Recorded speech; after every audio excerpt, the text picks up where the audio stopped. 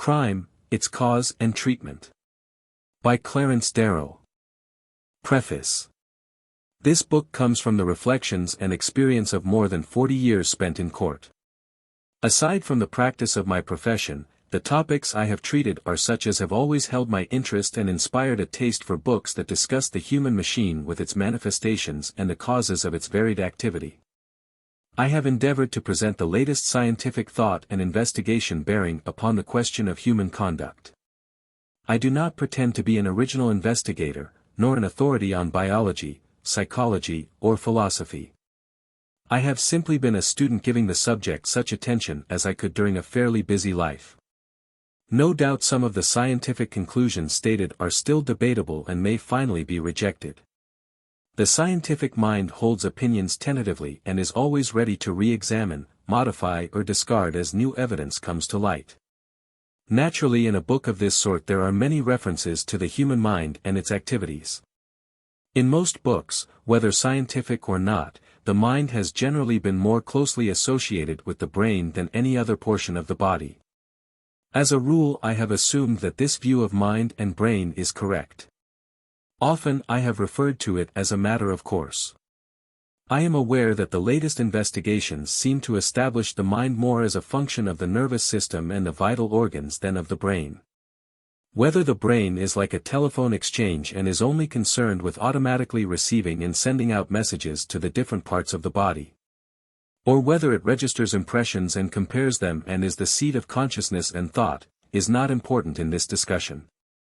Whatever mind may be, or through whatever part of the human system it may function, can make no difference in the conclusions I have reached. The physical origin of such abnormalities of the mind as are called criminal is a comparatively new idea. The whole subject has long been dealt with from the standpoint of metaphysics. Man has slowly banished chance from the material world and left behavior alone outside the realm of cause and effect. It has not been long since insanity was treated as a moral defect. It is now universally accepted as a functional defect of the human structure in its relation to environment. My main effort is to show that the laws that control human behavior are as fixed and certain as those that control the physical world. In fact, that the manifestations of the mind and the actions of men are a part of the physical world. I am fully aware that this book will be regarded as a plea or an apology for the criminal. To hold him morally blameless could be nothing else. Still, if man's actions are governed by natural law, the sooner it is recognized and understood, the sooner will sane treatment be adopted in dealing with crime. The sooner too will sensible and humane remedies be found for the treatment and cure of this most perplexing and painful manifestation of human behavior. I have tried conscientiously to understand the manifold actions of men, and if I have to some degree succeeded, then to that extent I have explained and excused. I am convinced that if we were all wise and all understanding, we could not condemn. I have not thought it best to encumber the book with references and footnotes, for the reason that statistics and opinions on this subject are conflicting and imperfect. And the results after all must rest on a broad scientific understanding of life and the laws that control human action. Although the conclusions arrived at are in variance with popular opinions and long-settled practice, I am convinced that they are old truths and are in keeping with the best thought of the time. I am aware that scientifically the words crime and criminal should not be used. These words are associated with the idea of uncaused and voluntary actions. The whole field is a part of human behavior and should not be separated from the other manifestations of life. I have retained the words because they have a popular significance which is easy to follow. Clarence Darrow.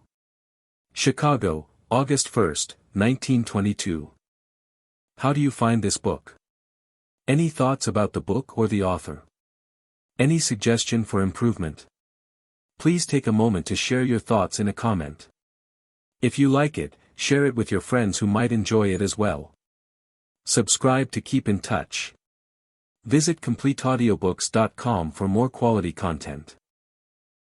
What is crime? There can be no sane discussion of crime and criminals without an investigation of the meaning of the words. A large majority of men, even among the educated, speak of a criminal as if the word had a clearly defined meaning and as if men were divided by a plain and distinct line into the criminal and the virtuous. As a matter of fact, there is no such division, and from the nature of things, there never can be such a line. Strictly speaking, a crime is an act forbidden by the law of the land, and one which is considered sufficiently serious to warrant providing penalties for its commission. It does not necessarily follow that this act is either good or bad.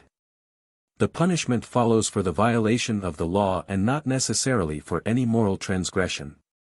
No doubt most of the things forbidden by the penal code are such as are injurious to the organized society of the time and place, and are usually of such a character as for a long period of time, and in most countries, have been classed as criminal. But even then it does not always follow that the violator of the law is not a person of higher type than the majority who are directly and indirectly responsible for the law. It is apparent that a thing is not necessarily bad because it is forbidden by the law. Legislators are forever repealing and abolishing criminal statutes, and organized society is constantly ignoring laws, until they fall into disuse and die. The laws against witchcraft, the long line of blue laws, the laws affecting religious beliefs and many social customs, are well-known examples of legal and innocent acts which legislatures and courts have once made criminal. Not only are criminal statutes always dying by repeal or repeated violation, but every time a legislature meets, it changes penalties for existing crimes and makes criminal certain acts that were not forbidden before. Judging from the kind of men sent to the state legislatures and to Congress, the fact that certain things are forbidden does not mean that these things are necessarily evil. But rather, that politicians believe there is a demand for such legislation from the class of society that is most powerful in political action. No one who examines the question can be satisfied that a thing is intrinsically wrong because it is forbidden by a legislative body. Other more or less popular opinions of the way to determine right or wrong are found to be no more satisfactory. Many believe that the question of whether an act is right or wrong is to be settled by a religious doctrine, but the difficulties are still greater in this direction. First of all, this involves a thorough and judicial inquiry into the merits of many, if not all, forms of religion, an investigation which has never been made, and from the nature of things cannot be made. The fact is, that one's religious opinions are settled long before he begins to investigate and quite by other processes than reason. Then, too, all religious precepts rest on interpretation, and even the things that seem the plainest have ever been subject to manifold and sometimes conflicting construction. Few if any religious commands can be, or ever were, implicitly relied on without interpretation. The command, "Thou shalt not kill," seems plain, but does even this furnish an infallible rule of conduct? Of course this commandment could not be meant to forbid killing animals. Yet there are many people who believe that it does, or at least should. No Christian state makes it apply to men convicted of crime, or against killing in war, and yet a considerable minority has always held that both forms of killing violate the commandment. Neither can it be held to apply to accidental killings, or killings in self-defense, or in defense of property or family. Laws, too, provide all grades of punishment for different kinds of killing, from very light penalties up to death. Manifestly, then, the commandment must be interpreted, "Thou shalt not kill" when it is wrong to kill, and therefore it furnishes no guide to conduct. As well say, "Thou shalt do nothing that is wrong." Religious doctrines do not and clearly cannot be adopted as the criminal code of a state. In this uncertainty as to the basis of good and bad conduct, many appeal to conscience as the infallible guide. What is conscience?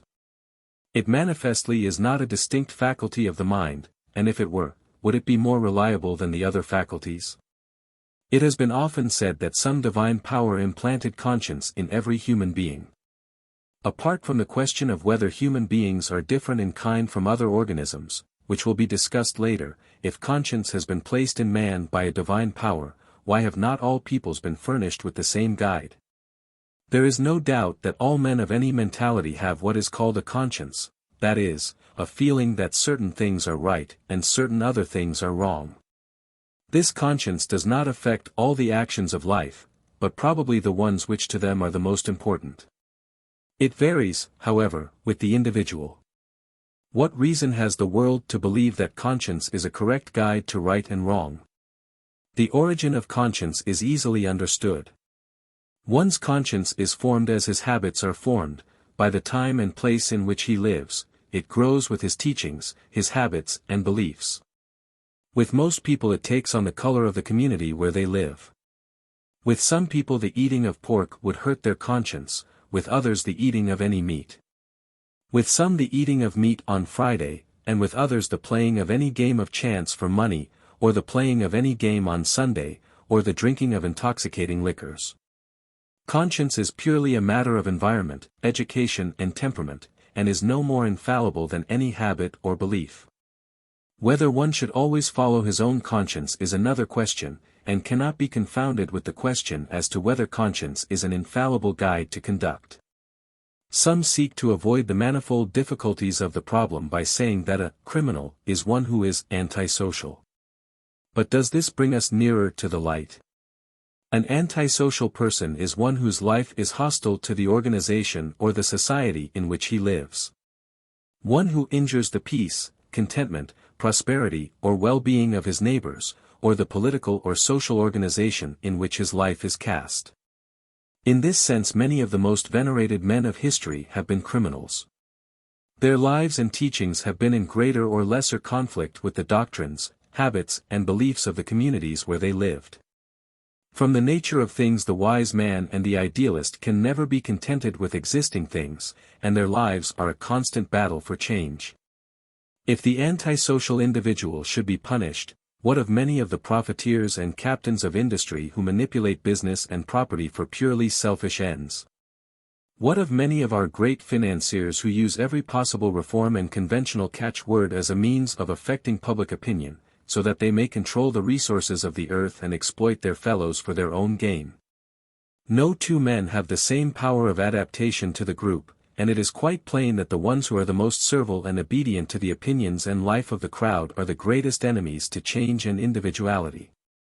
The fact is, none of the generally accepted theories of the basis of right and wrong has ever been the foundation of law or morals.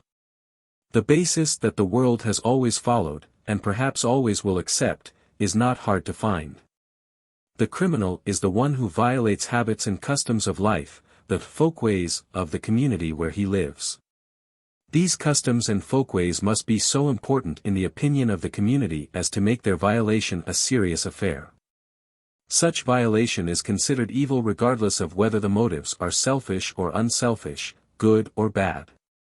The folkways have a certain validity and a certain right to respect, but no one who believes in change can deny that they are a hindrance as well as a good. Men did not arrive at moral ideas by a scientific or a religious investigation of good and bad, of right and wrong, of social or antisocial life. Man lived before he wrote laws, and before he philosophized. He began living simply and automatically. He adopted various taboos, which to him were omens of bad luck, and certain charms, incantations and the like, which made him immune from ill fortune. All sorts of objects, acts and phenomena have been the subjects of taboo, and just as numerous and weird have been the charms and amulets and ceremonies that saved him from the dangers that everywhere beset his way. The life of the primitive human being was a journey down a narrow path. Outside were infinite dangers from which magic alone could make him safe. All animal life automatically groups itself more or less closely into herds. Buffaloes, horses and wolves run in packs. Some of these groups are knit closely together like ants and bees, while the units of others move much more widely apart. But whatever the group may be, its units must conform. If the wolf gets too far from the pack it suffers or dies. It matters not whether it be to the right or the left, behind or ahead, it must stay with the pack or be lost. Men from the earliest time arranged themselves into groups. They traveled in a certain way, they established habits and customs and ways of life. These folkways were born long before human laws and were enforced more rigidly than the statutes of a later age. Slowly men embodied their taboos, their incantations, their habits and customs into religions and statutes. A law was only a codification of a habit or custom that long ago was a part of the life of a people.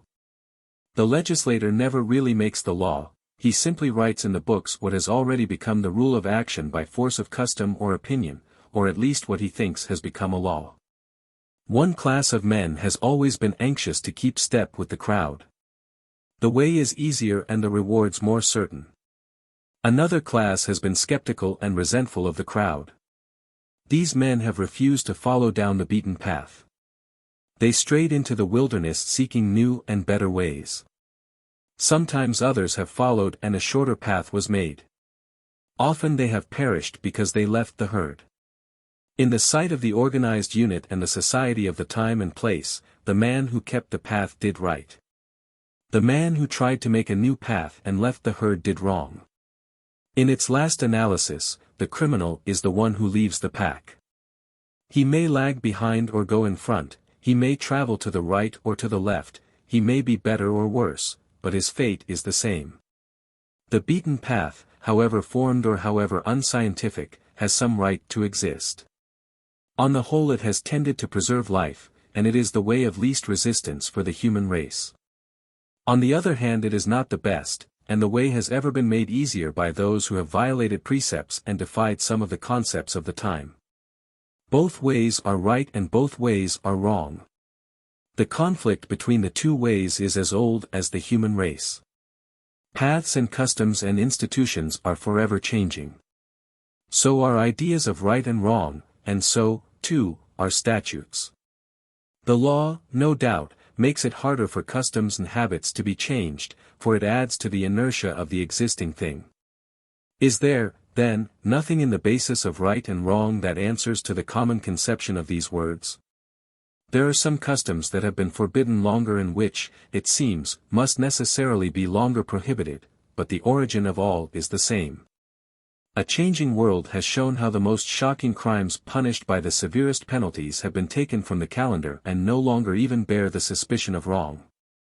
Religious differences, witchcraft and sorcery have probably brought more severe punishments than any other acts, yet a change of habit and custom and belief has long since abolished all such crimes. So, too, crimes come and go with new ideals, new movements and conditions. The largest portion of our criminal code deals with the rights of property, yet nearly all of this is of comparatively modern growth. A new emotion may take possession of man which will result in the repeal of many if not all of these statutes, and place some other consideration above property, which seems to be the controlling emotion of today. Crime, strictly speaking, is only such conduct or acts as are forbidden by the law and for which penalties are prescribed. The classification of the act does not necessarily have relation to moral conduct. This cannot be fixed by any exact standard. There is no straight clear line between the good and bad, the right and wrong. The general ways of determining good and bad conduct are of little value. The line between the two is always uncertain and shifting. And, in the last analysis, good or bad conduct rests upon the folkways, the habits, beliefs and customs of a community. While this is the real basis of judging conduct, it is always changing, and from the nature of things, if it could be made stable, it would mean that society was stratified and all hope of improvement dead. 2. Purpose of punishment. Neither the purpose nor the effect of punishment has ever been definitely agreed upon, even by its most strenuous advocates. So long as punishment persists it will be a subject of discussion and dispute. No doubt the idea of punishment originated in the feeling of resentment and hatred and vengeance that, to some extent at least, is incident to life. The dog is hit with a stick and turns and bites the stick. Animals repel attack and fight their enemies to death. The primitive man vented his hatred and vengeance on things animate and inanimate. In the tribes no injury was satisfied until some member of the offending tribe was killed. In more recent times family feuds have followed down the generations and were not forgotten until the last member of a family was destroyed. Biologically, anger and hatred follow fear and injury, and punishment follows these in turn. Individuals, communities and whole peoples hate and swear vengeance for an injury, real or fancied. Punishments, even to the extent of death, are inflicted where there can be no possible object except revenge. Whether the victim is weak or strong, old or young, sane or insane, makes no difference. Men and societies react to injury exactly as animals react. That vengeance is the moving purpose of punishment is abundantly shown by the religious teachings that shape the ethical ideas of the Western world. The Old Testament abounds in the justification of vengeance. A few quotations amply show the biblical approval of this doctrine. Whoso sheddeth man's blood, by man shall his blood be shed. Genesis 9:6. No expiation can be made for the land for the blood that is shed therein, but by the blood of him that shed it. Numbers 35:33. Wherefore should the nations, Gentiles, say, Where is there, the Jews, God? Let the avenging of the blood of thy servants which is shed, be known among the nations in our sight. Psalm 79:10. The righteous shall rejoice when he seeth the vengeance, he shall wash his feet in the blood of the wicked. So that men shall say, Verily there is a reward for the righteous, verily there is a God that judgeth in the earth. Psalms 58:10. And I, God, will execute vengeance in anger and wrath upon the nations which hearkened not. Micah 5:15. All things are cleansed with blood, and apart from the shedding of blood there is no remission. Hebrews 9:22. For we know him that said, Vengeance belongeth unto me. It is a fearful thing to fall into the hands of the living God. Hebrews 10:30. True, it is often claimed that Jesus repudiated the doctrine of vengeance. The passage of 5 Matthew 38-30 is often quoted in proof of this assertion. Ye have heard that it hath been said, An eye for an eye and a tooth for a tooth. But I say unto you, that ye resist not evil, but whosoever shall smite thee on thy right cheek, turn to him the other also. But the Gospels and the other books of the New Testament show plainly that non-resistance was not laid down as a rule for the guidance of mankind, but only as a policy by one sect of the Jews and Christians to save themselves from the Romans. The reason for the doctrine was the belief that resistance was hopeless, and that God who had the power would in his own time visit on the oppressors the vengeance that the Jews and Christians were too weak to inflict. Jesus and the early Christians knew of no people beyond their immediate territory, and they did not appeal to mankind as a whole, or to future generations. The early Christians believed in judging and in punishment as vengeance, the same as the Jews and other peoples believed in it. See 13 Matthew 41-43, 23 Matthew 33, 25 Matthew 46. They believed that the end of the world was at hand. That the coming of the Lord was imminent, that some of that generation would not taste death, and that God would punish sinners in his own time. The New Testament is replete with this doctrine, which was stated and elaborated in the so-called Revelations of St. Peter. Probably this document was composed about the year 150 AD. And by the year 200 it was read as Scripture in some Christian communities. Subsequently it disappeared and was known only by name until a substantial fragment of the document was discovered at Akhmim in Egypt, in the year 1887. A portion of it represents a scene in which the disciples of Jesus ask him to show them the state of the righteous dead, in order that this knowledge may be used to encourage people to accept Christianity. The request is granted and the disciples are shown not only a vision of the delightful abodes of the righteous, but also a vivid picture of the punishments that are being meted out to the wicked. It is interesting to note how the punishments are devised to balance in truly retributive fashion the crimes mentioned. It is this type of tradition that furnished Dante and Milton the basis for their pictures of hell. The following is the more interesting portion of this document. And the Lord showed me, Peter, a very great country outside of this world, exceeding bright with light, and the air there lighted with rays of the sun. And the earth itself blooming with unfading flowers and full of spices and plants, fair flowering and incorruptible and bearing blessed fruit. And so great was the perfume that it was borne thence even unto us. And the dwellers in that place were clad in the raiment of shining angels, and their raiment was like unto their country, and angels hovered about them there. And the glory of the dwellers there was equal, and with one voice they sang praises alternately to the Lord God, rejoicing in that place. The Lord said to us, "This is the place of your brethren the righteous." And over against that place I saw another, exceedingly parched, and it was the place of punishment.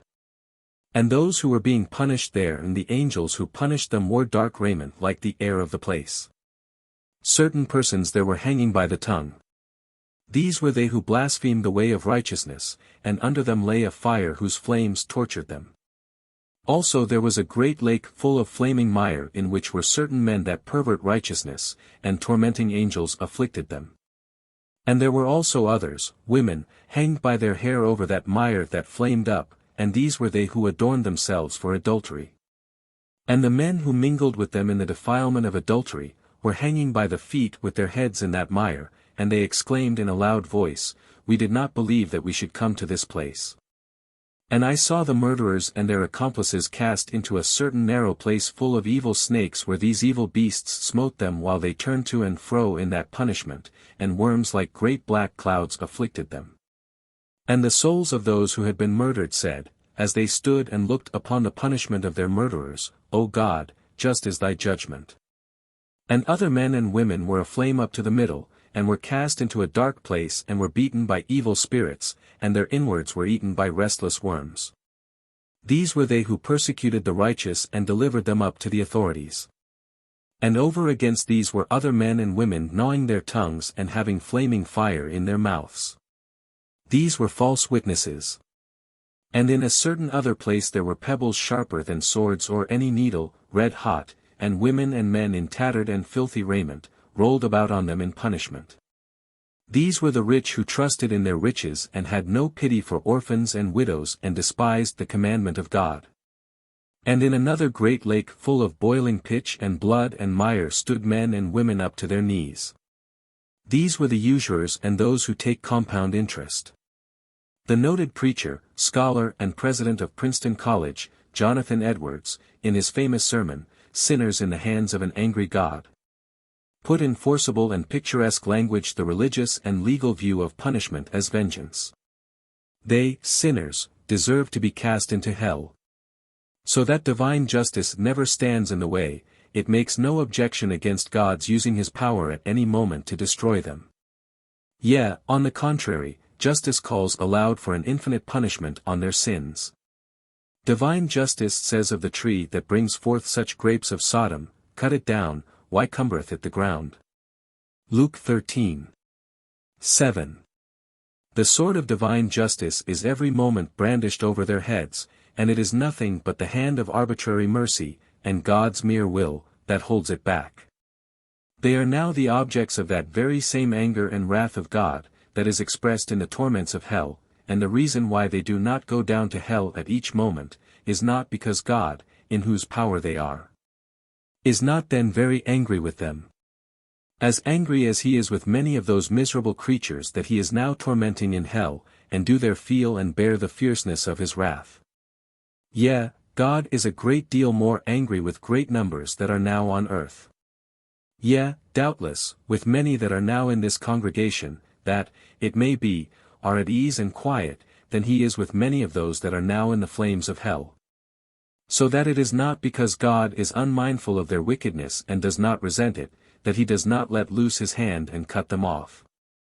God is not altogether such a one as themselves, though they imagine him to be so. The wrath of God burns against them, their damnation does not slumber, the pit is prepared, the fire is made ready, the furnace is now hot, ready to receive them, the flames rage and glow. The glittering sword is wet and held over them, and the pit hath opened her mouth under them. The God that holds you over the pit of hell, much as one holds a spider, or some loathsome insect over the fire, abhors you, and is dreadfully provoked. His wrath towards you burns like fire, he looks upon you as worthy of nothing else, but to be cast into the fire, he is of purer eyes than to bear to have you in his sight. You are 10,000 times more abominable in his eyes than the most hateful and venomous serpent is in ours. You have offended him infinitely more than ever a stubborn rebel did his prince, and yet it is nothing but his hand that holds you from falling into the fire every moment, it is ascribed to nothing else, that you did not go to hell the last night. That you was suffered to awake again in this world, after you closed your eyes to sleep, and there is no other reason to be given, why you have not dropped into hell since you arose in the morning, but that God's hand has held you up. There is no other reason to be given why you have not gone to hell, since you have sat here in the house of God provoking his pure eyes by your sinful, wicked manner of attending his solemn worship. There is nothing else that is to be given as a reason why you do not this very moment drop down into hell. O sinner! Consider the fearful danger you are in. It is a great furnace of wrath, a wide and bottomless pit, full of the fire of wrath. That you are held over in the hand of that God whose wrath is provoked and incensed as much against you as against many of the damned in hell, you hang by a slender thread, with the flames of divine wrath flashing about it, and ready every moment to singe it and burn it asunder. And you have no interest in any mediator, and nothing to lay hold of to save yourself, nothing to keep off the flames of wrath, nothing of your own, nothing that you ever have done, nothing that you can do, to induce God to spare you one moment. Consider this, you that are here present, that yet remain in an unregenerate state. That God will execute the fierceness of his anger, implies that he will inflict wrath without any pity. Even though increasing knowledge may have somewhat softened the language of vengeance, still both religion and the law have found their chief justification for punishment in the doctrine of revenge. The Church has constantly taught from the first that God would punish the sinner with everlasting torment. It has taught that all are bad from birth and can be saved only by grace. The punishment to be suffered was as terrible as man's mind could conceive. It would continue infinitely beyond the time when it might be needed for correction or example. In spite of a few humane or oversensitive ministers, the doctrine persists and is carefully preserved by the Church. That the state likewise holds fast to the idea of vengeance, punishment for the sake of suffering, is just as evident. One needs only to note the force and degree of hatred of the good to the one accused of crime, and the zeal that is shown for a man-hunt, to realize how deeply the feeling of vengeance is planted in the structure of man. The truth is that it was a part of life before religion and political institutions were evolved. Still, most people are now ashamed to admit that punishment is based on vengeance and, for that reason, various excuses and apologies have been offered for the cruelty that goes with it. Some of the more humane, or squeamish, who still believe in punishment, contend that the object of this infliction is the reformation of the victim. This, of course, cannot be urged of the death penalty or even punishment for life, or for very long-term sentences. In these cases there is neither inducement to reform nor any object in the reformation. No matter how thorough the reform, the prisoner never goes back to society, or he returns after there is no longer a chance for him to be of use to the world or to enjoy life. Those who say that punishment is for the purpose of reforming the prisoner are not familiar with human psychology. The prison almost invariably tends to brutalize men and breeds bitterness and blank despair. The life of the ordinary prisoner is given over to criticism and resentment against existing things, especially to settled hatred of those who are responsible for his punishment. Only a few, and these are the weakest, ever blame themselves for their situation. Every man of intelligence can trace the various steps that led him to the prison door, and he can feel, if he does not understand, how inevitable each step was. The number of repeaters in prison shows the effect of this kind of a living death upon the inmates. To be branded as a criminal and turned out in the world again leaves one weakened in the struggle of life and handicapped in a race that is hard enough for most men at the best. In prison and after leaving prison, the man lives in a world of his own, a world where all moral values are different from those professed by the jailer and society in general. The great influence that helps to keep many men from committing crime, the judgment of his fellows, no longer deters him in his conduct. In fact, every person who understands penal institutions, no matter how well such places are managed, knows that 1,000 are injured or utterly destroyed by service in prison, where one is helped. Very few persons seriously believe that offenders are sent to prison out of kindness to the men. If there were any foundation for this idea, each prisoner would be carefully observed, and when he was fit would be returned to the world. Not even the parole laws, which provide various reasons and ways for shortening sentences, ever lay down the rule that one may be released when he has reformed. A much larger class of people offers the excuse that punishment deters from crime. In fact, this idea is so well rooted that few think of questioning it. The idea that punishment deters from crime does not mean that the individual prisoner is prevented from another criminal act. A convicted man is kept in jail for as long a time as in the judgment of the jury, the court, or the parole board, will make him atone, or at least suffer sufficiently for the offense. If the terms are not long enough, they can be made longer. The idea that punishment deters means that unless A shall be punished for murder, then B will kill, therefore A must be punished, not for his own sake, but to keep B from crime. This is vicarious punishment which can hardly appeal to one who is either just or humane.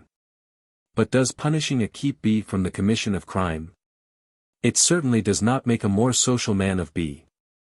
If it operates on him in any way, it is to make him afraid to commit crime, but the direct result of scaring B is not to keep him from the commission of crime, but to make him use precautions that will keep him safe from discovery. How far the fear of detection and punishment prevents crime is, of course, purely theoretical and cannot be settled either by statistics or logic. One thing is sure, that if B is kept from crime, it is through fear, and of all the enemies of man, fear is the one which causes most misery and pain. There are many facts that show that the punishment of one does not deter others. Over and over again crimes are committed, by the young especially, that resemble in every detail a previous crime which has received large publicity through the newspapers, often through the hanging of some culprit. Even the unthinking public, always clamoring for severe penalties, does not believe that the example of punishment deters. The public forbids the exhibition of pictures of hangings and of crimes. Somehow, vaguely and dimly as most men see everything, the public realizes that instead of punishments preventing crime, punishments suggest crime. In the olden days when men admitted that vengeance and punishment went together, they were at least more logical, for executions were in the open light of day so all might see and be deterred. But this sort of punishment was abolished long ago. Now executions are behind tightly closed doors, often before daybreak, with no one present but a doctor to pronounce the victim dead, a preacher to try to save his soul, and a few favorite guests. The most humane individuals advocate suppressing the stories in the newspapers, beyond an obituary notice for the deceased, and forbidding the publication of the details of the crime and its penalty. So far as this succeeds, it is a confession that punishment does not deter, but instead suggests and encourages crime. The idea that crime is prevented by punishment, if believed, would be followed by requirements that the young should visit prisons that they might realize the consequences of crime. And that all executions should be public and should be performed on the highest hill. So much has been written about the decrease of crime that follows the reduction of penalties, and likewise about the numerous crimes of violence which generally follow public hangings, that it is hardly necessary to recall it to the reader. The fact is, those who say that punishment deters have no confidence in their own statement. The operations of the human mind have always been clouded in mystery and obscurity. The effect of what is seen and heard and felt has never been certain. The great power of suggestion, especially with the young, is only now beginning to be understood. Many things can be done by suggestion. The immature brain records everything that the senses carry to it through the nerves. These records, through lively imagination, are constantly suggesting and urging to action. All good teachers and observing parents know its power and, so far as such matters can be proved, it seems clear that the details of crime and punishment reproduce themselves over and over again by the suggestion carried to the mind. Especially with the young. There is every reason to think that suggestions of crime will affect the mind as much as suggestions of adventure, love or war. Does it then follow that no one shall be restrained from freedom on account of either his actions or his nature? It is really idle to ask this question.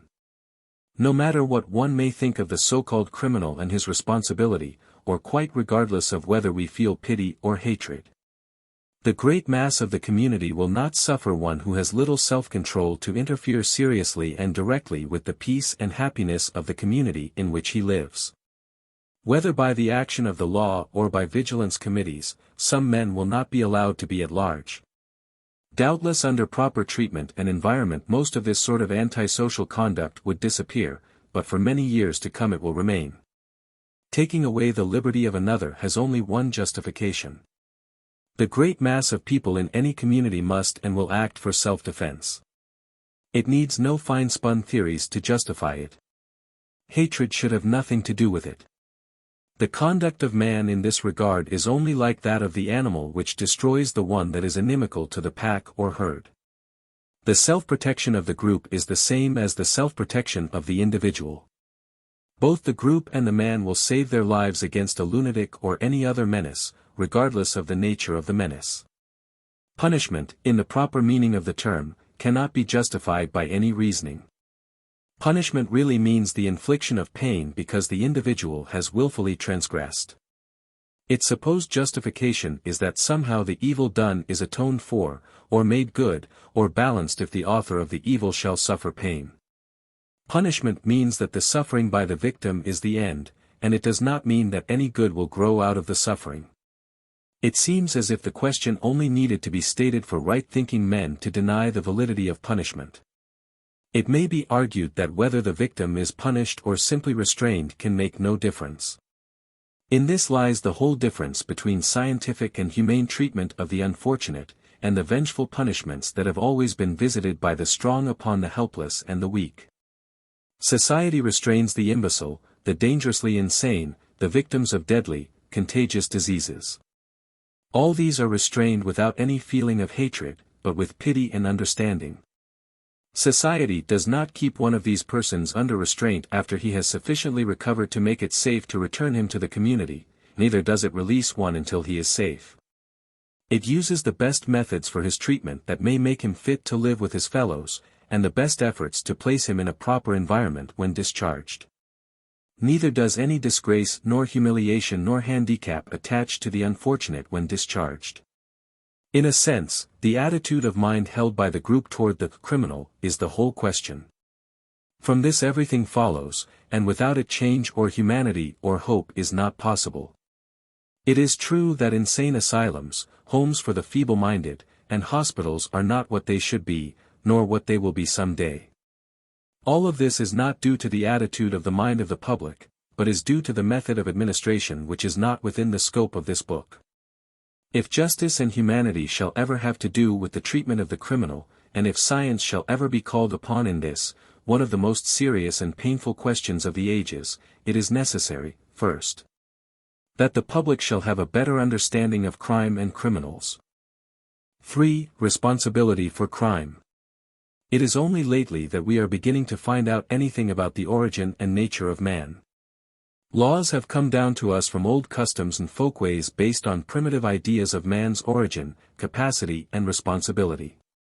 It has been generally assumed that man was created different from all the rest of animal life. That man alone was endowed with a soul and with the power to tell good from evil. That in the beginning man was perfect but yielded to temptation, and since then has been the subject of an everlasting contest between the powers of light and the powers of darkness for the possession of his soul. That man not only knew good from evil, but was endowed with free will, and had the power to choose between good and evil, and that when he did wrong he deliberately chose to do so out of an abandoned and malignant heart. And that all men alike were endowed with this power and all alike were responsible for their acts. The old indictments charged that, John Smith, being a wicked, malicious and evil-disposed person, not having the fear of God before his eyes, but being moved and seduced by the instigation of the devil etc. It followed, of course, that John Smith should be punished or made to suffer, for he had purposely brought all the evil on himself. The old idea is still the foundation of the world's judgment of men, in court and out. Of course this idea leaves no room for mercy and understanding. Neither does it leave any chance to give the criminal the proper treatment for his defects which might permit him to lead a normal life. As a matter of fact, every scientific man knows that the origin of life is quite different from this, that the whole current conception of the individual and his responsibility is a gross error. And that no correct judgments can be based on the old foundation, that no sane treatment of crime can follow this assumption of man's origin and nature. That the result of this foundation is almost infinite injustice and cruelty to a large and constantly growing number of men and women, and that it tends to endless injury and evil to society. The conception of man and the treatment of crime and criminals by the courts is not better nor more scientific than was the old-time doctor's treatment of physical ailments by magic, incantations and sorcery. The origin and development of all animal life is the same. In fact, the development of plant life is on a similar pattern. The origin of a human being is a simple cell, an egg. This cell is fertilized and through growth after fertilization begins dividing and building and taking on the form and semblance of a human being. All children have the same origin, the same development and the same pattern, yet no two are alike. Each has a distinct and different equipment from any of the others. The size of the body, real and potential, the size and fineness of the brain, the delicacy and sensitiveness of the nervous system.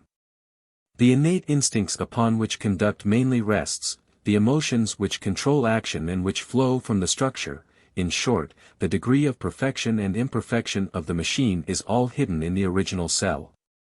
No well-informed person now thinks of questioning the fact that the main characteristics of the human being, as of every other animal and plant, are hidden in the germ or seed from which it sprang. The laws of growth and development which govern organic matter were not made for man and do not accept man. Life begins with the cell and evolves according to pattern. If the cell is that of a human being, it will be black or white, male or female, tall or short, intelligent or stupid, sensitive or stolid. It will develop a large or a small brain, a fine one or a poor one, a sensitive nervous system or a defective one. It will be ruled by instincts that are all-powerful and controlling, and even the color of the hair and eyes are in the pattern. The whole structure, potentially, is in the original cell, and infinite knowledge could tell how the structure would respond to sensations as it passed through life. It is obvious that the kinds and differences of human structures are infinite. It is no more possible for all men to respond equally to the same stimulus, than it is for all machines or all animals to respond alike. It is apparent that not one of the structures can ever work perfectly, and that from the best down to the poorest structures are infinite degrees of perfection, even down to the machine that has no capacity for any kind of work. No ordinarily intelligent farmer doubts for a moment that all of this is true in the breeding of stock. He would never expect the same results from various breeds of cattle or even from all cattle of the same breed. There is no exception to the rule that the whole life, with every tendency, is potential in the original cell. An acorn will invariably produce an oak tree. It can produce no other tree, and it will always develop true to its own pattern. The tree may be larger or smaller, more or less symmetrical, stronger or weaker, but always true to the general pattern of the oak. Variations will be certain, due in part to heredity and in part to environment. That the baby had nothing to do with its equipment will readily be admitted by everyone. The child is born with a brain of a certain size and fineness. It is born with a nervous system made up of an infinite number of fine fibers reaching all parts of the body, with fixed stations or receivers like the central stations of a telephone system, and with a grand central exchange in the brain. If one can imagine all of the telephone wires in the world centered in one station, he may have some sort of a conception of the separate nerves that bring impressions to the brain and send directions out from it, which together make up the nervous system of man. None of these systems is perfect. They are of all degrees of imperfection down to the utterly useless or worse than useless system. These nerves are of all degrees of sensitiveness and accuracy in receiving and transmitting messages. Some may work well, others imperfectly. No one is much surprised when an automobile, equipped with a mechanism much simpler than the nervous system, refuses to respond properly. The child is born without knowledge but with certain tendencies, instincts, capacities and potential strength or weakness. His nervous system and his brain may be good or bad, most likely neither very good nor very bad. All of his actions both as a child and as a man are induced by stimulation from without. He feels, tastes, sees, hears or smells some object, and his nerves carry the impression to his brain where a more or less correct registration is made. Its correctness depends largely upon the perfection of the nervous system and the fineness of the material on which the registration is made. Perfect or imperfect, the child begins to gather knowledge and it is stored in this way. To the end of his days he receives impressions and stores them in the same manner. All of these impressions are more or less imperfectly received, imperfectly conveyed and imperfectly registered. However, he is obliged to use the machine he has. Not only does the machine register impressions but it sends out directions immediately following these impressions, directions to the organism as to how to run, to walk, to fight, to hide, to eat, to drink, or to make any other response that the particular situation calls for. Then, too, stimulated by these impressions, certain secretions are instantly emptied from the ductless glands into the blood which, acting like fuel in an engine, generate more power in the machine. Fill it with anger or fear and prepare it to respond to the directions to fight or flee, or to any type of action incident to the machine.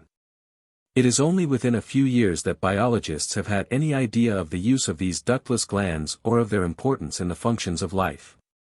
Very often these ductless glands are diseased, and always they are more or less imperfect. But in whatever condition they are, the machine responds to their flow. The stored-up impressions are more or less awakened under stimulation. As life goes on, these stored impressions act as inhibitions or stimulations to action, as the case may be. These form the material for comparisons and judgments as to conduct. Not only are the impressions imperfect and the record imperfect, but their value and effect depend on the brain which compares and considers the impressions. From all this mechanism, action is born. That man is the product of heredity and environment and that he acts as his machine responds to outside stimuli and nothing else, seem amply proven by the evolution and history of man. But, quite aside from this, logic and philosophy must lead to the same conclusions. This is not a universe where acts result from chance. Law is everywhere supreme. Every process of nature and life is a continuous sequence of cause and effect. No intelligent person would ever think of an effect in the physical world which did not follow a cause or causes. It has taken man a long time to find this out. The recurrence of the seasons, the seed time and harvest, the common phenomena of nature, were once supposed to be outside the realm of cause and effect and due to the whim of some powerful being.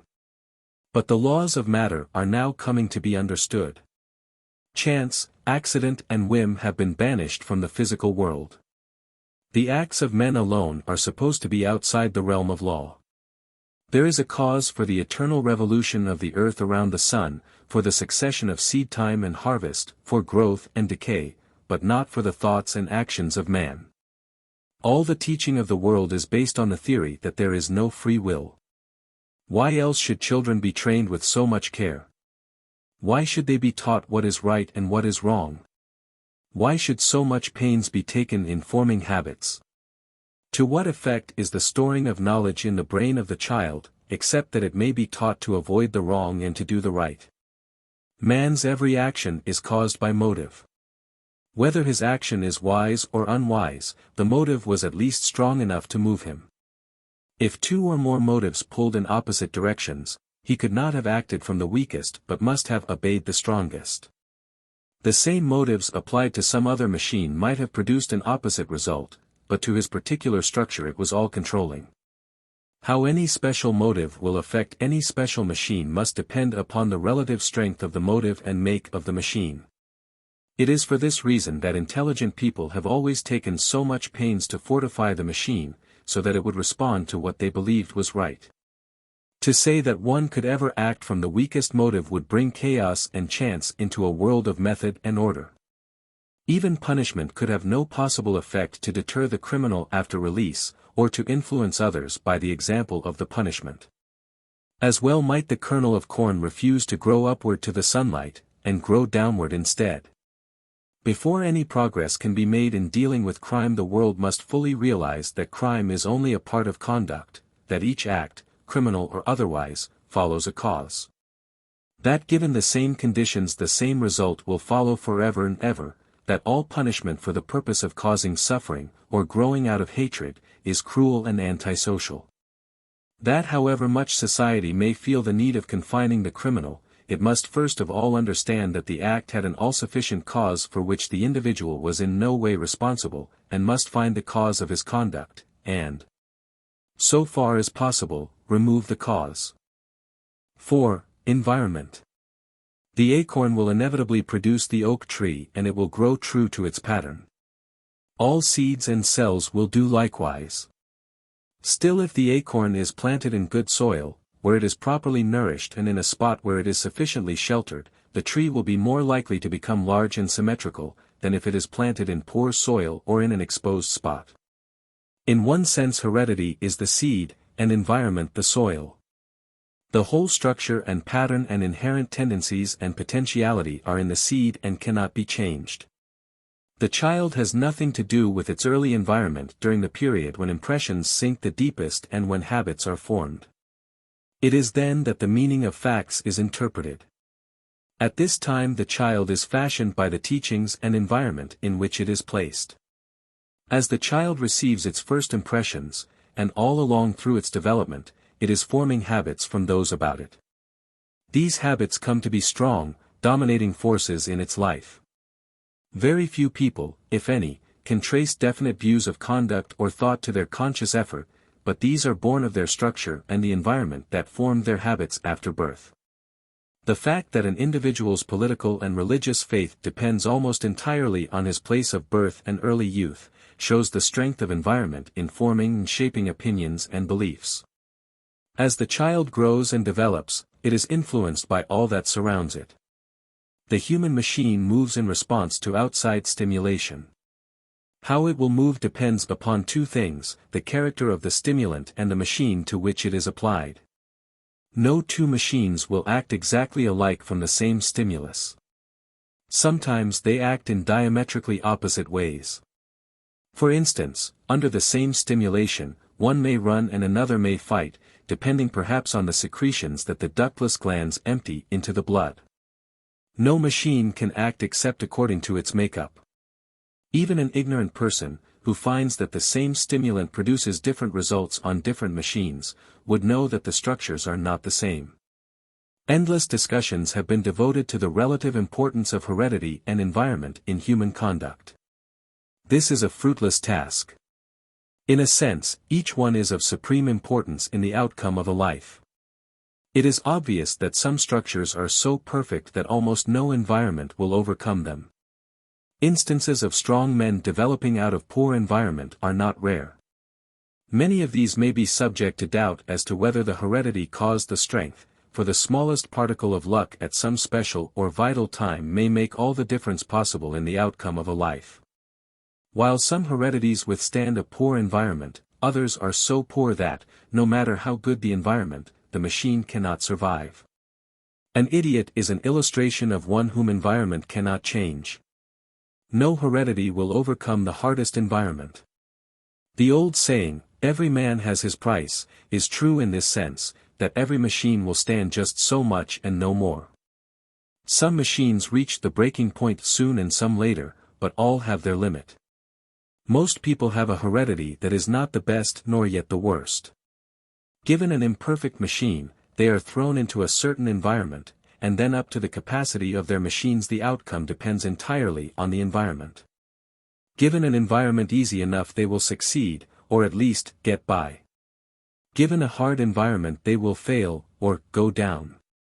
Tens of thousands of men live in a comparatively easy environment and pass their lives as useful citizens with no taint of criminality to their names, who under a hard environment would be found in prison. On the other hand, perhaps most of the inmates of prisons would have lived as respected citizens if their environment had not been so hard. Heredity has everything to do with making the machine strong and capable, or weak and useless. But when the machine is made and thrown on the world in its imperfect shape, environment has everything to do in determining what its fate shall be. Adjusting heredity and environment.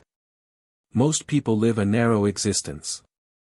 Perhaps the great majority of men and women find their safety in this kind of a life. The adjustment of heredity and environment is not an easy task to one who lives an unsheltered life. The ordinary person, thrown on his own resources, is poorly equipped for existence. His opinions on most matters are not sound. He uses poor judgment as to how he shall spend the little money he gets. He is generally driven by debts and harassed in all his efforts to get a living. A large family adds to his trouble, and his existence is a constant struggle with what, to him, is an almost hopeless fate. Industrial conditions for the most part are relentless and hard. The poor man is thrown into competition with his fellows for work. He may get along when work is easy to get and wages are good, but in dull times he falls behind, and is in hopeless trouble. His life is a long, hard struggle to make adjustments to his environment, and it is not strange that he goes down so often before the heavy task. Failure to make proper adjustments directly and indirectly often means prison to him. Again, the ordinary and especially the weak man is hopelessly puzzled by his environment. It must never be overlooked that man has a lowly origin. The marks of his humble birth are in his whole structure and life. His makeup has been the work of the ages. He is a late development of a life that knew nothing of law, as law is understood today. His ancestors were hungry and went out after food, they killed their prey and took their food by main strength whenever they had the power. They were subject to certain customs which were very strict, but which were few and did not seriously complicate life. They knew only the law of force. Their existence was simple and primal, and they were governed by no rights, except such simple ones as were made by might and custom. Civilization is a constant building up of limitations around heredity. A persistent growth of environmental control as it progresses, or at least moves along. This structure, especially the legal structure, is built by the more intelligent and always by the strong men. It is always shifting and moving, and it is impossible for the inferior man to adjust his emotions and his life rapidly to the changes. Things which are not condemned by his feelings of right and wrong are condemned by laws that meet with no response from his emotions and moral ideas. To him at least these are not different from the things that are done by others with impunity and without rebuke. Especially is this true of the rapidly growing class of property laws that have had no counterpart in the early history of man. This list has grown so fast that it is beyond the power of a large class of men to find in their feelings any response to many of these criminal statutes. The ever-growing social restrictions are of the same modern growth, and it is equally impossible to feel and understand them. What we call civilization has moved so fast that the structure and instincts of man have not been able to become adjusted to it. The structure is too cumbersome, too intense, too hard, and if not breaking down of its own weight, it is at least destroying thousands who cannot adjust themselves to its changing demands. Not only are the effects of this growing body of social and legal restrictions shown directly by their constant violation, generally by the inferior and the poor, but indirectly in their strain on the nervous system. By the irritation and impatience that they generate, and which, under certain conditions cause acts of violence. 6. Psychology of criminal conduct. No one can understand conduct without knowing something of the psychology of human action. First of all, it must be understood that reason, which so many have idealized and placed in control of the human machine, has little to do with the actions of men. It is a common habit with most men to find fault with and bewail the fact that human beings do not act from reason. However much the truth is impressed upon us, we never seem to realize that the basis of action is in instinct and emotion. It is really useless to quarrel with nature. Whether it would have been better to have made man some other way is not worth discussing. He has been evolved in a certain way and we must take him as he is. Our impatience with the method that nature has provided for influencing human conduct is largely due to our idea of the meaning of life. Man has fancied himself in a position in the animal world that facts of life and nature do not sustain. We seem to feel that man has some high calling, that he should make something of himself which cannot be accomplished, that he should form some sort of a perfect order that he never can reach, in short that man has a purpose and a mission. It is manifest that all we know is but a mite compared with the unknown, and it may be that sometime a purpose will be revealed of which man never dreamed. Still, from all that we can see and understand, nature has but one desire, and that is the preservation and perpetuation of life. This is its purpose, or, rather, its strongest urge, not only with men but with all animal life. Sometimes to create one fish 1,000,000 eggs are spawned. Nature is profligate both in spawning life and compassing its destruction. In the human species the capacity for life is immeasurably beyond its fruition.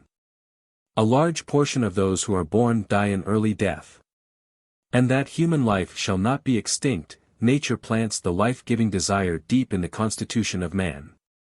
The creation of life comes from an instinct so profound and absorbing that it carries a train of evils in its wake. Many are overweight by the sex instinct to their positive harm.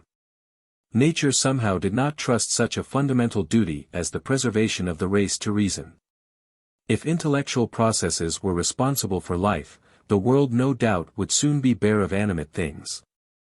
Neither could the care of the young be trusted to anything but the deep-seated instinct that causes the mother to forget her own life in the preservation of the life of her child. The functions of body, on which life is founded, do not depend upon reason. The heart begins to beat before birth, it continues to beat until the end of life. The reason has nothing to do with the heart performing its function. Man goes to sleep at night confident that it will still be beating in the morning. The blood circulates in the veins independent of the thoughts of man. The digestive processes go on whether he sleeps or is awake. Many of his muscles never rest from birth to death. Life could not be preserved through the intellectual processes. Human action is governed largely by instinct and emotion. These instincts and emotions are incident to every living machine and are the motor forces that impel the organism. They do not think. They act, and act at once. All the mind can do is to place some restraint on such instincts and emotions through experience, education and settled habits. If the actions are never inhibited, the machine will tear itself to pieces. If too easily inhibited, it will do no work. It is manifest that the perfect machine does not exist. Man is moved by his instinct of flight and his emotion of fear, which are set in motion by apprehended dangers and by unaccustomed sights or sounds. Terror sometimes becomes so intense that it prevents flight and brings convulsions and death. It is idle to reason with one in terror. It is idle to reason with a mob in terror or a nation in terror. One might as well expect to calm a tempestuous sea with soft words. The instinct of repulsion brings hatred and dislike and, combined with the instinct of pugnacity, may lead to crimes of violence. When these instincts are strong enough, the weak and superficial barriers cannot stand against them. An electrical flash showing the scaffold with the noose above it would have no force to stop an instinct and emotion fully aroused. Through seeing, feeling, hearing, tasting or smelling, some instinct is called into action. Many times several conflicting instincts are aroused. The man is like a tree bent back and forth by the storm. If the storm is hard enough, sooner or later it will break. Which way the tree falls has nothing to do with the consciousness of the tree, but has to do only with the direction of the prevailing and controlling force. The instinct of gregariousness draws animals or men together into communities and close relations. This is one of the strongest instincts and not only preserves life but is fundamental to those human associations that are the basis of civilization.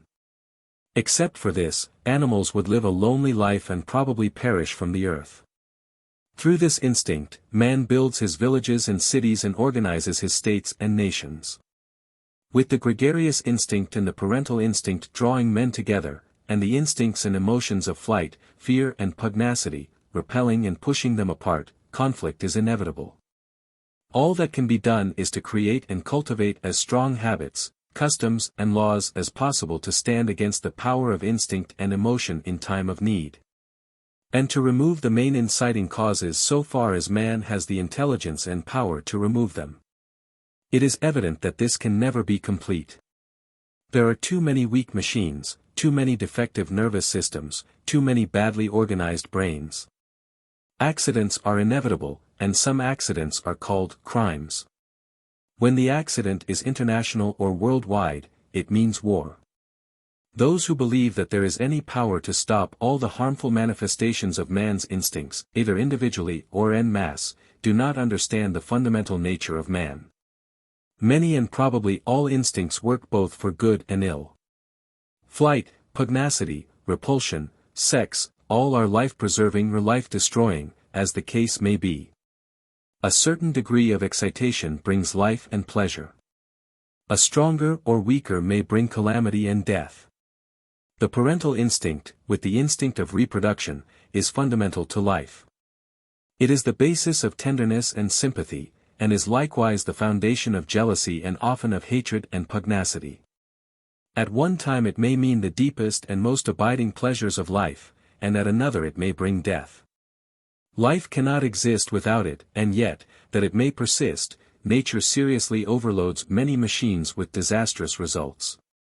History is replete with the helplessness of reason and judgment in dealing with these emotions.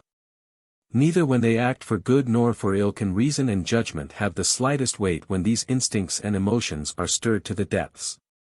The emotion to acquire and keep property is very strong and perhaps at the base of the deep desire for wealth. This emotion is probably of a comparatively late growth, but today it seems to have taken its place as one of the strongest that move men. This emotion, like all others, prompts man to get what he wants. It of course does not suggest the way, but is simply an urge to acquire and possess. It is modified and hedged about by customs and habits but, like all instincts, its strength is always seeking ways to accomplish results regardless of the rules laid down and thus urging their violation. With weak machines and imperfect systems, where not only are the restrictions imperfect, the habits not well defined, but where it is impossible to satisfy the instinct under the rules laid down, there can be but one result. A large number will take property wherever and however they can get it. The instinct for acquisition is so strong that men are constantly contriving new and improved methods for getting property. Often the new methods come under restraint of the law. The enactment of the law does not give man the feeling that a thing is wrong which before was right, and many continue their ways of getting property, regardless of the law. The instinct is too strong, the needs too great, and the barriers too weak. Instincts are primal to man. He has inherited them from the animal world. Their strength and weakness depend on the makeup of the machine. Some are very strong and some abnormally weak, and there are no two machines that emphasize or repress the same instincts to the same degree. One need but look at his family and neighbors to see the various manifestations of these instincts. Some are quarrelsome and combative and will fight on the slightest provocation. Others are distinctively social. The gregarious instinct is pronounced in many people. These are always seen in company and cannot be alone.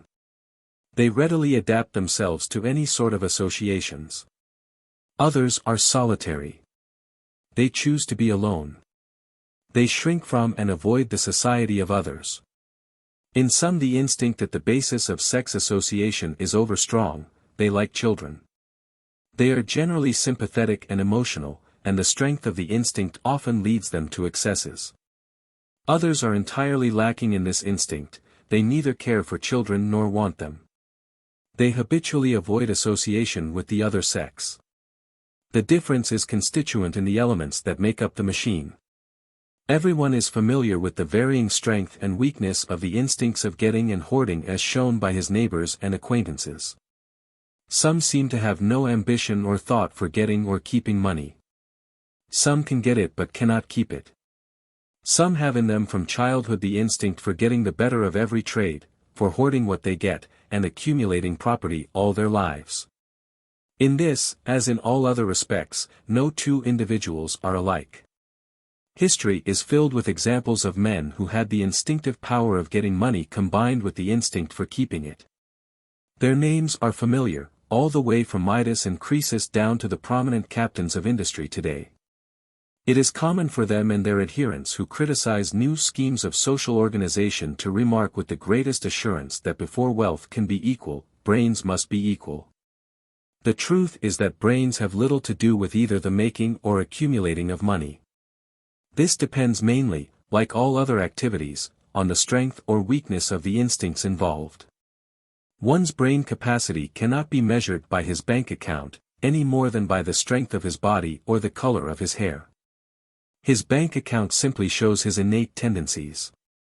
There is no doubt that brain capacity as well as physical perfection adds to power, but it is the instinct that determines the tendency and strength of the activity. To say that the one who gets money the most easily and keeps it the most safely has the best brain is no more reasonable than to say that the foxhound is more intelligent than the bulldog because it can run faster. Nature formed one for running and the other for holding on. The brain power is not involved. There are manifold ways of gratifying all these instincts. The desire for property calls simply for getting it and keeping it. It does not involve the method to be used. The way is determined by other faculties, by education, by opportunities, by the strength and weakness of inhibitions. It does not follow that all legal ways are morally right and all illegal ones morally wrong. Society in its development has established certain ways in which it may be done. These ways are easy for some, they are hard for others, and for many quite impossible. Still the instinct for getting is always present, leading and urging to acquire and to keep. Endless are the ways that men have contrived to gratify this instinct. If, perchance, a law stands in the way, means are always sought to get around the law. Every desire is always seeking its own gratification or satisfaction. This means life. Most men believe that the way they adopt for getting money or gratifying other instincts is really no worse than some other person's way. The man who uses the confidence game contends with great assurance that his methods are like other business methods, that all men are using every means to get the largest return for the least effort, and one way is no better than another. A considerable portion of society has always supported him in these ideas. The law is full of shadowy lines which divide legal acquisition from the illegal, some of which are so fine that no one can see more than a technical difference. For instance, under an indictment for obtaining money by false pretenses, one may make all sorts of statements as to the quality, value, style and desirability of the article sold. If he does not make a specific statement of a fact regarding the material contained in them or the amount, number, quality, or the like, he may lie, but to be safe he must know the kind of lie the law permits. Many lies pass as puffing goods, and are within the pale. A trader is not expected to tell the truth. What he can and cannot say may be determined only by a careful examination of the law, and not always then. Infinite are the reasons men give for doing the things that their instincts bid them do. All depends upon the strength of the instinct and the character of the machine, the restrictions and habits formed, and many other factors of which the man knows nothing. In fact, all depends upon his endowment and the outside forces that move to action, and for none of these is he in any way to be praised or blamed. Society seems to be almost oblivious to the emotional life of man. The great masses of men have no capacity or chance to prepare a proper environment in the intense commercialism and mad rush of today. The laws of trade and commerce give most men food, clothing and shelter but nothing more. There is no beauty in their homes or surroundings, no music or art, no adventure or speculation. Existence is a dead thing, a dreary round. To many such people crime furnishes the only chance for adventure. Take away emotions and life is hopelessly dull and commonplace. The emotions of men must be fed just as the body must be fed. To many religion has furnished this emotional life. Churches have provided some art and some music. But aside from the Catholic Church almost none of this is for the poor. To many if not most people religion cannot take the place of joy. Dogma and creed deaden and cannot appeal to the reason of man. Still they have furnished a large part of the emotional life to great masses of men, without which existence would hold no hope or joy. But this is not enough to fill most lives. The element of joy is largely lacking. To many it makes no appeal, although music and art and beauty do. In no country has society so utterly neglected and ignored the emotional side of man as in America. This has led many men to a life of adventure that for them has been possible only in crime. Many others found this life in the saloon, mixed with influences not conducive to a normal life. The closing of the saloons has added to the already serious need of providing for the innate feelings of men. This is all the more important for America, as a large part of our population has come from lands where beauty and art and music have for generations been made a part of the common life of all. 7. The criminal. Those who have had no experience in the courts and no knowledge of what is known as the criminal class, have a general idea that a criminal is not like other men. The people they know are law-abiding, conventional believers in the state and the church and all social customs and relations. They have strict ideas of property rights and regard the law as sacred. True, they have no more acquaintance with lawmakers and politicians in general than with the criminal class, which, of course, is one reason why they have such unbounded confidence in the law. Such persons are surprised and shocked when some member of the family or some friend is entangled in the courts, and generally regard it as a catastrophe that has come upon him by accident or a terrible mistake. As a rule, they do all in their power to help him whether he is acquitted or convicted. They never think that he and everyone else they know is not materially different from the ordinary criminal. As a matter of fact, the potential criminal is in every man, and no one was ever so abandoned that some friend would not plead for him, or that someone who knew him would not testify to his good deeds. The criminal is not hard to understand. He is one who, from inherited defects or from great misfortune or especially hard circumstances, is not able to make the necessary adjustments to fit him to his environment. Seldom is he a man of average intelligence, unless he belongs to a certain class that will be discussed later. Almost always he is below the normal of intelligence and in perhaps half of the cases very much below. Nearly always he is a person of practically no education and no property. One who has given attention to the subject of crime and knows exactly where the criminal comes from and how he will develop. The crimes of violence and murder, and the lesser crimes against property, practically all come from those who have been reared in the poor and congested districts of cities and large villages. The robbers, burglars, pickpockets and thieves are from these surroundings. In a broad sense, some criminals are born and some are made. Nearly all of them are both born and made. This does not mean that criminality can be inherited, or even that there is a criminal type. It means that with certain physical and mental imperfections and with certain environment the criminal will be the result. Seldom does one begin a criminal life as a full-grown man. The origin of the typical criminal is an imperfect child, suffering from some defect. Usually he was born with a weak intellect, or an unstable nervous system. He comes from poor parents. Often one or both of these died or met misfortune while he was young. He comes from the crowded part of a poor district. He has had little chance to go to school and could not have been a scholar, no matter how regularly he attended school. Some useful things he could have learned had society furnished the right teachers, surroundings and opportunities to make the most of an imperfect child. Early in life he does some desultory work in casual occupations.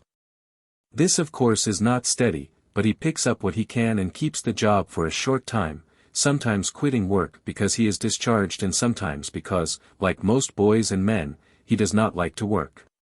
His playground is the street, the railroad yards or vacant lots too small for real play, and fit only for a loafing place for boys like himself. These gather nightly and talk of the incidents that interest most people, mainly the abnormal things of life and generally the crimes that the newspapers make so prominent to satisfy the public demand. He learns to go into vacant buildings, steals the plumbing, and he early learns where to sell it. From this it is only a short step to visiting occupied buildings at night. In this way he learns to be a burglar as other boys learn to play baseball or golf. Naturally he has no strong sense of property rights. He has always had a hard time to get enough to eat and wear, and he has grown up unconsciously to see the inequality of distribution and to believe that it is not fair and that there is little or no justice in the world.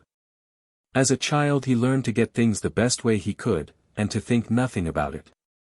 In short, his life, like all other lives, moves along the lines of least resistance. He soon comes to feel that the police are his natural enemies and his chief business is to keep from getting caught. Inevitably he is brought into the juvenile court. He may be reprimanded at first. He comes again and is placed on probation. The next time he goes to a juvenile prison where he can learn all the things he has not found out before. He is known to the police, known to the court, known to the neighbors. His status is fixed. When released from prison, he takes his old heredity back into his old environment. It is the easiest to him, for he has learned to make his adjustments to this environment.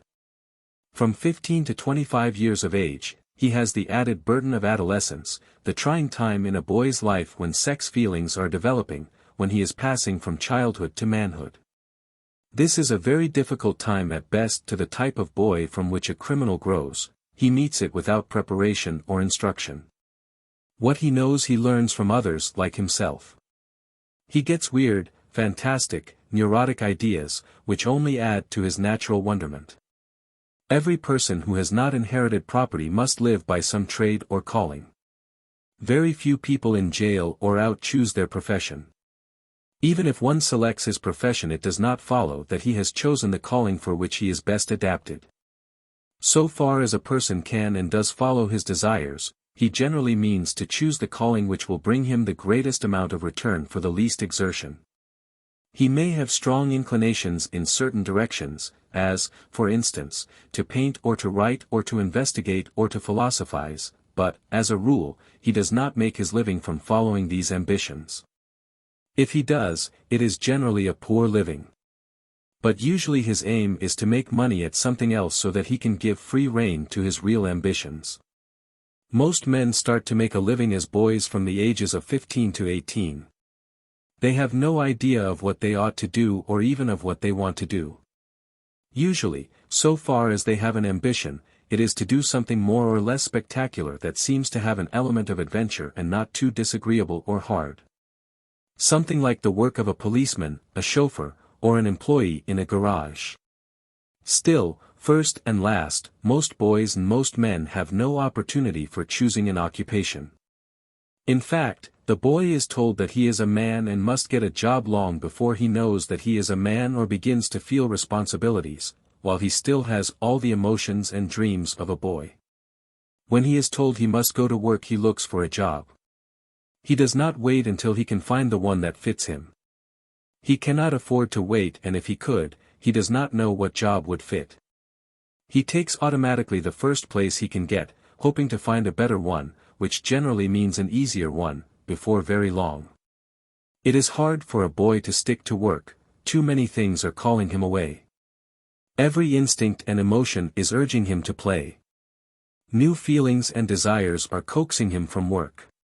His companions and the boy life in which he has a place urge him to leave his task. Usually he keeps his job no longer than he can help and later looks for something else. The chances are great that he will never find what he wants. That he has not had the preparation or training for a successful workingman's career, whatever that might be.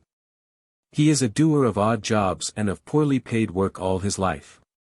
He must have some calling and takes the easiest one, which is often a life of crime. From this start comes the professional criminal so-called. He may make a business of picking pockets. If this comes to be his trade, it is very hard for him to give it up. There is so strong an element of chance, he never knows what a pocket will contain, it gratifies a spirit of adventure. Then it is easy. The wages are much greater than he could get in any other calling, the hours are short and it never interferes with his amusements. It is not so dangerous as being a burglar or a switchman, for he can find an excuse for jostling one in the streetcars or in a crowd and thus reaching into a pocket. The burglar is not so apt to be a professional. His is a bolder and more hazardous trade. If he is caught, he is taken from his occupation for a longer time. The great hazard involved in this trade and also the physical strength and fitness of those who follow it lead to its abandonment more frequently than is the case with a pickpocket or a petty thief. Robbery is seldom a profession. It is usually the crime of the young and venturesome and almost surely leads to early disaster. Murder, of course, is never a profession. In a broad way it is the result of accident or passion, or of relations which are too hard to endure. In prison and out, I have talked with scores of these men and boys. I am sure they rarely tried to deceive me. I have very seldom seen one who felt that he had done wrong, or had any thought of what the world calls reformation. A very few have used the current language of those who talk of reform, but generally they were the weakest and most hopeless of the lot and usually adopted this attitude to deceive. In almost every instance where you meet any sign of intelligence, excuses and explanations are freely made, and these explanations fully justify their points of view. Often too they tell you in sincerity that they believe their way of life is too hard and does not pay. That while they cannot see how they could have done any differently in the past, they believe their experience has taught them to stick by the rules of the game. The boy delinquent grows naturally and almost inevitably into the man criminal. He has generally never learned a trade. No habits have been formed in his youth to keep him from crime. A life of crime is the only one open to him, and for this life he has had ample experience, inclination and opportunity. Then too for this kind of young man the life of a criminal has a strong appeal. Life without opportunity and without a gambler's chance to win a considerable prize is not attractive to anyone. The conventional man who devotes his life to business or to a profession always has before him the prizes of success, to some honor and glory, and to most of them wealth. Imagine the number of lawyers, doctors and business men who could stick to a narrow path if they knew that life offered no opportunity but drudgery and poverty. Nearly all of these look forward to the prizes of success. Most of them expect success and many get it. For the man that I have described, a life of toil offers no chance of success. His capacity, education and environment deny him the gambler's chance of a prize. As an honest man, he may raise a family, always be in debt, live a life of poverty and hardship and see nothing ahead but drudgery and defeat. This is why so many mediocre men are found in the mountains and oil fields prospecting for hidden wealth. With the chance of a fortune just before them, and no other opportunity to win, they spend their lives without a family or home, urged on by the hope of luck. The man grown from boyhood into ways of vice and crime sees this hope and this hope only to make a strike. He has no strong convictions and no well-settled habits to hold him back. The fear of the law only means greater caution, and after all he has nothing to lose. In his world arrest and conviction do not mean loss of caste, they mean only bad luck. With large numbers of men crime becomes a trade. It grows to be a business as naturally as any other calling comes to be a trade. There are other criminals who do not come from the class I have described, but the habitual visitor to criminal courts knows that they are very few. Of the others, some are born of parents who could care for them and have done their best, and yet, in spite of this, they have repeatedly been entangled in the law. These are often the only ones of a large family who have not lived according to the rules of the game. They are different from the other members of the family. For the most part they have some specific congenital defect, or an unstable system that prevents the correct registration of the experiences that produce safe habits, or makes them unable to withstand temptation or suggestion. Everyone knows how easy it is, especially for children, to react to suggestion. The whole life of a child is a response to suggestion. This is about all there is to education. Even older men constantly and readily yield to suggestion. The results gained by quack doctors, lightning rod agents, promoters and dealers in oil stocks, mining stocks and an endless number of other stocks, show that the right kind of suggestion is bound to produce results. The dressing of the windows of department stores and the writing of catchy advertisements are a constant recognition of the power of suggestion. So well known is this weakness of human character that schools of salesmanship are regularly organized and promoted to teach the art of getting victims to part with money for things they do not want or need. Every right-feeling person does everything in his power to educate the child. He is ever watchful through the child's youth and early manhood to equip him with the capacity to make a living. He seeks to build up around him and within him the strongest kind of habits and beliefs. He carefully teaches the child that the only way to live is to observe all the rules laid down by experience and custom, so that he may not react to the temptations that life holds out at every step. Every wise person feels almost certain that if his children are reared without education, without discipline, without training or opportunities, they will almost inevitably swell the ranks of the criminal classes. And it is especially certain that if one of his children is defective or has an unstable nervous system, such a child should never be left without protection and care. There are professional criminals of a different grade, like the forger and the confidence man. Both of these have generally had some education and a fair degree of intelligence, and have had some advantages in life. The forger, as a rule, is a bookkeeper or an accountant who grows expert with the pen. He works for a small salary and sees nothing better. He grows familiar with signatures. Sometimes he is a clerk in a bank and has the opportunity to study signatures. He begins to imitate them, often with no thought of forging paper. He does it because it is an art and probably the only thing he can do well. Perhaps some hard luck or an unfortunate venture on the Board of Trade, or in a faro bank, makes him write a check or note.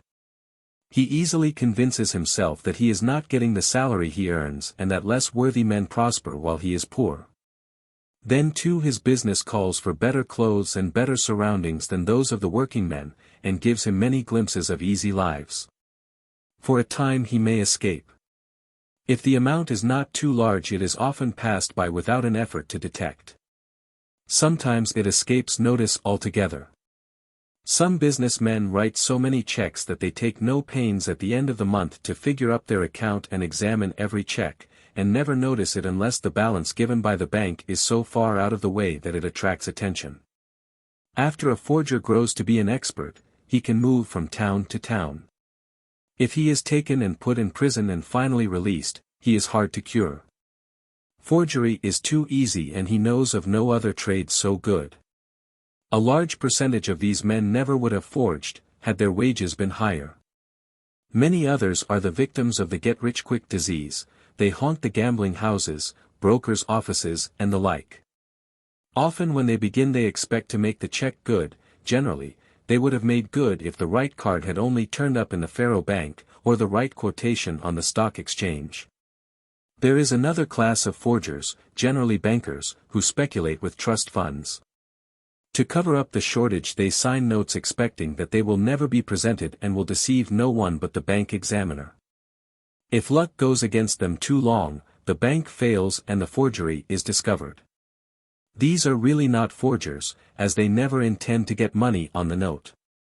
It is only a part of a means to cover up the use of trust funds. Of course, these men are never professional forgers, and are much more apt to die from suicide or a broken heart than to repeat. But with few exceptions, the criminal comes from the walks of the poor and has no education or next to none. For this society is much to blame. Sometimes he is obliged to go to work too soon, but often he cannot learn at school. This is not entirely the fault of the boy's heredity, it is largely the fault of the school. A certain course of study has been laid out. With only slight changes this course has come down from the past and is fixed and formal. Much of it might be of value to a professional man, but most of it is of no value to the man in other walks of life. Because a boy cannot learn arithmetic, grammar or geography, or not even learn to read and write, it does not follow that he cannot learn at all. He may possibly have marked mechanical ability. He may have more than the ordinary powers of adaptation to many kinds of work. These he could be taught to do and often to do well. Under proper instruction he might become greatly interested in some kind of work, and in the study to prepare him for the work. Then too it is more or less misleading to say that an uneducated man commits crime because he is uneducated. Often his lack of education as well as his crime comes from poverty. Crime and poverty may come from something else. All come because he had a poor make-up or an insufficient chance. After all, the great majority of men must do some kind of manual labor. Until the time shall come when this kind of work is as easy and as well paid as other employment, no one will do manual labor if he can do any other kind.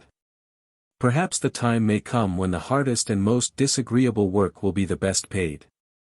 There are too many unskilled workers in proportion to the population to make this seem very near. In the meantime, and that is doubtless a long time, someone must do this work. Much of it is done under supervision and requires no great skill and need not be very disagreeable or hard. In a complex civilization there is room for everyone to contribute to the whole. If our schools are someday what they should be, a large part of their time, in some cases all of it, will be devoted to manual training and will be given to producing skilled workmen. This sort of school work can be made attractive to thousands of boys who can do nothing else. And if easier conditions of life under fairer social surroundings could be added to this kind of education, most boys who now drift into crime would doubtless find the conventional life more profitable and attractive. 8. The female criminal. Women furnish only 1/5 to 1/10 of the population of penal institutions. Probably the percentage would be still lower if among these were not a number of rather common convictions for acts which are peculiar to women, like abortion, infanticide, child abandonment, and the like. As to the other crimes, few women are burglars or robbers, or guilty of other crimes of violence, except murder. Women steal and poison and blackmail and extort money and lie and slander and gossip, and probably cause as much unhappiness as men. But their crimes, like their lives, are not on so large or adventurous a scale. They do not so readily take a chance. They lack the imagination that makes big criminals or lays broad schemes. In many of their crimes they are often the accomplices of men and take rather a minor part, although sometimes a quite important one. For this reason they are often not detected and frequently not prosecuted, a fact which leaves the percentage smaller than it otherwise would be. Then too, juries are apt to acquit women of crime even when they are indicted and tried. It must be a positive case and one which calls for no possible feeling of sympathy or where there is no personal appeal that will work the conviction of a woman. Men have so long adopted an attitude of chivalry toward women that very few juries will convict them. This too has much to do with the small number of female convicts. Some writers claim that the small number of women in penal institutions shows that women are better than men, but this is a hasty conclusion arrived at from insufficient facts. There are fewer female prisoners because women have lived a more protected life, they have not been engaged so generally in business, they have not been so constantly obliged to fight their way in the world. Their lives have been more quiet and smooth, they have been surrounded by strong conventions and closely watched. Especially is this true with regard to the girl as compared with the boy. Such protection naturally keeps them from the commission of crime. The great consideration shown to them by prosecuting witnesses, prosecuting officers, judges and juries, supplements the protected life and is an added reason for the showing made by statistics. It is notorious that a woman is seldom convicted of murder. This has been the subject of much complaint on the part of the public, still a man may condemn such acquittals and when placed on a jury will himself vote for acquittal. After all, the juries are right. Most of the cases of murder against women involve sex relations. Nature has made the bearing and rearing of children first of all the woman's part, and this fact so dominates her life that nothing else seems important to her in comparison. She is not able to judge in a broad and scientific way matters so clearly affecting life. It may even be possible that in the evolution and preservation of life, her judgments are right. At least they are the natural judgments for a large number of women, or these tragedies would not occur. No doubt as woman enters the field of industry formerly monopolized by man, and as she takes her part in politics and sits on juries, the percentage of female criminals will rapidly increase. In fact, the percentage of women prisoners has been climbing for many years. As she takes her place with men she will be more and more judged as men are judged, and will commit the crimes that men commit, and perhaps furnish her fair quota to the penitentiaries and jails. Whether this will be better or worse for the race is no part of the discussion, and can only be told by long experience. Women must accept the facts and make their choice of activities in view of these facts. Quite apart from any sentiment, I think that it is a mistake to believe that men and women should be judged alike. The structure and nervous system of women cause physical and mental disturbances which affect their judgment and life. If there were any justice in human judgment and civilization, then each human being would be judged according to his makeup, his tendencies, his inclinations and his capacities, and no two would be judged alike. Any sudden change in the treatment of women in the courts will work a great injustice that will leave its effect on both women and men, and still more on the life of the race. 9. Juvenile Criminals. This subject would scarcely have been noted a few years ago. True, there was in the past a small mixture of children in the grist ground out in the criminal courts. Usually they received some leniency, and were viewed with more curiosity than alarm. The juvenile criminal was regarded as a prodigy with a capacity for crimes far beyond his years. Something of the attitude obtained in regard to him which attaches to the child chess player or the child mathematician. The child criminal is now common, and for the most part is a product of the city. All crime is doubtless much more common in the city than the country, and the young criminal especially is a product of the crowded community. To those who look for natural causes for all phenomena, the reason is not far to seek. The city itself is an abnormal thing. Primitive man and his ancestors were never huddled together in great multitudes, as are the dwellers in cities today. To a degree almost all animals are gregarious, but the units of organization are much smaller with them than with man, excepting possibly in the case of the ant and the bee. Insects which seem specially adapted to live a highly automatic and cooperative life, such as human beings cannot possibly reach. But primitive men and their direct ancestors lived in small groups. They could not have preserved their life in any other way. They lived by fishing and hunting and by gathering roots, berries and herbs. Later they tended their flocks and cultivated the fields in a simple way. With the introduction of the modern machine, the factory system and the railroads, in the last century, our great modern cities were evolved. As they grew more complicated, new problems arose. The life of the crowded city is most difficult even for normal men and women. The adjustments are too numerous and too complex for an animal made with simple tastes and for a pastoral life. But, if it is hard for men, it is almost hopeless for children, especially the children of the poor who fill our prisons, asylums and almshouses. Every child needs the open air and the open life of the country. He needs, first of all, exercise which should be in the form of outdoor play. No healthy boy wants to live indoors, even though his home may be a convenient city flat. The woods, the fields, the streams, the lakes, the wide common with plenty of room, have always made their natural appeal to the young. And as sunlight kills most of the deadly germs, so outdoor life with exercise and play takes care of most of the unhealthy thoughts, habits and ideas of child life. In the past, our schools both in the city and country have done little to help the young. For the most part healthy children have always looked on them more or less as prisons. Here they have been confined and kept from exercise and play, to study useless and unrelated facts and to commit to memory dry rules which are forgotten as soon as their minds are ready to retain anything worthwhile. Schools should be made to fit the needs of children, and not children to fit schools. The school that does not provide work and play for the child which he is glad to do, has learned little of the psychology and needs of youth. Botany, zoology, geology and even chemistry can be taught to children before they learn to read, and taught so that it will seem like play, and through this the pupil will acquire a natural taste for books. It is only within the last few years that the modern school has really begun to educate the child. It has been a hard fight that scientific teachers have waged with conventional education for the right of the child. What has been done is too recent and scattering to show material results. Nothing is so important to the child as education. The early life is the time that character is formed, habits are made, rules of conduct taught, and it is almost impossible to uproot old habits and inhibitions and implant new ones in later years.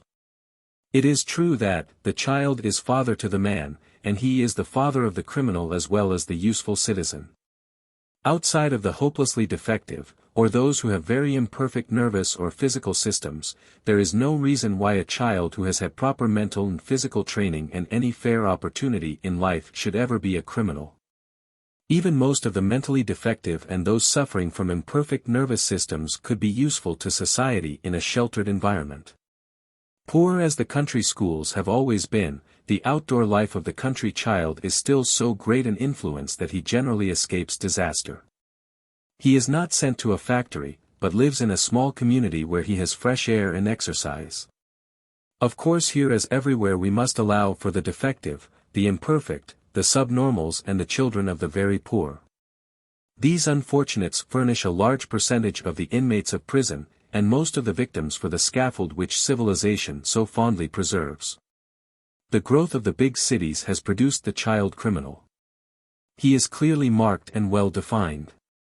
He is often subnormal even down to idiocy. In most cases he is the result of heredity.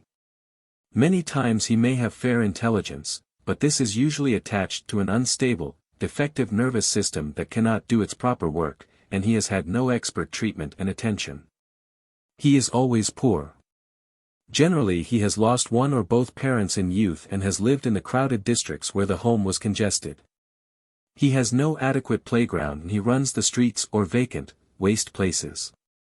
He associates and combines with others of his kind. He cannot or does not go to school. If he goes to school, he dreads to go and cannot learn the lessons in the books. He likes to loaf, just as all children like to play. He is often set to work. He has no trade and little capacity for skilled work that brings good wages and steady employment. He works no more than he needs to work. Every night and all the days that he can get are spent in idleness on the street with his gang. He seldom reads books. He lacks the taste for books, and such teachers as he knew had not the wit to cultivate a taste for good reading. Such books as he gets only add to his unhealthy thoughts. Many writers have classified the crimes that the boy commits. It is scarcely worth the while. He learns to steal or becomes a burglar largely for the love of adventure. He robs because it is exciting and may bring large returns.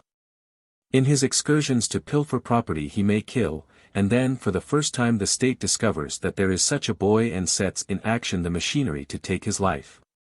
The city quite probably has given him a casual notice by arresting him a number of times and sending him to a juvenile prison, but it has rarely extended a hand to help him. Any man or woman who has fairly normal faculties, and can reason from cause to effect, knows that the crimes of children are really the crimes of the state and society which by neglect and active participation have made him what he is. When it is remembered that the man is the child grown up, it is equally easy to understand the adult prisoner. Homicide. Crimes against persons are not always as easy to classify and understand as crimes against property. These acts are so numerous and come from so many different emotions and motives, that often the cause is obscure and the explanation not easy to find. Still here, as everywhere in nature, nothing can happen without a cause, and even where limited knowledge does its best and cannot find causes.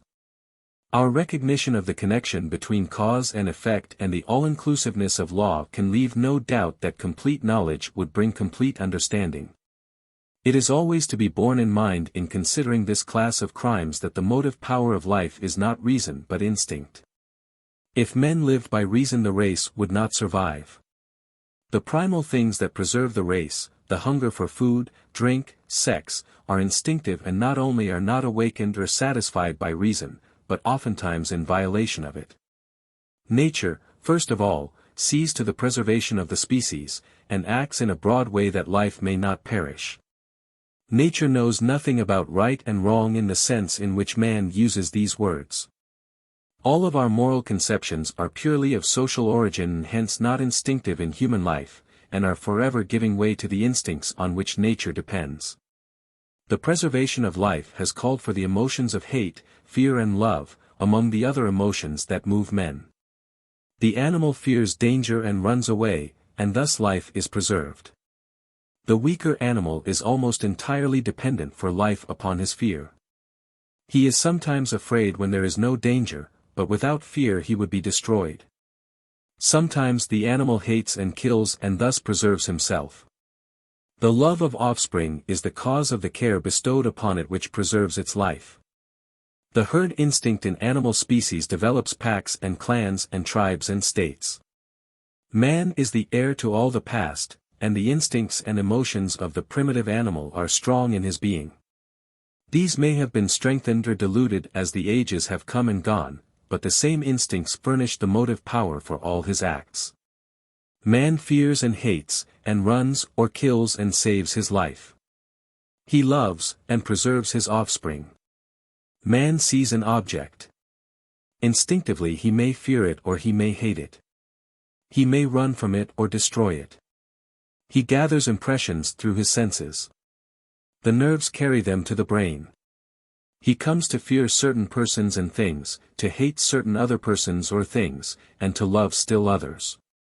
If the hatred is strong enough or the danger great enough or the desire sufficient, he may kill. Whether he plans the method or deliberates upon the act can make no difference. He is prompted by the instinct, and the reflection simply means the consideration of reasons for and against, or the reaching of inhibitions. If he acts, it is one of the primal emotions that causes the act.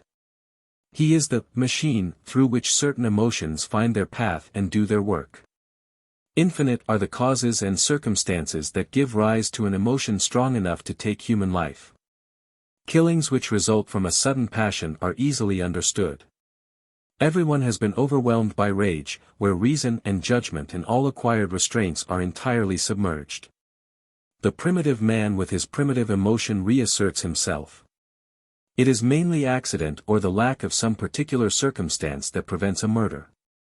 Of course, some people are overwhelmed more easily than others. Some natures are less stable, some nervous systems less perfect, and the built-up barriers are weaker.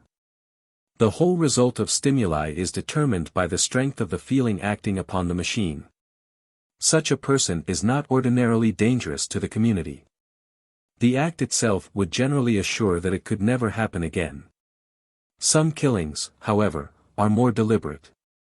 They are preceded by a settled hatred which preys upon the mind and fights against the preventive influences that training and habit have formed. Under a certain combination of circumstances these restrictions are swept aside and the emotions have their way. There are, of course, certain broad classifications of homicides. A considerable number, perhaps more than any other, come through the commission of robbery, burglary and larceny. In the midst of the act the offender is caught, and kills in an effort to escape. These murders fall under the heading of property crimes, the cause is the same, and the rules governing them are the same. The second group, with respect to numbers, grows from the relations of men and women. Wives kill husbands and husbands kill wives, sweethearts kill each other. Jealousy and revenge are commonly mixed with sex life and sex association. Many socialists have argued that under an equal distribution of property, where women were freed from fear of want, these crimes would disappear. But this argument does not take human nature into account. Jealousy is inevitably associated with sex relations. The close contact of men and women over long periods of time inevitably causes friction and misunderstanding. These conditions often grow chronic, and in marriage are aggravated by the necessity of close association regardless of the real feelings that may exist. Certain claims are made by husbands and by wives, which are probably inherent in the relationship. Sometimes they flow from habit and custom, but, from whatever cause, such claims are so exacting that either the husband or wife finds them hard to meet. Because of the fact that the feelings of men and women for each other are deeper and more fundamental than those of any other relation, they are more subject to misfortune and tragedy. The hatreds born from the deepest affection are most beyond control. Then the desire of possession is overwhelming. It would be strange if more killings did not result from the relations of men and women than from any other cause.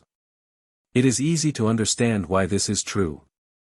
It is likewise easy to understand how laws, reason and judgment are powerless to prevent.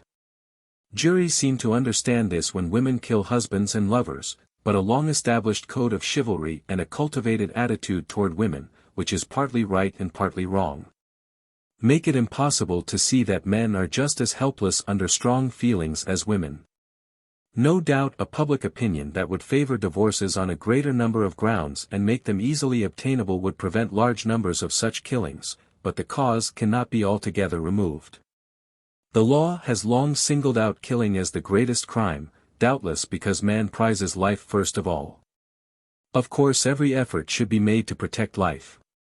Still, in measuring the character of the offender, in determining his possibilities as a useful citizen, homicide is probably one of the lesser crimes. Many times it implies no moral turpitude, even with those who believe in moral turpitude. It may imply very little lack of physical stability. Homicide practically never becomes an occupation. Most killings are accidental in the sense that they are casual and dependent on circumstances. And there is as a rule much less danger of repetition than there is of the original commission of a homicide by one of a defective nervous system who has never before committed an unlawful act. A large number of men convicted of murder are used as trustees in our penal institutions, even when their imprisonment is for a long term, or for life. This shows from the experience of prison officials that this class of offenders is, as a rule, of a better fiber than almost any other class. Doubtless no sort of treatment will ever entirely get rid of homicide. Brains and nervous systems are so made, that inhibitions are unable to protect in all cases. Nations and men readily engage in killing, either from sport or because of a real or fancied wrong. Mob psychology shows how whole communities are turned into ravenous beasts, hunting for their prey. The World War, and all wars, show cases of mob psychology that have led large masses of men to take an active part in killing. The pursuit of those charged with crime shows that all people like the chase when the emotions are thoroughly aroused. Under certain impulses, communities gloat over hangings and commend judges and juries because they have the courage to hang, when, in fact, they were too cowardly not to hang and when their reason did not approve the verdict and judgment. Men who do not kill often wish others might die and are pleased and happy when they do die. We approve of death when it is the right one who dies. Whether all persons are murderers or not may depend upon a definition of murder. But, beyond doubt, all persons are potential murderers, needing only time and circumstances, and a sufficiently overwhelming emotion that will triumph over the weak restraints that education and habit have built up. To control the powerful surging instincts and feelings that nature has laid at the foundation of life. 11. Sex crimes. Most of the inmates of prisons convicted of sex crimes are the poor and wretched and the plainly defective. Nature, in her determination to preserve the species, has planted sex hunger very deep in the constitution of man. The fact that it is necessary for the preservation of life, and that nature is always eliminating those whose sex hunger is not strong enough to preserve the race, has overweight man and perhaps all animal life with this hunger. At least it has endowed many men with instincts too powerful for the conventions and the laws that hedge him about. Rape is almost always the crime of the poor, the hard-working, the uneducated and the abnormal. In the man of this type sex hunger is strong, he has little money, generally no family, he is poorly fed and clothed and possesses few if any attractions. He may be a sailor away from women and their society for months, or in some other remote occupation making his means of gratifying this hunger just as impossible. There is no opportunity for him except the one he adopts. It is a question of gratifying this deep and primal instinct as against the weakness of his mentality and the few barriers that a meager education and picked-up habits can furnish, and when the instinct overbalances he is lost. Incest, which is peculiarly the crime of the weak, the wretched and the poor, has a somewhat different origin. Westermarck in his History of Human Marriage shows that in the early tribe there was no inhibition against the marriage of blood relations, that the restriction then was against the members of the tribe that used one tent. These might or might not be blood relations. The traditions and folkways against the marriage of close relations grew from the familiarity that came from the living together of brother and sister, for instance, in one home. This feeling gradually worked itself into custom and habit and from that into folkways and laws. Sometimes we read accounts of the marriage of a man and woman who found, after years had gone by, that they were brother and sister who had been separated in infancy and grew up without knowledge of their relation to each other. Whether nature forbids the marriage of relatives by preventing offspring or by producing imperfect offspring is a doubtful question. Certain communities in Europe have lived together so long that all are related and still they seem to thrive. Considering the general custom and feeling on the subject, however, the man and woman who know that they are closely related and who marry are different and weaker than the others, and this may show in their offspring. Although the subnormal may have no such feeling, they are judged by the traditions and customs of the normal and on that judgment are sent to prison. Many sex crimes are charged to children in the adolescent age. Children who have no knowledge of sex and its development and are helpless in the strength of their newly discovered feelings. This class of offenders is almost always the inferior and the poor who are moved by strong instincts which they have not the natural feeling, the strength, the education, nor the desire to withstand. While most crimes against persons are not directly due to economic causes, still the indirect effect of property is generally present in these crimes as well as others. The fact that the poor and defective are generally the subjects of prosecution and conviction in these offenses shows how closely economic conditions are related to all crimes. Other criminal statutes are of more modern date, and as a rule involve not much more than adultery, except in regard to the age of the girl offender, which is generally placed below 18. Still the sex age of neither boys nor girls can be fixed by a calendar. It depends really upon development, which is not the same with all people or in all environments. Many girls of 16 are more mature and have more experience of life than others of 20. Most laws provide that below 16 one cannot give consent and that a sexual act is then rape. It is doubtful if there should be any intermediate age between 16 and 18, where an act is not rape but still a minor offense. 12. Robbery and burglary. Robbery and burglary are generally counted as crimes of violence, but they should be properly classed under property crimes. Every motive that leads to getting property in illegal ways applies to these crimes. There is added to the regular causes of property crimes the element of danger and adventure which makes a strong appeal to boys and men. I am inclined to think that few mature men have committed one of these crimes, unless they began criminal careers as boys. Such crimes especially appeal to the activity and love of adventure which inhere in every boy. They are committed for the most part by youths who have had almost no chance to get the needed sport and physical experience incident to boyhood. The football, baseball, polo or golf player very seldom becomes a robber or a burglar. Almost no rich man or rich man's son becomes a robber or a burglar. Those who fall under this lure are mainly the denizens of the streets, the railroad yards, the vacant lots, the casual workers who are stimulated by a variety of conditions to get property unlawfully. Added to this are almost invariably a defective heredity, vicious environment, little education, and a total want of direction in the building up of habits and inhibitions. The robber or burglar who kills in the commission of crime is more dangerous and harder to cure than the one who kills from passion or malice. There is always the element of an occupation, for getting property, and generally a love of adventure that is difficult to overcome. Except by a substantial change of social relations which makes acquiring property easier for the class from which all these criminals develop.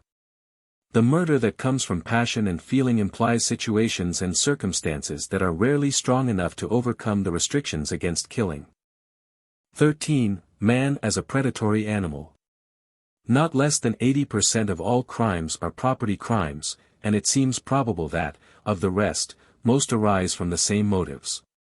If we look at civilization as the result of that seesaw trend of the race from naturalism to artificialism, we may get a flexible view of life that will be in accordance with the facts. And will help us to get rid of the arbitrary division of man's history into the three periods termed savagery, barbarism and civilization. However desirable this division may be for historic purposes in general, it is only confusing in an effort to study the nature of man. In the life and origin of the race, the fact is always evidenced that the ego through its growth and persistence is always drawing to itself from the current of environment all things which it feels desirable to its life and growth. This must be a necessary condition of survival.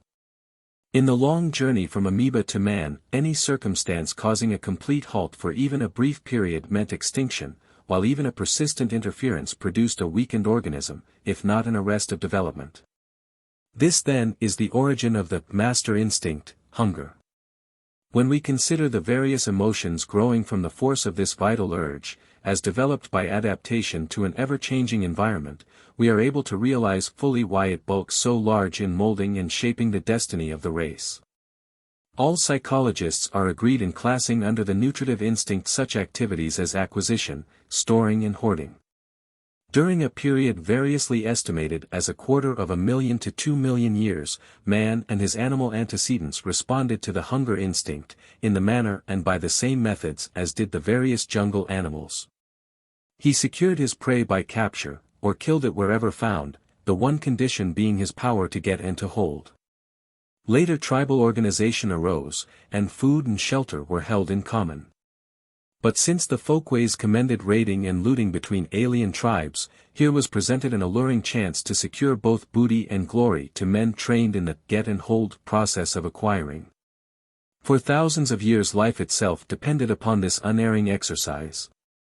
It was during the period outlined that man developed his big brain, cerebrum, involving the central nervous system. Furthermore, it was developed by, and trained to, these particular reactions.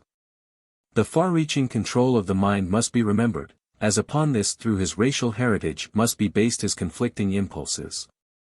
These must be reckoned with in our conclusions with regard to present-day behavior, economic or otherwise. During the last 30 years, psychological laboratories, aided by physiology, through oft-repeated experiments conducted with newly invented weighing and measuring instruments of marvelous accuracy, have put us in possession of an array of facts unknown to students of earlier periods, who sought the why and the how of man's erratic actions as a social animal. It is constantly being demonstrated that under given conditions, moved by appropriate stimuli, the human animal inevitably and surely reacts the same as does inorganic matter. If we understand intelligence to be the capacity to respond to new conditions, we can measurably see and at least partly understand the constant interplay of heredity and environment. Between these there is no antagonism. The sum of life experiences consists solely in the adjustments required to enable the sentient organism, man or beast, to live. How readily a throwback to earlier and cruder life may be brought about under favorable conditions, is shown by the methods and virulence of combat during the vicious massacre in the war just ended. Can the conclusion be evaded that individually and collectively we constantly teeter on the brink of a precipice? If we fall it spells crime or misfortune, or both. Wherever civilization exists on the private property basis as its main bulwark, we find crime as an inseparable result. Man, by virtue of his organic nature, is a predatory animal. This does not mean that he is a vicious animal.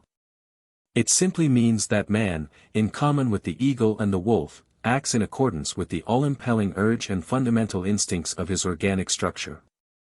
In any conflict between newer and nobler sentiments and the emotions which function through the primeval instincts, he is shackled to the bedrock master instincts in such manner that they usually win.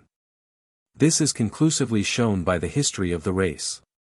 If this is true, we should expect to find the master hunger specially active through the many chances presented for exploitation after the fall of feudalism, beginning, let us assume, with the invention of power machinery, the age of steam. It is apparent that from that time to our own day, man's acquisitive tendency has so expanded, that if we were capable of an unbiased opinion it might be said to be a form of megalomania gripping the entire white race. Where highly developed commerce and industry are found in their most vigorous forms. If our theory is correct, we should expect to find the most energetic and enterprising nations showing a greater ratio of property crimes than the invalid and feeble nations. This would more certainly be true where political constitutions by letter and spirit encourage and promote individual development, mental and industrial. When this condition exists with abundant natural resources, such as often may be found in what we term a new country, it furnishes the chance for the most vigorous functioning of whatsoever may be the dominant qualities inherent in the tendencies and aspirations of a people. The United States of America, among the nations, meets these conditions, and we find here the highest ratio of property crimes per capita. This holds as to all such crimes, both minor and major, which are far in excess of those of any other nation, as shown by statistics. It seems clear that this explanation shows the main reason for the seemingly abnormal number of property crimes in the United States. Man's infinitely long past developed the hunger instinct, which made him take directly and simply where he could and as he could. This is always urging him to supply his wants in the simplest way, regardless of the later restrictions that modern civilization has placed around the getting of property.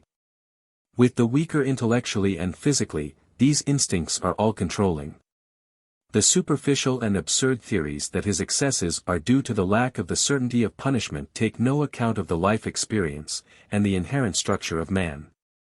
Especially in our large cities with their great opportunities for the creation and accumulation of wealth, the lust of power is shown by the nerve-wracking efforts to obtain wealth by the most reckless methods. The emotion drives us to spend extravagantly and conspicuously, that we may inspire the envy of our neighbors by our money and power. This is an old emotion securing a new outlet, and tenfold magnified in force, through modern conditions in commercial and industrial life. Is it not plain that in America it has assumed the form of an obsession, biting us high and low, until we reek of it? It is likewise clear that it is a menace to any abiding peace and welfare. That it is still growing and leaving a bitter harvest of neurasthenics in its wake. The criminologist must face the fact that, in spite of contrary pretenses by most of our social doctors, we are still in our workaday life guided almost exclusively by the mores, the folkways of old, founded on expediency as revealed by experiences, and acquired by the only known process, that of trial and error. If this be true, it clearly follows that in order to conserve any vestige of a civilization, we must realize the fact that property crimes are the normal results of the complex activities making up the treadmill called civilization. We must likewise realize that to modify these crimes we must modify the trend of the race.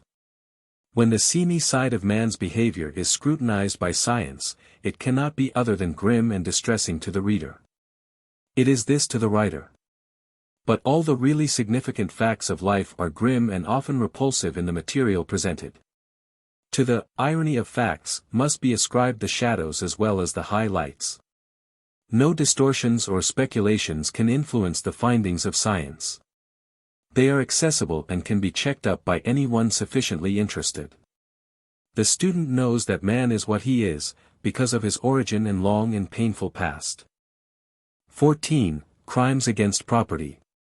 By far the largest class of crimes may be called crimes against property. Strictly speaking, these are crimes in relation to the ownership of property, criminal ways of depriving the lawful owner of its possession. Many writers claim that nearly all crime is caused by economic conditions, or in other words that poverty is practically the whole cause of crime. Endless statistics have been gathered on this subject which seem to show conclusively that property crimes are largely the result of the unequal distribution of wealth. But crime of any class cannot safely be ascribed to a single cause.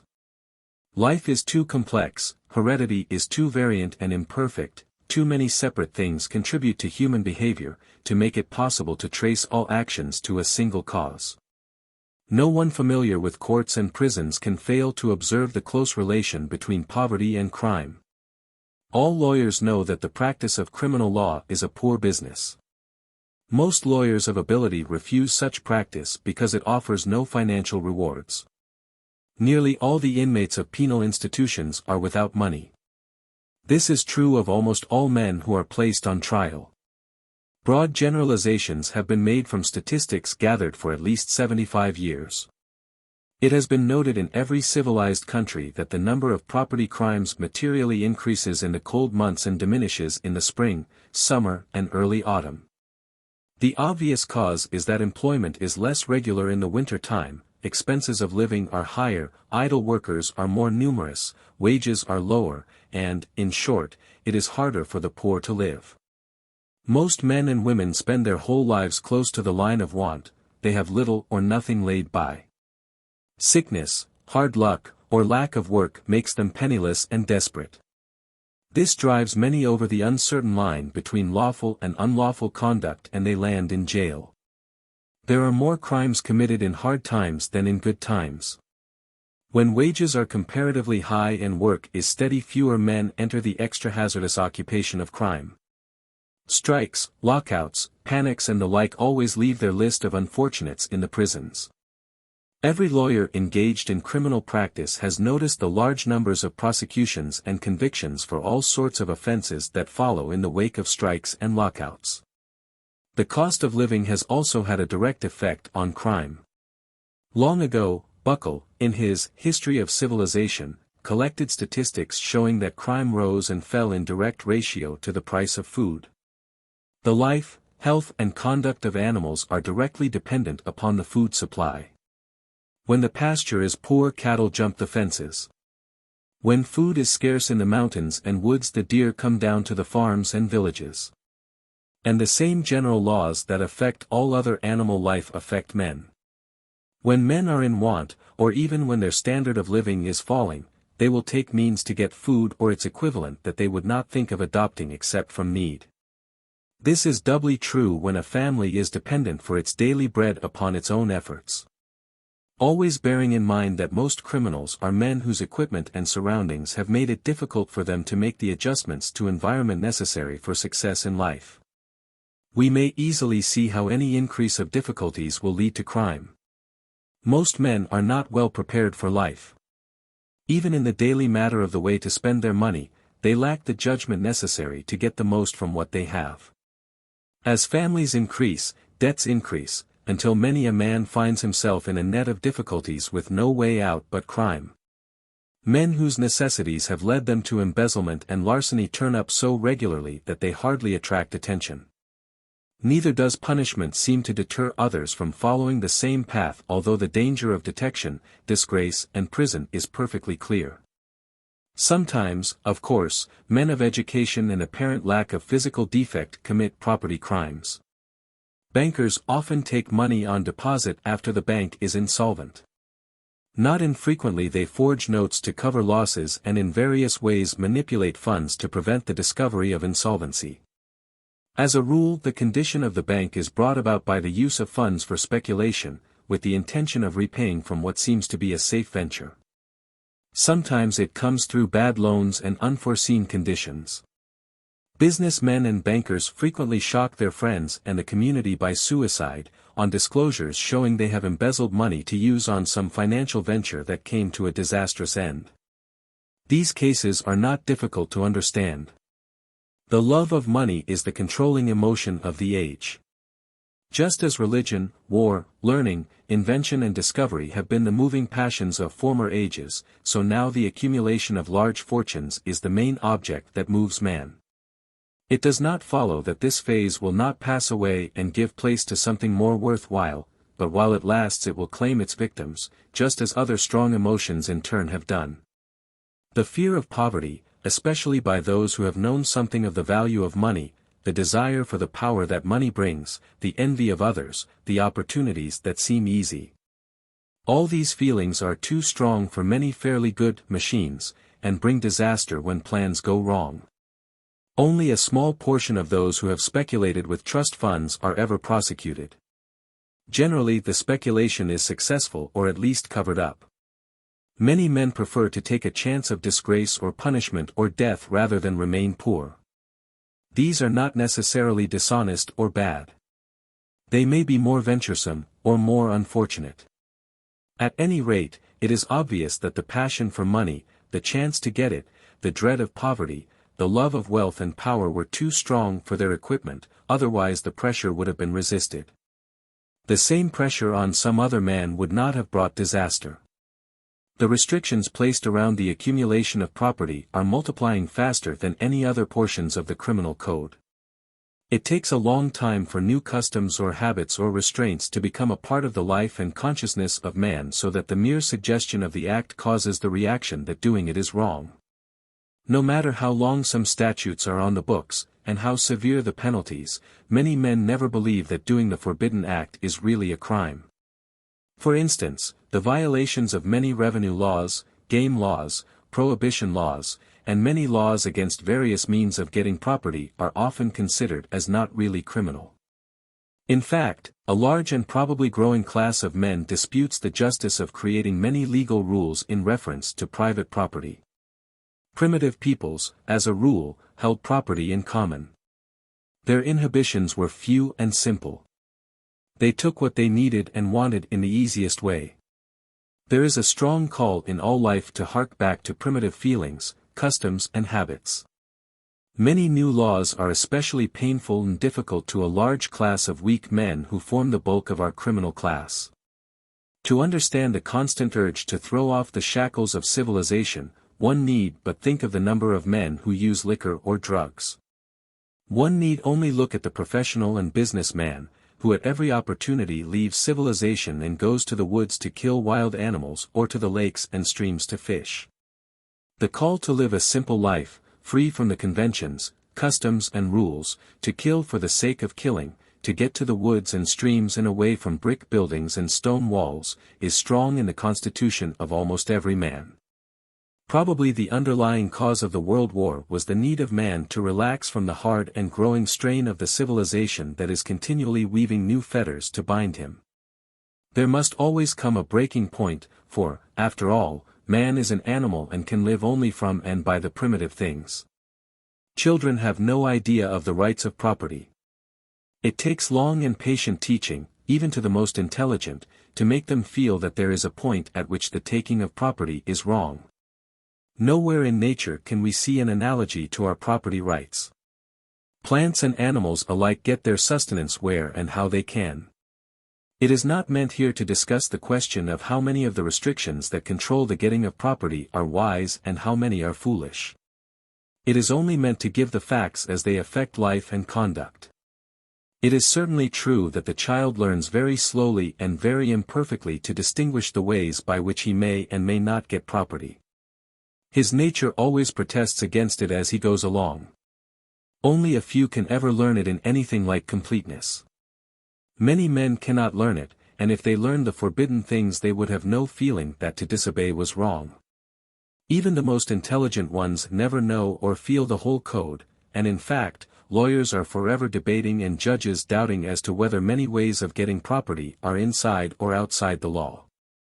No doubt many of the methods that intelligent and respected men adopt for getting property have more inherent criminality than others that are directly forbidden by the law. It must always be remembered that all laws are naturally and inevitably evolved by the strongest force in a community, and in the last analysis made for the protection of the dominant class. 15. Attitude of the criminal. Probably the chief barrier to the commission of crime is the feeling of right and wrong connected with the doing or not doing of particular acts. All men have a more or less binding conscience. This is the result of long teaching and habit in matters of conduct. Most people are taught at home and in school that certain things are right and that others are wrong. This constant instruction builds up habits and rules of conduct, and it is mainly upon these that society depends for the behavior of its citizens. To most men conscience is the monitor, rather than law. It acts more automatically, and a shock to the conscience is far more effective than the knowledge that a law is broken. For the most part the promptings of conscience follow pretty closely the inhibitions of the criminal code, although they may or may not follow the spirit of the law. Each person has his own idea of the relative values attached to human actions. That is, no two machines respond exactly alike as to the relative importance of different things. No two ethical commands have the same importance to all people or to any two people. Often men do not hesitate to circumvent or violate one statute, when they could never be even tempted to violate another. Ordinarily, unless the response of conscience is quick and plain, men are not bothered by the infraction of the law except, perchance, by the fear of discovery. This is quite apart from the teaching that it is the duty of all men to obey all laws, a proposition so general that it has no effect. Even those who make the statement do not follow the precept. And the long list of penal laws that die from lack of enforcement instead of by repeal is too well known to warrant the belief that anyone pays serious attention to such a purely academic statement. No one believes in the enforcement of all laws or the duty to obey all laws, and no one, in fact, does obey them all. Those who proclaim the loudest the duty of obedience to all laws never obey, for example, the revenue laws. These are clear and explicit, and yet men take every means possible to have their property exempted from taxation, in other words, to defraud the state. This is done on the excuse that everyone else does it, and the man who makes a strict return according to law would pay the taxes of the shirkers. While this is true, it simply shows that all men violate the law when the justification seems sufficient to them. The laws against blasphemy, against Sunday work and Sunday play, against buying and transporting intoxicating liquors and smuggling goods are freely violated. Many laws are so recent that they have not grown to be folkways or fixed new habits, and their violation brings no moral shock. In spite of the professions often made, most men have a poor opinion of congressmen and legislators, and feel that their own conscience is a much higher guide for them than the law. Religions have always taught obedience to God or to what takes his place. Religious commands and feelings are higher and more binding on man than human law. The captains of industry are forever belittling and criticizing all those laws made by legislatures and courts which interfere with the unrestricted use of property. None of this sort of legislation has their approval, and the courts are regarded as meddlesome when they enforce it. The antitrust laws, the anti-pooling laws, factory legislation of all kinds, anything in short that interferes with the unrestricted use of property by its owner are roundly condemned and violated by evasion. On the other hand, so much has been written and said in reference to the creation of the fundamental rights to own property, and these rights depend so absolutely upon social arrangements and work out such manifest injustice and inequality, that there is always a deep-seated feeling of protest against many of our so-called property laws. From those who advocate a new distribution of wealth and condemn the injustice of present property rights. The step is quite short to those who feel the injustice and put their ideas in force by taking property when and where they are able to get it. For instance, a miner may believe that the corporation for which he works really has no right to the gold down in the mine. As he is digging, he strikes a particularly rich pocket of high-grade ore. He feels that he does no wrong if he appropriates the ore. Elaborate means are taken to prevent this, even compelling the absolute stripping of the workman, and a complete change of clothes on going in and coming out of the mine. Many laws are put on the books which are of a purely sumptuary nature. These attempt to control what one shall do in his own personal affairs. Such laws are brought about by organizations with a purpose. The members are anxious to make everyone else conform to their ideas and habits. Such laws as Sunday laws, liquor laws, and the like are examples. Then, too, every state or nation carries a large list of laws that men have so long violated and ignored, that they virtually are dead. To violate these brings no feeling of wrong, but only serves to make men doubt the evil of violating any law. It is never easy to get a legislature to repeal a law. Generally some organization or committee of people is interested in keeping it alive, and the members of the legislature fear losing their votes. Social ideas are always changing. No laws or customs are eternal. The ordinary man, and especially the man under the normal, cannot keep up with all the shifting of a changing world. There is always a fraction of a community agitating for something new and gradually forcing the legislature to put it into law, even against the will of the majority and against the sentiment of a large class of the community. The organization that wants something done is always aggressive. The man who wants to prevent it from being done is seldom unduly active or even alarmed. Many organizations are eager to get statutes on the books. One seldom hears of a society or club that is active in getting laws repealed. The constant change of law, the constant fixing of new values in place of old ones, is necessary to social life. This means putting new wine into old bottles, and wine that is much too strong for the bottles. Everybody can see why some particular law might be violated without a sense of guilt, but they cannot see how a law they believe in can be violated without serious obliquity. Apart from this, there have always been crimes that were not of the class that implied moral wrong. The acts of the revolutionist who saw, or thought he saw, visions of something better. The man who is inspired by the love of his fellow man and who has no personal ends to gain. The man who in his devotion to an idea or a person risks his life or liberty or property or reputation, has never been classed with those who violate the law for selfish ends. The line of revolutionists, from the beginning of organized government down to the birth of the United States and even to the present time, furnishes ample proof of this. And still the unsuccessful revolutionist meets with the severest penalties. To him failure generally means death. Men who are fired with zeal for all new causes are forever running foul of the law. Social organization, like biological organization, is conservative. All things that live are imbued with the will to live, and they take all means in their power to go on living. The philosopher can neither quarrel with the idealist who makes the sacrifice nor the organization that preserves itself while it can. He only recognizes what is true. Men have always been obliged to fight to preserve liberty. Constitutions and laws do not safeguard liberty. It can be preserved only by a tolerant people, and this means eternal conflict. Emerson said that the good citizen must not be over-obedient to law. Freedom is always trampled on in times of stress. The United States suffered serious encroachments on liberty during the Civil War.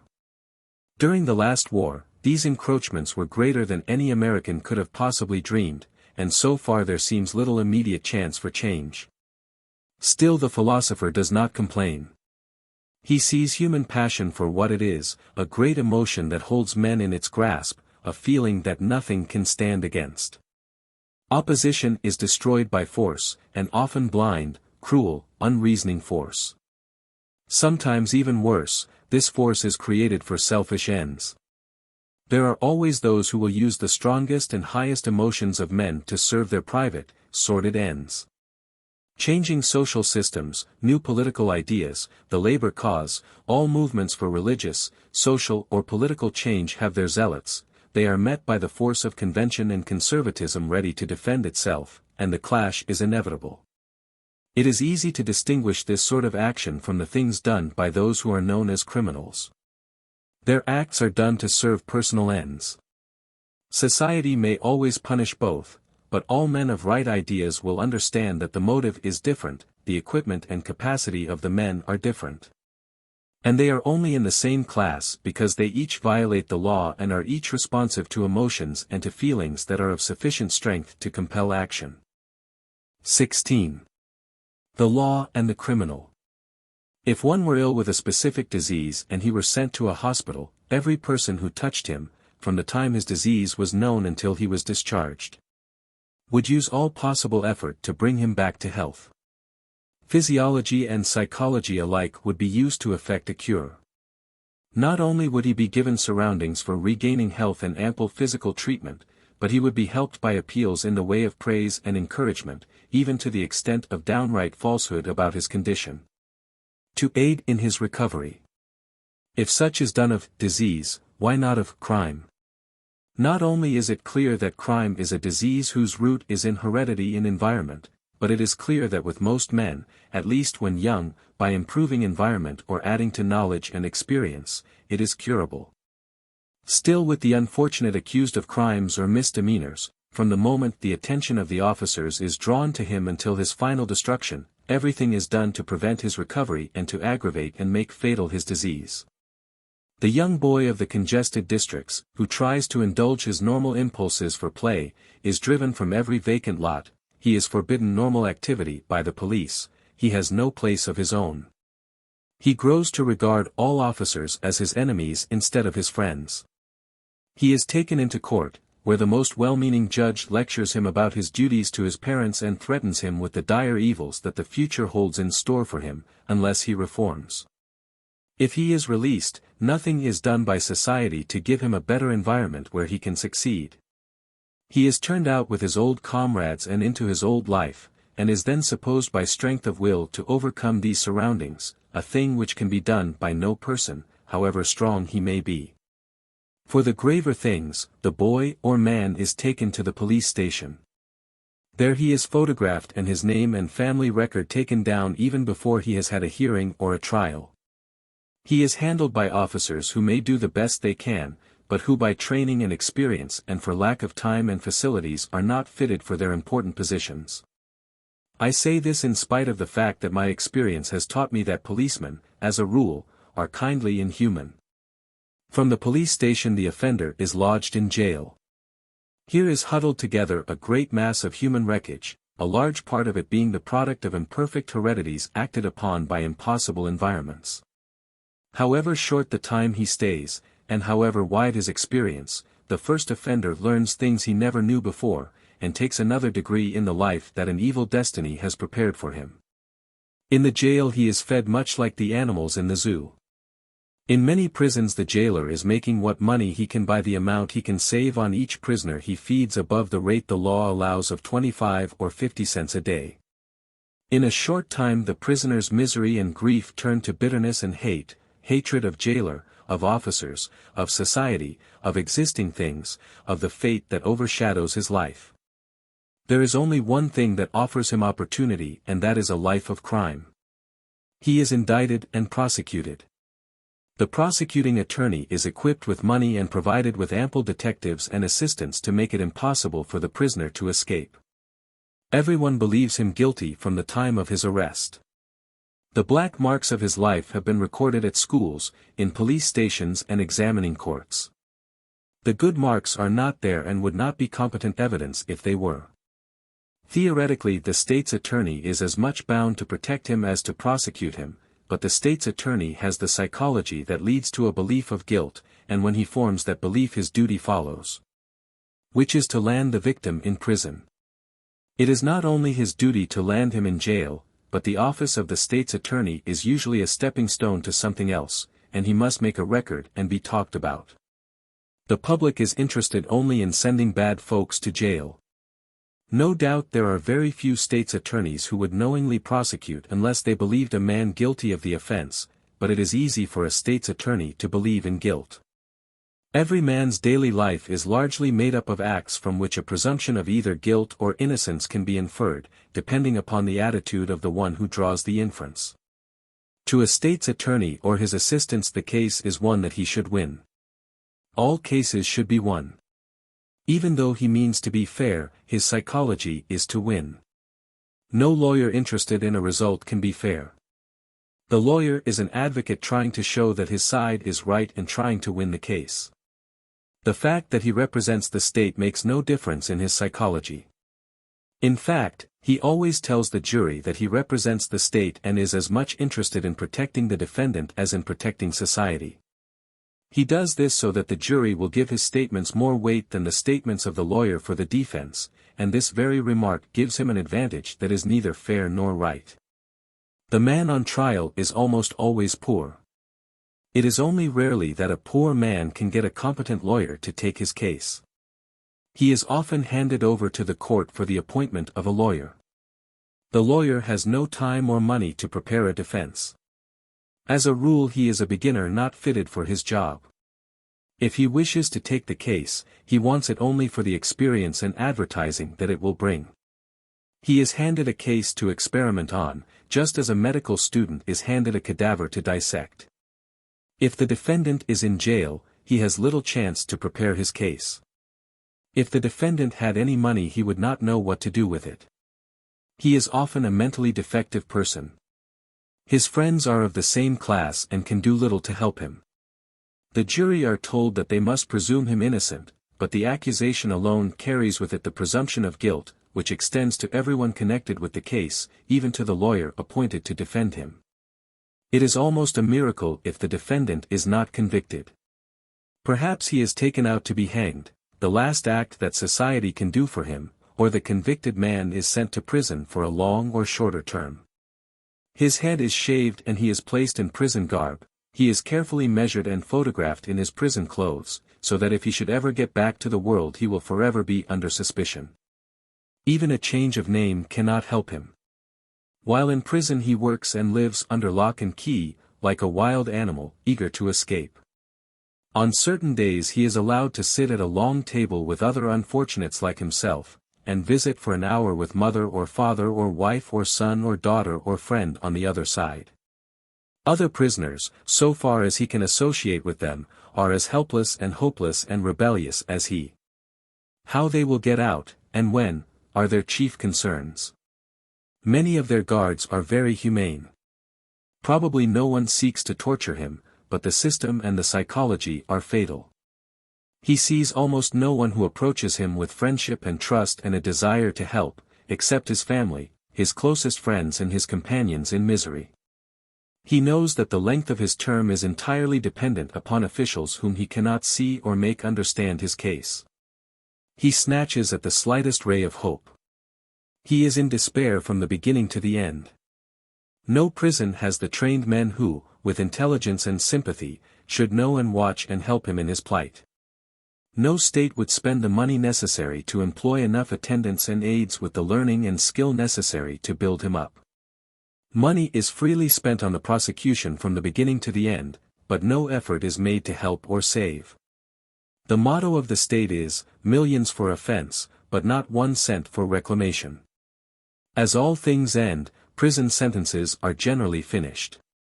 The prisoner is given a new suit of clothes that betrays its origin and will be useless after the first rain, $10 in cash, and he goes out. His heredity and his hard environment have put him in. Now the state is done with him, he is free. But there is only one place to go. Like any other released animal, he takes the same heredity back to the old environment. What else can he do? His old companions are the only ones who will give him social intercourse, which he needs first of all, and the only ones who understand him. They are the only ones who will be glad to see him and help him get a job. There is only one profession for which he is better fitted after he comes out than he was before he went in, and that is a life of crime. Of course, he is a marked man and a watched man with the police. When a crime is committed and the offender is not found, the ex-convict is rounded up with others of his class to see, perchance, if he is not the offender that is wanted. He is taken to the lockup and shown with others to the witnesses for identification. Before this, the witness may have been shown his photograph in convict clothes. Perhaps they identify him, perhaps they do not. If identified, he may be the man or he may not be. Anyhow, he has been in prison and this is against him. Whenever he comes out and wherever he goes, his record follows him as closely as his shadow. Even his friends suspect him. They suspect him even when they help him. Such is the daily life of these unfortunates. What can be done? I can see nothing that the officers of the law can do. Officers represent the people. They reflect mob psychology. Even though an officer here and there rises above the crowd, as he sometimes does, it is of no avail. His place soon is filled by someone else. If only the public would understand. If only the public were more intelligent, which in this case at least would mean more human. If only the statement I repeat so often could be understood. There are no accidents, everything is the result of law. All phenomena are a succession of causes and effects. The criminal is the result of all that went before him and all that surrounds him. Like every other mortal, he is a subject for pity and not for hatred. If society is not safe while he is at large, he must be confined and kept under guard and observation. He must be kept until he is safe and a favorable environment found for him. If he will never be safe for society, he should never be released. He must not be humiliated, made to suffer unduly, despised or harried. He must be helped if he can be helped. This should be the second, if not the first object of his confinement. Assuming that the scientific attitude toward crime should be accepted by those who make public opinion, and that this should become crystallized into written law, the problem would be easy. The officers of the state can, as a rule, be depended upon to deal properly and considerately with the known insane. The insane are more trying and difficult than the criminal. Courts and juries and the public, however, recognize their mental condition and do not visit them with vengeance. It is appreciated and understood that they cannot with safety be left at large. But they are given the care and consideration that their condition demands. If the criminal should be looked upon as are the creatures insane from natural causes, the state's attorney could then be trusted to prepare the case and do the best he could for all concerned. The defendant would no longer be a defendant. His case would be under investigation, his past life would be shown, his credits as well as his debits. He would need no lawyer, not even a public defender. No jury would be required, and the uncertainties and doubts that hang around judgments would be removed. There would be little chance for a miscarriage of justice. Even should there be, it would result in the speedy release of one against whom the public bore no ill will. One who was sick or insane would ordinarily not need a lawyer, as the state would bear him no malice and make no effort to do more than investigate the case and present the facts. The whole matter should be a purely scientific attempt to find out the best thing to be done both for the interest of the public and the interest of the man. No doubt, in many cases, men are convicted who are perfectly innocent of the crime of which they are accused. This is especially true with the poor who can provide for no adequate defense and who perhaps have been convicted before of some misdemeanor or crime. This is also often true in cases where there is great prejudice against the defendant, either on account of the nature of the case or of the defendant on trial. For instance, during the recent war a wave of hysteria swept over the world, and courts and juries trampled on individual rights and freely violated the spirit of laws and constitutions. The close of the war left the same intense feelings of bitterness which made justice impossible in cases where the charge savored of treason, and involved criticism of the government, or advocacy of a change of political systems. Questions of race, religion, politics, labor and the like have always awakened violent feelings on all sides, have made bitter partisans and strict lines of cleavage, and have made verdicts of juries and judgments of courts the result of fear and hatred. In spite of this, most of the inmates of prisons have done the acts charged in the indictments. Why they did them, their states of mind, the conditions and circumstances surrounding them, what can be done to make them stronger and better able to meet life are never ascertained. And few courts or juries have ever deemed these things proper subjects for consideration or in any way involved in the case. In law every crime consists of two things, an act and an intent. Both are necessary to constitute legal guilt, and on the prevalent theory of moral guilt and punishment both are necessary to make up criminal conduct. There can be no legal or moral guilt unless one intends wickedness, unless he deliberately does the act because he wishes to do wrong and knows he does wrong. The question then of moral guilt, which is necessary to the commission of a criminal act, touches all the questions suggested and many more. Even if freedom of action is to some degree assumed, the question still remains as to the degree of guilt in fixing punishment and responsibility. The question involves the makeup of the man, his full heredity, so far as it can be known. Most of every man's heredity is hidden in the mist and darkness of the past. He inherits more or less directly through an infinite number of ancestors, reaching back to primitive man and even to the animals from which he came. The remote ancestry is, of course, usually not so important as that immediately behind him. Still, plainly, his form and structure and the details of his whole machine, including the marvelously delicate mechanism of the brain and nervous system, are heritages of the very ancient past. Neither are the processes of inheritance well understood nor subject to much control. Often in the making of the man nature resorts to some throwback which reproduces the ancient heritage.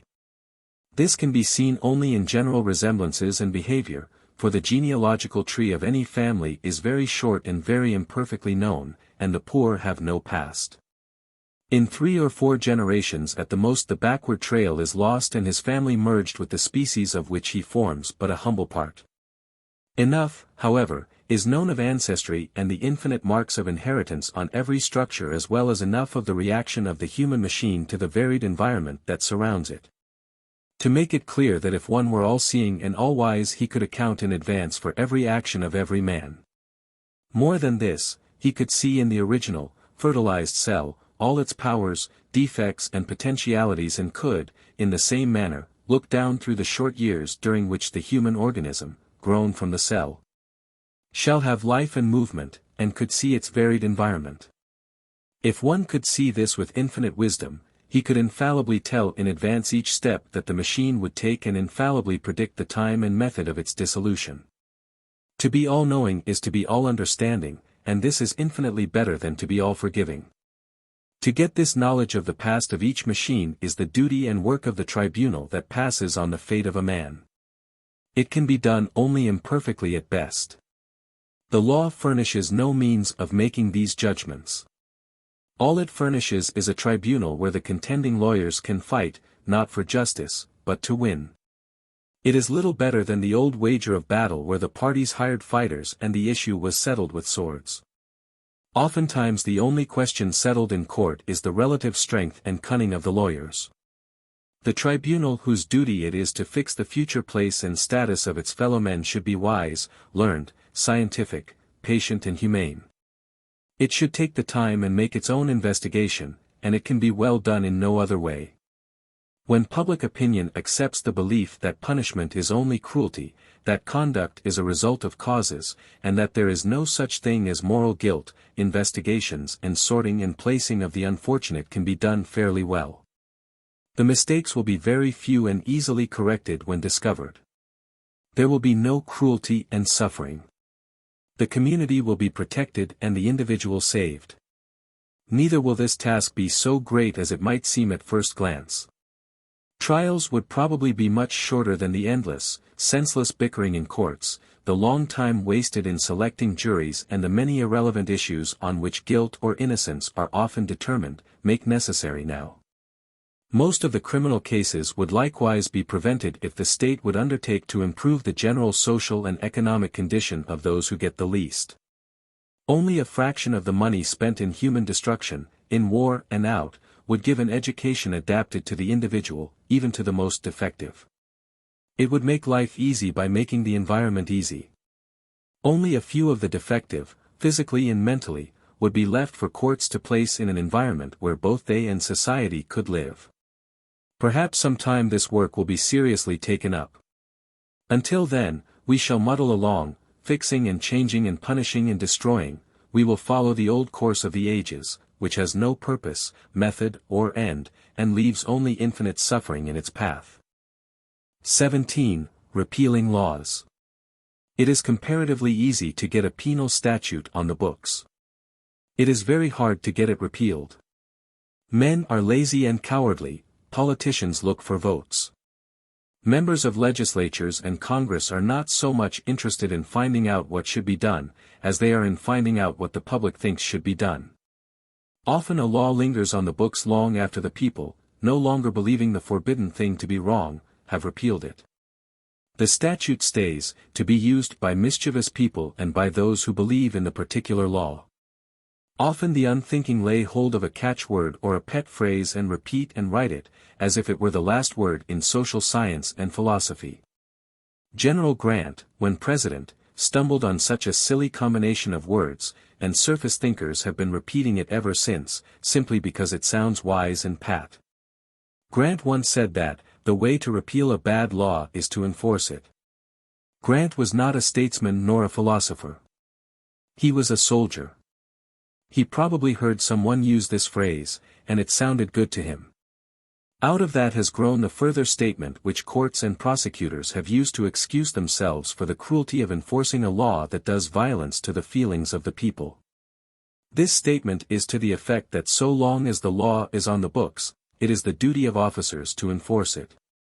The smallest investigation of the philosophy of law shows how silly and reactionary such statements are. One thing should be remembered. Laws really come from the habits, customs and feelings of the people, as interpreted or understood by legislative bodies. When these habits and customs are old enough they become the folkways of the people. Legislatures and courts only write them down. When the folkways change the laws change, even though no legislature or judge has recorded their repeal. Since Professor Sumner of Yale University wrote his important book, Folkways, there is no excuse for any student not knowing that this statement is true. As a matter of fact, no court ever enforced all the written laws, or ever would, or ever could. Only a part of the discarded criminal law is ever repealed by other laws. The rest dies from neglect and lack of use. It is like the rudimentary parts of the human anatomy. Man's body is filled with rudimentary muscles and nerves that, in the past, served a purpose. These were never removed by operations, but died from disuse. Every criminal code is filled with obsolete laws, some of them entirely dead, others in the course of dissolution. They cannot be repealed by statute so long as an active minority insists that they remain on the books. When the great mass no longer wants them, it is useless to take the trouble to repeal them. The fugitive slave law was never believed in and never obeyed, and it was openly violated and defied by the great mass of the people of the North. The 14th and 15th Amendments to the Federal Constitution, and the statutes passed to enforce them, providing political and civil equality for the black man, and forbidding discrimination on railroads, in hotels, restaurants, theaters and all public places, have never really been the law in any state in the Union. Their provisions have always been openly violated and no court would think of enforcing them, for the simple reason that public sentiment is against it. Laws condemning witchcraft and sorcery both in Europe and America did their deadly work and died, for the most part, without repeal. Sabbath laws of all sorts forbidding work and play and amusements are dead letters on the statute books of most states, in spite of many attempts to galvanize them into life. All kinds of revenue laws are openly violated. Most taxpayers of intelligence who own property violate the revenue law openly and notoriously, and all courts and officers as well as the public know it. Many laws which interfere with the habits, customs and beliefs of a large number of people, like the prohibition laws, never receive the assent of so large a percentage as to make people conscious of any wrong in violating them. And therefore people break them when they can. Often this class of laws is enforced upon offenders who believe the law is an unwarrantable interference with their rights, and thus causes convictions where no moral turpitude is felt. Every new crusade against crime not only sweeps away a large amount of work that has been slowly and patiently done toward a right understanding of crime, but likewise puts new statutes on the books which would not be placed there if the public were sane. When it does not do this, it increases penalties which work evil in other directions and awe courts, juries, governors and pardon boards, not only preventing them from listening to the voice of humanity and justice, but causing them to deny substantial rights and wreak vengeance and cruelty upon the weak and helpless. 18. Is crime increasing? The question is often asked, is crime increasing? Statistics of all kinds can be gathered on this subject. In the main they seem to show that crime is on the increase in most civilized countries. It is very unsafe to use statistics without at the same time considering all the questions on which conduct rests. An increase of crime, as shown by statistics, may mean that the records are kept more completely than in former times. It may mean temporary causes like bad times are adding to the number of arrests and convictions. It may mean new classifications. It may mean that figures are based on arrests instead of convictions. It may include misdemeanors with graver offenses. It may or may not include repeaters. Statistics in any field are useful, but usually for broad generalizations, and they must always be interpreted by men of experience who are not interested in the results. Still, on the whole, it is probable that statistics show that crime is on the increase. What have reason and human experience to say on the subject? We should always bear in mind that crime can never mean anything except the violation of law, when the violator is convicted, that it has no necessary reference to the general moral condition of man. Is the number of criminal convictions growing, and if so, why? In the first place, the criminal code is lengthening every year. When civilized man began making criminal codes, there were comparatively few things forbidden. The codes were largely made up of those acts which, in some form, have for ages been generally thought to be criminal. Religious beliefs, customs and habits were included in the penal statutes. So were such things as sorcery and witchcraft. Property was then not an important subject in man's activities. When the instinct to create and accumulate property began to rule life, the criminal code grew very rapidly. Complex business interests, combined with the constantly increasing value placed on property, were always calling for new statutes. The same tendency, indirectly, demanded still other statutes until at the present time this class of crimes makes up a large part of the criminal code and is growing steadily each year. Then too, the necessity of property has called for the violation of this part of the criminal code more than any other, and it has naturally caused a considerable increase of crime. Man in his social and political activities is ever weaving and bending and twisting back and forth. For a number of years the universal tendency, especially in America, has been toward what is called social control, the idea being that more and more people should be controlled in an increasing number of ways. Of course, if people are to be controlled they must be controlled by other people. This policy has been extended until we are ever pushing further into the regulation of the habits, customs, and lives of all the individual members of the community. The majority, when it has the power, has never hesitated to force its ways of living, its ideas, customs, and habits on the minority. The majority, when strong enough, has always assumed that it was right, and provided that others must live its way or not at all. The pendulum is now swinging far this way, as is evidenced by prohibition, the persistent campaign for Sunday laws, and the growing belief in social control as a means of changing and directing humanity. This has added to the criminal code and has increased the number of men in prisons. 2 statutes of recent date in most of the states are responsible for a very large increase in the number of convicts.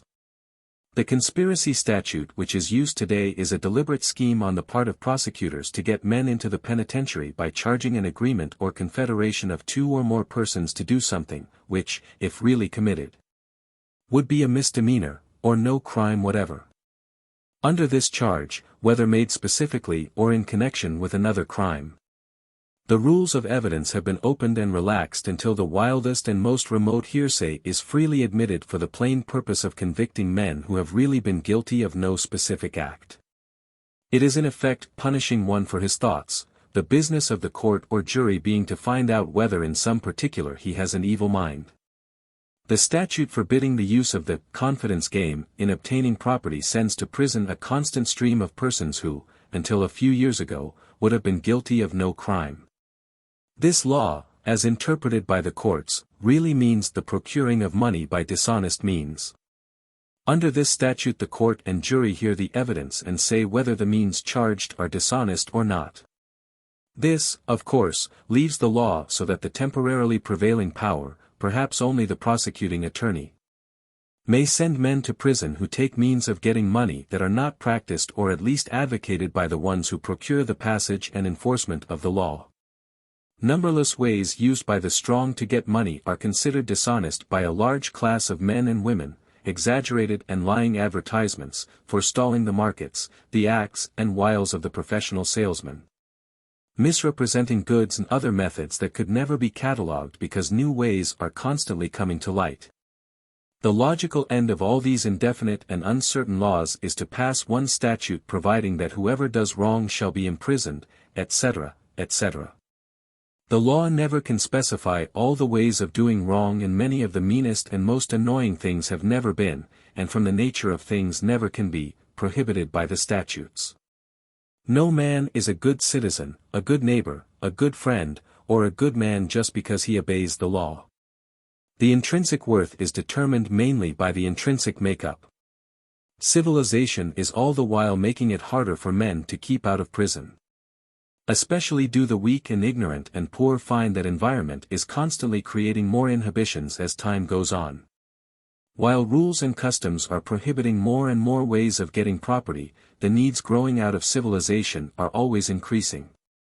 The simple inexpensive life of the past has given place to a more complex way of living, which calls for greater expense and harder work. It has created rivalry and jealousy to get the things that others have, and has placed men in a mad race with each other which often leads to jail or death. Students of biology are constantly noting the difficulty that hereditary human traits, which have been evolved for simple reactions and plain living, find in making the necessary adjustments to the extravagant demands and complicated environment of the present day. This departure from the old normal and simple environment, due largely to machinery and commerce, is not only destroying individual lives by the thousands, but is seriously threatening the whole social fabric. The creation of new courts, like boys' courts, juvenile courts, courts of domestic relations, moral courts, with their array of social workers, parole agents, watchers, etc., shows the growth of crime and likewise the hopelessness of present methods to deal effectively with a great social question. Numbers of people in our big cities are making their living from the abnormal lives of children. Whether they are doing good or not, or whether their service is unselfish, as much of it doubtless is, are both quite aside from the question. The important fact is that the present system brings no results and that the disease is growing. Instead of any considerable number of people taking hold of the question of crime, as physicians have taken hold of disease, and seeking to find its cause and to remove that cause. We content ourselves with prosecuting and punishing and visiting with misery and shame, not only the boys and girls, the men and women, who are the victims of life, but the large number of fathers, mothers, brothers, sisters, sons and daughters, whose lives are ruined by a catastrophe with which at least they had nothing to do. If a doctor were called in to treat a case of typhoid fever, he would probably find out where the patient got his milk supply and his drinking water and would have the well cleaned out to stop the spread of typhoid fever through infection. A lawyer called to treat the same kind of a case, legally speaking, would give the patient 30 days in jail, thinking that this treatment would effect a cure. If at the end of 10 days the patient were cured, he would nevertheless be kept in prison until his time was out. If at the end of 30 days the disease was more infectious than ever, the patient would be discharged and sent upon his way to spread contagion in his path. The transgression of organized society in the treatment of crime would not be so great if students and scientists had not long since found the cause of crime. It would be hard to name a single man among all the men of Europe and America who have given their time and thought to the solution of this problem, who has not come to the conclusion that crime has a natural origin, and that the criminal for the most part is the victim of heredity and environment. These students have pointed the way for the treatment of the disease, and yet organized government that spends its millions on prosecutions, reformatories, jails, penitentiaries and the like, has scarcely raised its hand or spent $1 to remove the cause of a disease that brings misery and despair to millions and threatens the destruction of all social organization. To the teaching of the student and the recommendations of the humane the mob answers back, give us more victims, bigger jails, stronger prisons, more scaffolds. Not only has the constant multiplication of penal laws helped without avail to fill jails, but the failure to repeal laws that are outgrown does its part. As already stated, there are many antisocial and annoying things that can be done without violating the law. This, no doubt, is responsible for some of the general statutes like that aimed at the confidence game that catches a victim when the crime is not clearly defined as in robbery, burglary, larceny, and the like. Still, it has been the general opinion of those who have studied crime and influenced the passage of penal laws, that criminal statutes should be clear and explicit so that all would know what they must not do. It is obvious that if one is to be punished simply for doing wrong, there could be no judges or juries or jailers condemning and punishing and no crowds shouting for vengeance. All do wrong and do it over and over again, and day by day. It is not only those specific things that the great majority think are wrong, but the graver offenses that are meant to be the subject of criminal codes. Of course, codes do not work out this way in practice. In effect, they forbid the things that the strongest forces of the community wish forbidden, things which may or may not be the gravest and most antisocial acts, but which at least seem to the strong to be most hostile to their interests and ruling emotions. 19. Medical experts. So long as the ordinary ideal of punishment prevails, a crime must consist of an act coupled with an intent to do the thing, which probably means an intent to do evil. This is no doubt the right interpretation of intent, although cases can be found, generally of a minor grade, which hold that evil intent is not necessary to the crime. Under the law as generally laid down, insanity is a defense to crime when the insanity is so far advanced as to blot out and obliterate the sense of right and wrong or render the accused unable to choose the right and avoid the wrong. Of course, legal definitions of scientific terms, processes, or things, do not ordinarily show the highest wisdom. It is safe to say that few judges or lawyers have ever been students of insanity, of the relation of will to conduct, or of other questions of science or philosophy. Each man confines himself to his field of operation, and the love of living does not induce him to go far from the matter in hand, which to him means the base of supplies. The insane are exempted from punishment for crime on the ground that they are not able to prepare and attend to their cases when placed on trial, and on the further ground that their free will is destroyed by disease or something else. And therefore they could form no intent. In another place I have tried to point out the fact that the acts of the sane and the insane are moved by like causes, but this is not the theory of the law. Insanity is often very insidious. Many cases are easily classified, but there is always the border line, the twilight zone, which is sure to exist in moral questions and in all questions of human conduct, and this is hard to settle. It is generally determined by the feelings of a jury, moved or not by the prejudice of the public, depending on whether the community has been lashed or persuaded to take a hand in the conduct of the case. Lawyers and judges are not psychologists or psychiatrists, neither are juries. Therefore the doctor must be called in. As a rule, the lawyer has little respect for expert opinion. He has so often seen and heard all sorts of experts testify for the side that employs them and give very excellent reasons for their positive and contradictory opinions, that he is bound to regard them with doubt. In fact, while lawyers respect and admire many men who are expert witnesses, and while many such men are men of worth, still they know that the expert is like the lawyer. He takes the case of the side that employs him, and does the best he can. The expert is an everyday frequenter of the courts. He makes his living by testifying for contesting litigants. Of course, scientific men do not need to be told that the receipt of or expectation of a fee is not conducive to arriving at scientific results. Every psychologist knows that, as a rule, men believe what they wish to believe and that the hope of reward is an excellent reason for wanting to believe. It is not my intention to belittle scientific knowledge or to criticize experts beyond such general statements as will apply to all men. I have often received the services of medical experts when valuable time was given without any financial reward, purely from a sense of justice. But all men are bound to be interested in arriving at the conclusion they wish to reach.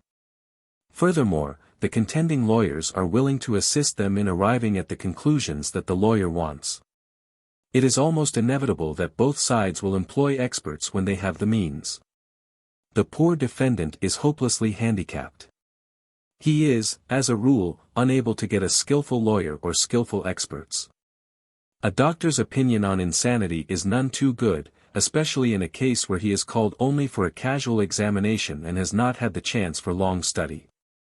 The doctor for the prosecution may find that the subject can play cards and talk connectedly on most things, and as he is casually visiting him for a purpose, he can see no difference between him and other men. This may well be the case and still have little to do with insanity. Experts called for the defense cannot always be sure that the patient truthfully answers the questions. A doctor must make up his mind from examining the patient, except so far as hypothetical questions may be used. In all larger cities, certain doctors are regularly employed by the prosecution. While it would be too much to say that they always find the patient sane, it is safe to say that they nearly always do. Especially is this true in times of public clamor, which affects all human conduct.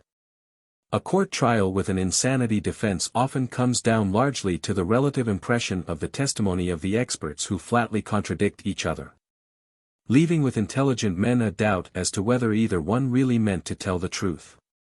The jury knows that they are paid for their opinions and regards them more or less as it regards the lawyers in the case. It listens to them but does not rely upon their opinions. Expert testimony is always unsatisfactory in a contested case. Under present methods, it can never be any different. There is another danger: juries do not know the difference in the standing, character, and attainments of doctors, so the tendency is always to find the man who will make the best appearance and testify the most positively for his side. This is unfair to the expert, unfair to science, and unfair to the case. The method for overcoming this difficulty that has received most sanction from students is that experts shall be chosen by the state and appear for neither side. This, like most other things, has advantages and disadvantages.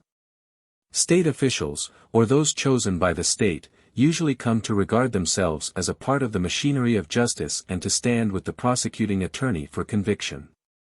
It will most likely be the same with state defenders. No one who really would defend could be elected or could be appointed, and it would work out in really having two prosecutors, one nominally representing the defense. A defendant should be left to get any lawyer or any expert he wishes. No one can be sure that the state expert will be better than the others.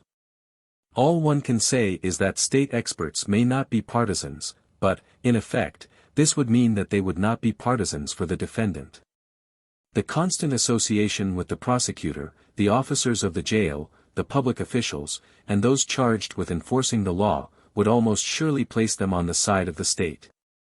Such men must be elected or appointed by some tribunal. This brings them to the attention of the public and makes them dependent on the public. The expert's interest will then be the same as the interest of the prosecutor and the judge. The prosecuting attorney is not a partisan. His office is judicial. He is not interested in convicting or paid for convicting, and yet, no sane person familiar with courts would think that the defendant could be safely left in his hands. Assuming he is honest, it makes little difference. Almost no prosecutor dares do anything the public does not demand. Neither, as a rule, has he training nor interest to study any subject but the law. The profounder and more important matters affecting life and conduct are a sealed book which he could not open if he would. Very soon under our political system the expert business would gravitate into the hands of politicians, the last group that should handle any scientific problem. I am free to confess the difficulties of the present system, but some other way may be even worse. It must always be remembered that this country is governed by public opinion, that public opinion is always crude, uninformed and heartless. In criminal cases there is no time to set it right. The position of the accused is hard enough at best. He is really presumed guilty before he starts. Every lawyer employed to any extent in criminal practice knows that in an important case his greatest danger is public opinion. He would not take the officers and attaches of the court as jurors, although they might be good men, for their interest and psychology would be always for conviction. If defendants were not regarded as moral delinquents, if the examination implied no moral condemnation, if it was only a scientific investigation as to where to place him if he is antisocial, if public opinion supported this view, then experts should be appointed by the court. On this phase of the case there would be little need of experts. I would be willing to go further and say that then, too, the partisan lawyer, the hired advocate, should disappear. The machinery of justice would be all sufficient to take care of the liberties of every man, to give him proper treatment in disease, to restore him to freedom when safe, and, when that time does come, the unseemly contest in courts will disappear. And justice, tempered with mercy, will have a chance. XX. Punishment. Assuming that man is justified in fixing the moral worth of his fellow, that he is justified in punishment for the purpose of making the offender suffer. And that these punishments according to the degree of severity will in some way pay for or make good the criminal act or protect or help society or prevent crime or even help the offender or someone else. What finally is the correct basis of fixing penalties? No science, experience, or philosophy and very little humanity has ever been considered in fixing punishments. The ordinary penalties are first, fines, which generally penalize someone else more than the victim. These with the poor mean depriving families and friends of sorely needed money, and the direct and indirect consequences are sometimes small and sometimes very great. These can be readily imagined. If instead of fines a prison sentence is given, a sort of decimal system has been worked out by chance or laziness or symmetry of figures. Certainly it has been done wholly regardless of science, for there is no chance to apply science when it comes to degrading men and taking away a portion of their lives. Generally 10 days is the shortest. From this the court goes to 20, then 30, then 60, then 3 months, then 6 months, then 1 year. Why not 11 days? Why not 24 days? Why not 40 days? Why not 70 days? Why not 4 months or 5, or 8 or 9 or 10 months? Is there no place between 6 months in jail and a year in jail?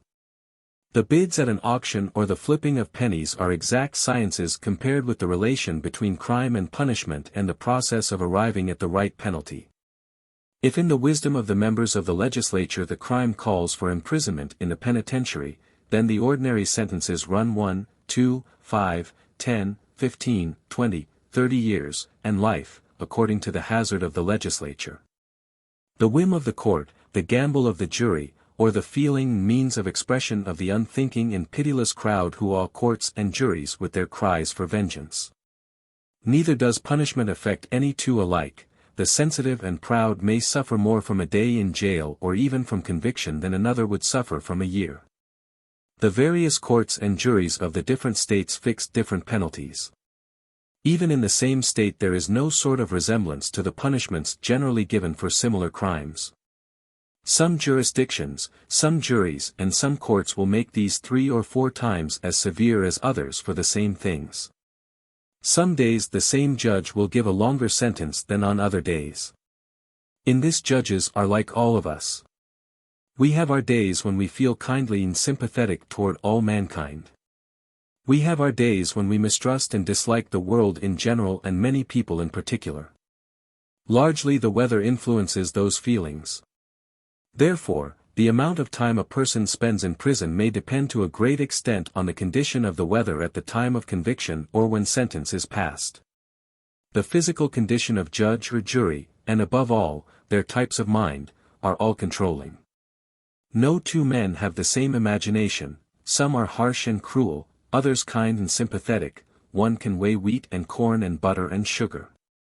One can measure water and molasses and gasoline.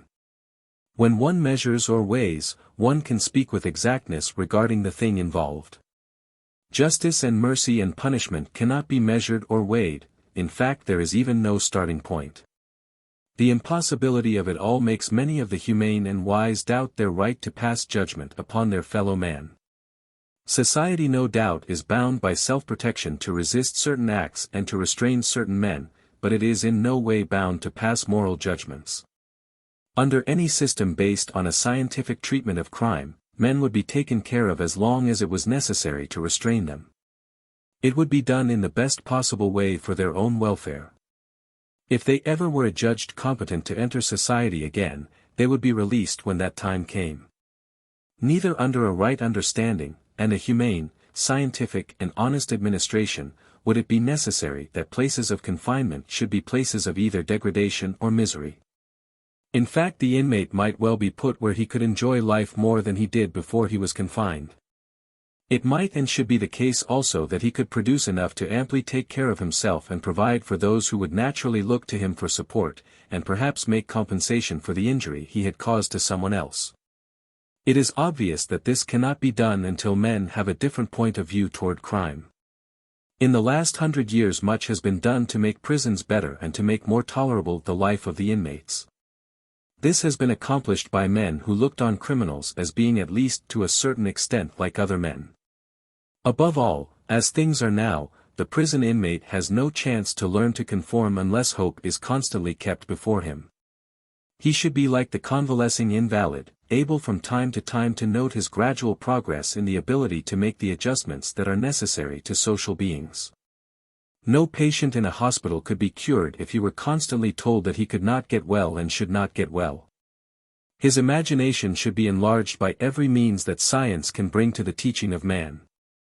First of all there must be individual treatment. No one would think of putting hundreds or thousands of the ill or insane into a pen, giving them numbers, leaving them so that no capable person knows their names, their histories, their families, their possibilities, their strength or their weaknesses. Every intelligent person must know that this would inevitably lead to misery and death. The treatment of men in prison is a much more difficult problem than the care of the physically diseased. It requires a knowledge of biology, of psychology, of hygiene, of teaching and of life. It needs infinite patience and sympathy, it needs thorough acquaintance and constant attention. It is a harder task than the one that confronts the physician in the hospital, because the material is poorer, the make is more defective, and the process of cure or development much slower and not so easily seen. No person is entirely without the sympathetic, idealistic and altruistic impulses, which after all are the mainsprings of social adaptation. Probably these innate feelings can be found in prisoners as generally as in other men. It is the lack of these qualities that often keeps men outside the jail. They get by where kindly and impulsive men fail. A large part of the crime, especially of the young, comes from the desire to do something for someone else and from the ease with which persons are led or yield to solicitation.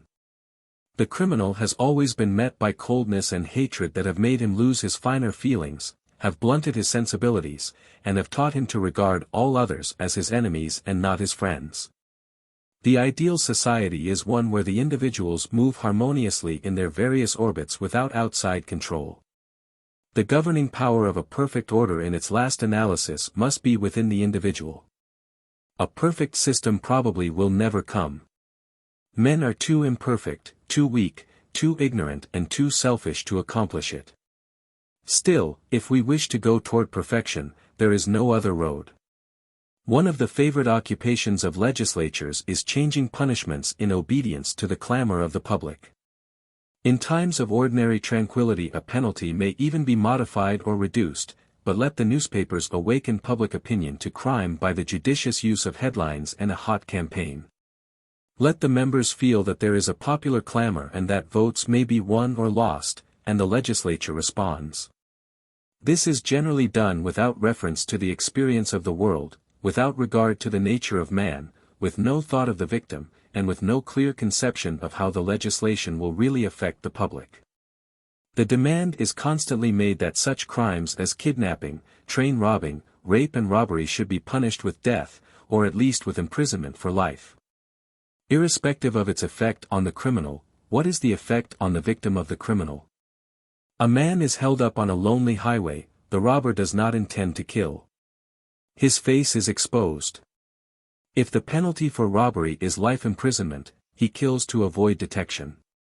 If it is death, he kills even before he robs. The same thing operates in rape, in burglary, and in other crimes. In all property crimes not only is no killing intended or wanted, but precautions are taken to guard against killing. All laws to make drastic penalties should really be entitled, "An Act to Promote Murder." Making penalties too drastic destroys the effect meant to be produced. Public clamor does not last forever. Men grow tired of keeping their tongues wagging on the same subject all the time. A state of frenzy is abnormal, and when it subsides the temperature not only goes back to normal, but as far below as it has been above. When the fury has spent itself, jurors regain some of their human feeling and refuse to convict. History has proved this over and over again, and still politicians always seek to ride into power on the crest of the wave. When the wave moves back, they can easily go back with it. Even if the severe punishments should be continued without abatement, these soon lose their power to terrify. Communities grow accustomed to hangings, they get used to life sentences and long imprisonments, and the severity no longer serves to awe. The cruelty serves only as a mark of the civilization of the day. Some day, perhaps, a wiser and more humane world will marvel at our cruelty and ignorance, as we now marvel at the barbarity of the past. XXII. The effect of punishment on others. The ordinary man who hears of a crime hates the criminal and wants him to suffer. He does not picture the malefactor as a man who, for some all-sufficient reason, has committed a dreadful act. Still less does he ask, has he a father or mother, a wife or children, brothers or sisters, and how are these affected by his deed? No one can intelligently deal with the criminal without considering these. Practically no inmate of a prison stands alone. He is a member of a family or small social group, and inevitably the interests of these others are more or less closely bound up with his. If punishment is justified for its influence on society, these must be taken into account with the other members of the social organization. The criminal, it must be remembered, is almost always poor. He has a mother, brothers and sisters, wife or children, dependent for support to a large extent upon his casual earnings. He is placed in jail or the penitentiary, and the family must make new adjustments to life. The mother or wife may go to work at hard labor for a small return, the children may be taken out of school and sent to stores or factories, be condemned to lives of drudgery that will often lead to crime. The family may be broken up and scattered through institutions and the poorest shelters. A complete transformation for the worse almost always comes over the home. It is safe to say that at least 3 or 4 are closely touched by the misfortune of every one. These lives must be readjusted, and the chances are that the new adjustments will not be equal to the old, if for nothing else than because the conviction is a serious handicap in their struggles. Let anyone go to a city jail on a visiting day and see the old mothers, the stunned and weeping wives, the little children, down to babes in arms, who crowd around the corridors to get a look at the man behind the bars. To them at least he is a human being with feelings and affections, with wants and needs. All of these can recount his many good qualities which the world cannot see or know. Their first step is to borrow or to sell what they can to provide means for his defense. Everything else is cast aside. Day after day they visit the jail and the lawyer, contriving means to save liberty or life. When the trial comes, they watch through its maze in a dazed, bewildered way. They know that the man they love is not the one who is painted in the courtroom, and at least to them he is not. If he is convicted and goes to prison for a term of years, then month by month the faithful family goes to see him for an hour in the prison, visiting across the table in open view of guards and others as unfortunate as they. The family follows all sorts of advice and directions and seeks out many hopeless clues for men of influence and position who can unlock prison doors. The weeks run into months and the months into years, and still many of them keep up their hopeless vigil. Some are driven to drudgery, some to crime, some to destruction for the man whom the state has punished that society may be improved. It is safe to say that the state ruins at least one other life for every victim of the prison. No provision is made for the dependent families of the wretched man. Ruthlessly society sends the man to prison and sees the daughter leave school, a mere child, and go to work. What becomes of her it does not know or care. It seems not to know that she exists. The state sees the convict's boy working at casual tasks and growing up on the streets, while his father is paying the penalty of his act. He may on this account follow his father to jail, it is not society's concern. Assuming that an offender must be confined for the protection of society, as some no doubt must be, still the effect on the family and how to prevent its destruction should be among the first concerns in the disposition of the case. XXII, Evolution of Punishment. Among primitive peoples the penal code was always short. Desire for property had not taken possession of their emotions. Their lives were simple, their adjustments few, and there was no call for an elaborate code of prohibited acts. Their punishments were generally simple, direct and severe, usually death or banishment, which often meant death, sometimes maiming and branding, so that the offender might serve as a constant warning to others. Primitive peoples early asked questions about their origin and destiny. The unknown filled most of the experiences of their lives. The realm of the known was very small. They had no idea of law and system, of cause and effect. They early began evolving religious ideas. The manifestations of nature, the mystery of birth, the fear of death, the phenomena of dreams, the growth and harvesting of crops, all of these were beyond their understanding. They peopled the earth with gods to be propitiated and appeased. Everything was the act of a special providence. From early times religion and witchcraft furnished the chief subjects for the criminal code. The penalties for the violation of the code were always severe, generally death, and by the most terrorizing ways. No other crime could be so great as to arouse the anger of the gods, and naturally no other conduct should demand so severe a penalty as calling down the wrath of the gods. This would fall not only upon the offending man, but upon the community of which he was a part. Even as man developed in knowledge and civilization, this sort of crime continued to furnish the greater proportion of victims and the most cruel punishments. Torture of the most fiendish sort was evoked to catch offenders and extort confessions. Difference of religious opinions was the worst crime. The Inquisition became an established thing. Sometimes a nation was almost wiped out that heretics should be killed and heresies destroyed. The heretic was the one who did not accept the prevailing faith. The list of victims of punishment on account of religion, witchcraft, sorcery and kindred laws has in the past no doubt been larger than for any other charges. This kind of laws always called out the greatest zeal in their enforcement. To the religious enthusiast nothing else was of equal importance. It involved not only the life of man on earth but his life through all eternity. Our statutes today are replete with such crimes, but the punishments have been lessened and, as a rule, communities will not enforce them. But laws against blasphemy, working on Sunday, and Sunday amusements of all sorts, are still on the books and enforced in some places. A large organization and an influential and aggressive part of the Christian Church are insisting that these laws shall be enforced to the limit and that still others shall be placed among the statutes of the several states. The methods of inflicting the death penalty have been various, the favorite ways being burning, boiling in oil, boiling in water, breaking on the rack, smothering, beheading, crucifying, stoning, strangling and electrocuting. Until the middle of the last century they were carried out in the presence of the multitude so that all might be warned by the example. The number of crimes for which death and bodily torture have been the punishment can scarcely be recorded, and if they could it would be of no value. They would run into the hundreds and probably the thousands. A large part of these crimes are now obsolete. Doubtless more men have been executed for crimes they did not commit and could not commit than for any real wrong of which they were guilty. Prisons came into fashion later than the death penalty, and as a form of punishment have gradually come to take the place of most death penalties. Prisons in the past have been loathsome places and not much better than death. Prisoners have been packed together so closely that life was almost impossible. To incarcerate victims in prisons has brought terrible punishment not only on the prisoners and their families, but indirectly on the state. No doubt through the years prisons have been gradually improved.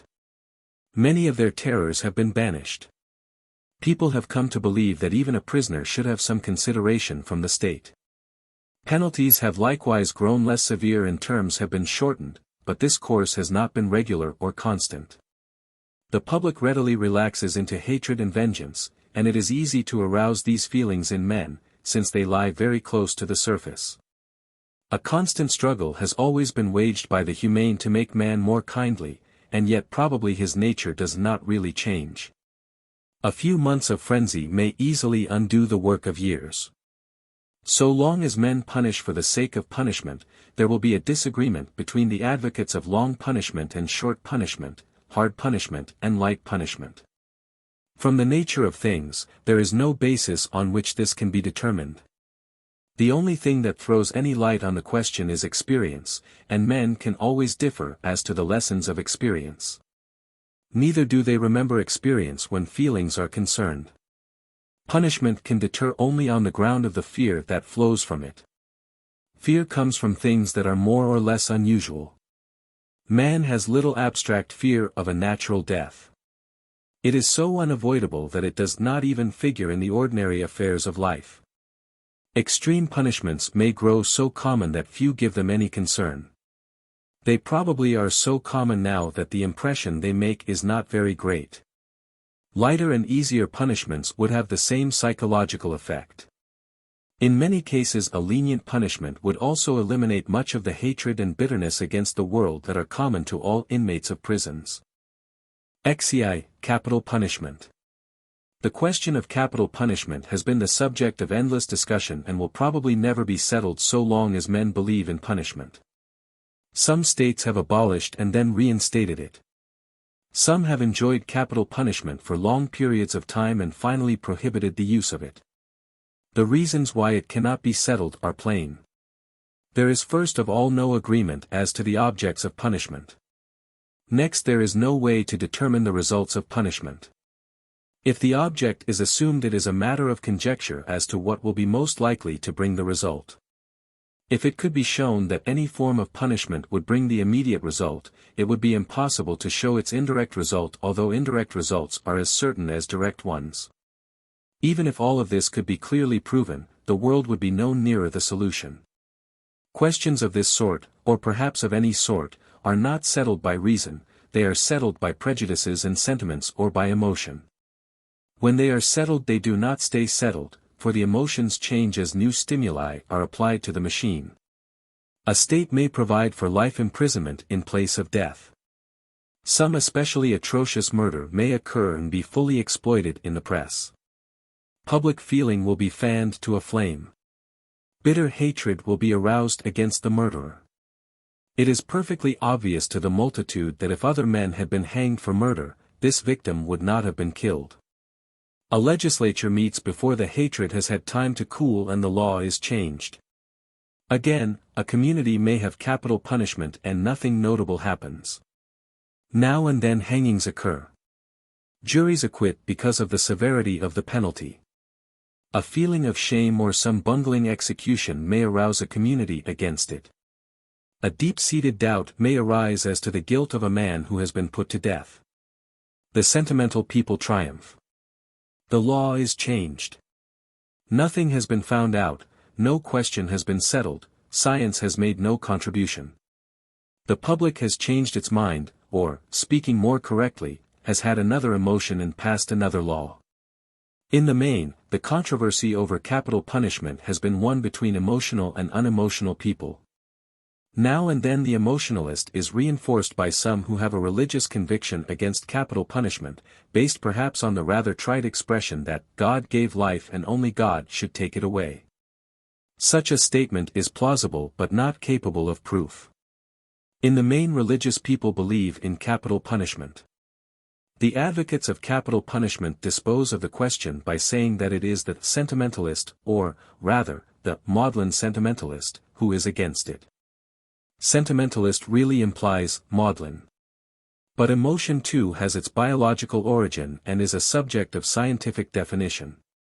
A really sentimental person, in the sense used, is one who has sympathy.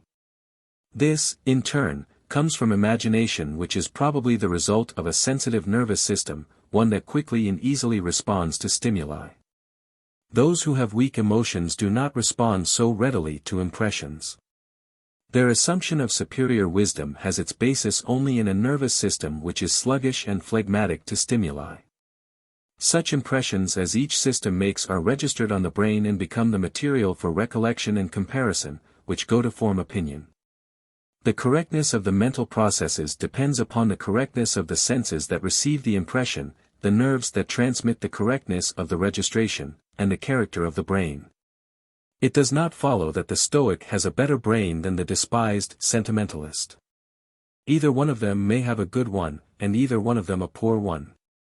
Still, charity and kindliness probably come from the sensitive system which imagines itself in the place of the object that it pities. All pity is really pain engendered by the feelings that translate one into the place of another. Both hate and love are biologically necessary to life and its processes. Many people urge that the penalty of imprisonment for life would be all right if the culprit could be kept in prison during life, but in the course of time he is pardoned. This to me is an excellent reason why his life should be saved. It is proof that the feeling of hatred that inspired judge and jury has spent itself and that they can look at the murderer as a man. Which decision is the more righteous, the one where hatred and fear affect the judgment and sentence, or the one where these emotions have spent their force? Everyone who advocates capital punishment is really ashamed of the practice for which he is responsible. Instead of urging public executions, the most advanced and sensitive who believe in killing by the state are now advocating that even the newspapers should not publish the details and that the killing should be done in darkness and silence. In that event no one would be deterred by the cruelty of the state. That capital punishment is horrible and cruel is the reason for its existence. That men should be taught not to take life is the purpose of judicial killings. But the spectacle of the state taking life must tend to cheapen it. This must be evident to all who believe in suggestion. Constant association and familiarity tend to lessen the shock of any act however revolting. If men regarded the murderer as one who acted from some all-sufficient cause and who was simply an instrument in an endless sequence of cause and effect, would anyone say he should be put to death? It is not easy to estimate values correctly. It may be that life is not important. Nature seems extravagantly profligate in her giving and pitiless in her taking away. Yet death has something of the same shock today that was felt when men first gazed upon the dead with awe and wonder and terror. Constantly meeting it and seeing it and procuring it will doubtless make it more commonplace. To the seasoned soldier in the army it means less than it did before he became a soldier. Probably the undertaker thinks less of death than almost any other man. He is so accustomed to it that his mind must involuntarily turn from its horror to a contemplation of how much he makes out of the burial. If the civilized savages have their way and make hangings common, we shall probably recover from some of our instinctive fear of death and the extravagant value that we place on life. The social organism is like the individual organism, it can be so often shocked that it grows accustomed and weary and no longer manifests resistance or surprise. So far as we can reason on questions of life and death and the effect of stimuli upon human organisms, the circle is like this: frequent executions dull the sensibilities toward the taking of life. This makes it easier for men to kill and increases murders, which in turn increase hangings, which in turn increase murders, and so on, around the vicious circle. In the absence of any solid starting point on which an argument can be based. In the absence of any reliable figures, in the absence of any way to interpret the figures, in the absence of any way to ascertain the indirect results of judicial killings, even if the direct ones could be shown. In the impossibility through life, experience or philosophy of fixing relative values, the question must remain where it has always been, a conflict between the emotional and unemotional, the sentimental and the stolid. The imaginative and the unimaginative, the sympathetic and the unsympathetic. Personally, being inclined to a purely mechanistic view of life and to the belief that all conduct is the result of certain stimuli upon a human machine, I can only say that the stimuli of seeing and reading of capital punishment, applied to my machine, is revolting and horrible. Perhaps as the world improves, the sympathetic and imaginative nature will survive the stolid and selfish. At least one can well believe that this is the line of progress if there shall be progress, a matter still open to question and doubt. XVIII. Stigmata of the criminal. Lombroso and others have emphasized the theory that the criminal is a distinct physical type. This doctrine has been so positively asserted and with such a show of statistics and authority, that it has many advocates. More recent investigations seem to show conclusively that there is little or no foundation for the idea that the criminal is a separate type. Men accustomed to criminal courts and prisons cannot avoid being impressed with the marks of inferiority that are apparent in prisoners. Most prisoners are wretched and poorly nourished, wear poor clothes and are uncared for and unkempt. Their stunted appearance is doubtless due largely to poor food, the irregularity of nourishment, and the sordidness of their lives in general. One also imagines that a prisoner looks the part, and in his clothes and surroundings he generally does. It is hard for a prisoner to look well-groomed, he has neither the opportunity nor the ambition to give much attention to his personal appearance. The looks of the prisoners are of little value. Nothing but actual measurements could give real information, and these do not sustain the theory of their being different from other men. It is not possible to see how the criminal can be of a distinct physical type. Criminality exists only in reference to an environment. One cannot be born a criminal. One may be, and often is, born with such an imperfect equipment that he cannot make his adjustments to life, and soon falls a victim to crime and disease. All that a physical examination could do would be to show the strength or weakness of the body and its various organs. What may befall him will depend partly on the kind and quality of his mind and nervous system, and partly on the physical structure and the kind of experiences that life holds in store for him. No doubt thorough psychological examinations would reveal something of the brain, just as physical examinations certainly would determine the strength and capacity of the body. This would be of material aid in determining the kind of environment that should be found for the individual, and if such environment could be easily found it would avert most of the calamities which beset the path of the youth. Something can be told of a person's character from his eyes, the expression of the face and the contour of the head, but this information is very misleading as our everyday experience shows. It is not necessary to find stigmata in the prisoner to know that he was born the way he is. One's character must be fixed before birth whether nature marks it on one's head or not. Likewise every particle of matter moves from stimuli and obedience to law, regardless of whether it shows in the face or not. The strong are no more exempt from the law than the weak. All the difference is that they can longer and more easily avoid disaster. Everyone is in the habit of forming a hasty opinion of another by reading his face and noting his expression. But the indication given by facial expression is mainly the product of the life that has been lived, and tells something of the part that the hidden emotions have played on the body. It has been generally believed that mind has its seat in the brain and the nervous system. Later investigations, however, seem to show that it is the product of the whole physical organism. There is no chance to measure or weigh or still less assay the qualities of the machine. It is certain that the quality of the mind depends very little upon either the contour or size of the skull.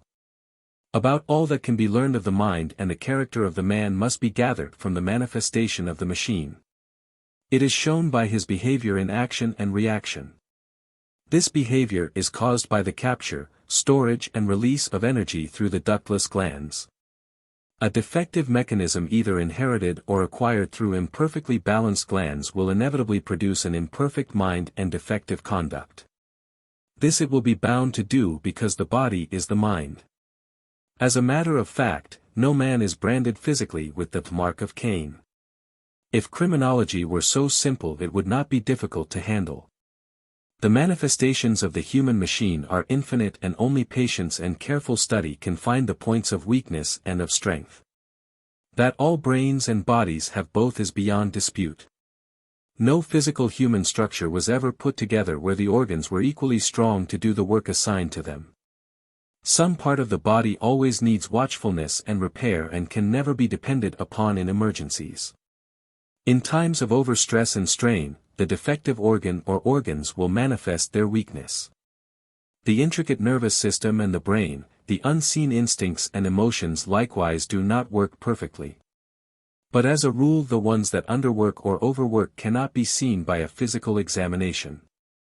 It generally requires great subtlety to find them, and careful treatment and environment to make the machine work fairly well in spite of these imperfections. This could be provided. In most cases the machine could be placed in an environment where it would work fairly well, but instead of this all the effort that is made to keep the machine in shape is a threat of the jail if it goes wrong. It is then left to run itself without help or assistance of any kind. While examinations of the head do not show marked differences between prisoners and others, a great distinction is seen between the general proportion and the degrees of nourishment of prisoners and those not accused of crime. Nothing is more common than the weak and underfed condition of the delinquent and the criminal. This needs no expert examination. It is obvious to all. The poor, scanty clothes and personal belongings corroborate the fact that the accused is poor and has not enough to eat or wear, nor anything but the most scanty shelter. In addition to these facts, he is almost always ill. A report recently published, based on investigations by a special committee of the New York State Commission of Prisons, shows that in the New York Reformatory only 8% passed the required physical examination. In the penitentiary, where the average age was higher, only 5% passed the test. In the workhouse, the home of the down and outs, only 1% passed. The health tests employed were those for admission to the army. It was likewise found by the same commission that of those in good health or fair physical condition, 85% were self-supporting, while only 18% of those in poor physical condition took care of themselves. Disease and ill health, when found so generally, are in themselves indications of a defective system, and such machines are constantly exposed to temptation. Their needs are ever present and their poverty great. Sickness and disease weaken or destroy such inhibitions as the unfortunate are able to build up, and they readily yield to crime. XXV The good in criminals. The criminal is confronted in court with an indictment charging him with a violation of the law. He is a human being, like all others, neither perfect nor entirely worthless. He has some tendencies and inclinations which the world calls good for lack of a better term, and some that it calls bad for the same reason. In this he is like the jury and the judge. The strength of the different tendencies is not the same in any two machines. The judge and jury are interested in determining whether he is good or bad, that is, better or worse than they themselves. In theory he is tried on the charges contained in the indictment. In most cases by a constant stretching of the rules of evidence his whole life may be involved. That is, proof may be offered of any act of delinquency that constituted a violation of the law, if in any way similar, or in any way connected with the one charged in the indictment. He cannot meet these charges by proving the acts of kindness and charity and real worth that are rarely absent in any life. The proceedings show how bad he is, not how good. He may be able to call witnesses to show that up to the time of the bringing of the indictment his reputation for honesty was good. But he cannot show that he supported his grandmother, or helped his aunt, or educated his younger brother, or gave his money to the poor. All the good is irrelevant to the issue. This does not prove that he did not commit the act. It might clearly prove whether on the whole he should go to jail. Through this process he feels that the law and proceedings are unfair and that he is condemned, when, in fact, he is as good as those who judge him. Neither can he show the circumstances that hedged in his way nor the equipment with which he entered life. Under the legal theory that he is the captain of his soul, these are not material to the issue. Neither can he show the direct motive that caused the conduct. It may have been a motive that was ideal, but the question involved is, did he violate the law? He is convicted and sent to prison. As a rule, he will sometime be turned back into the world. He needs careful treatment, involving instruction and an appeal to that part of his nature which may awaken sympathies and produce emotions that will make him more of a social being on his return to the world.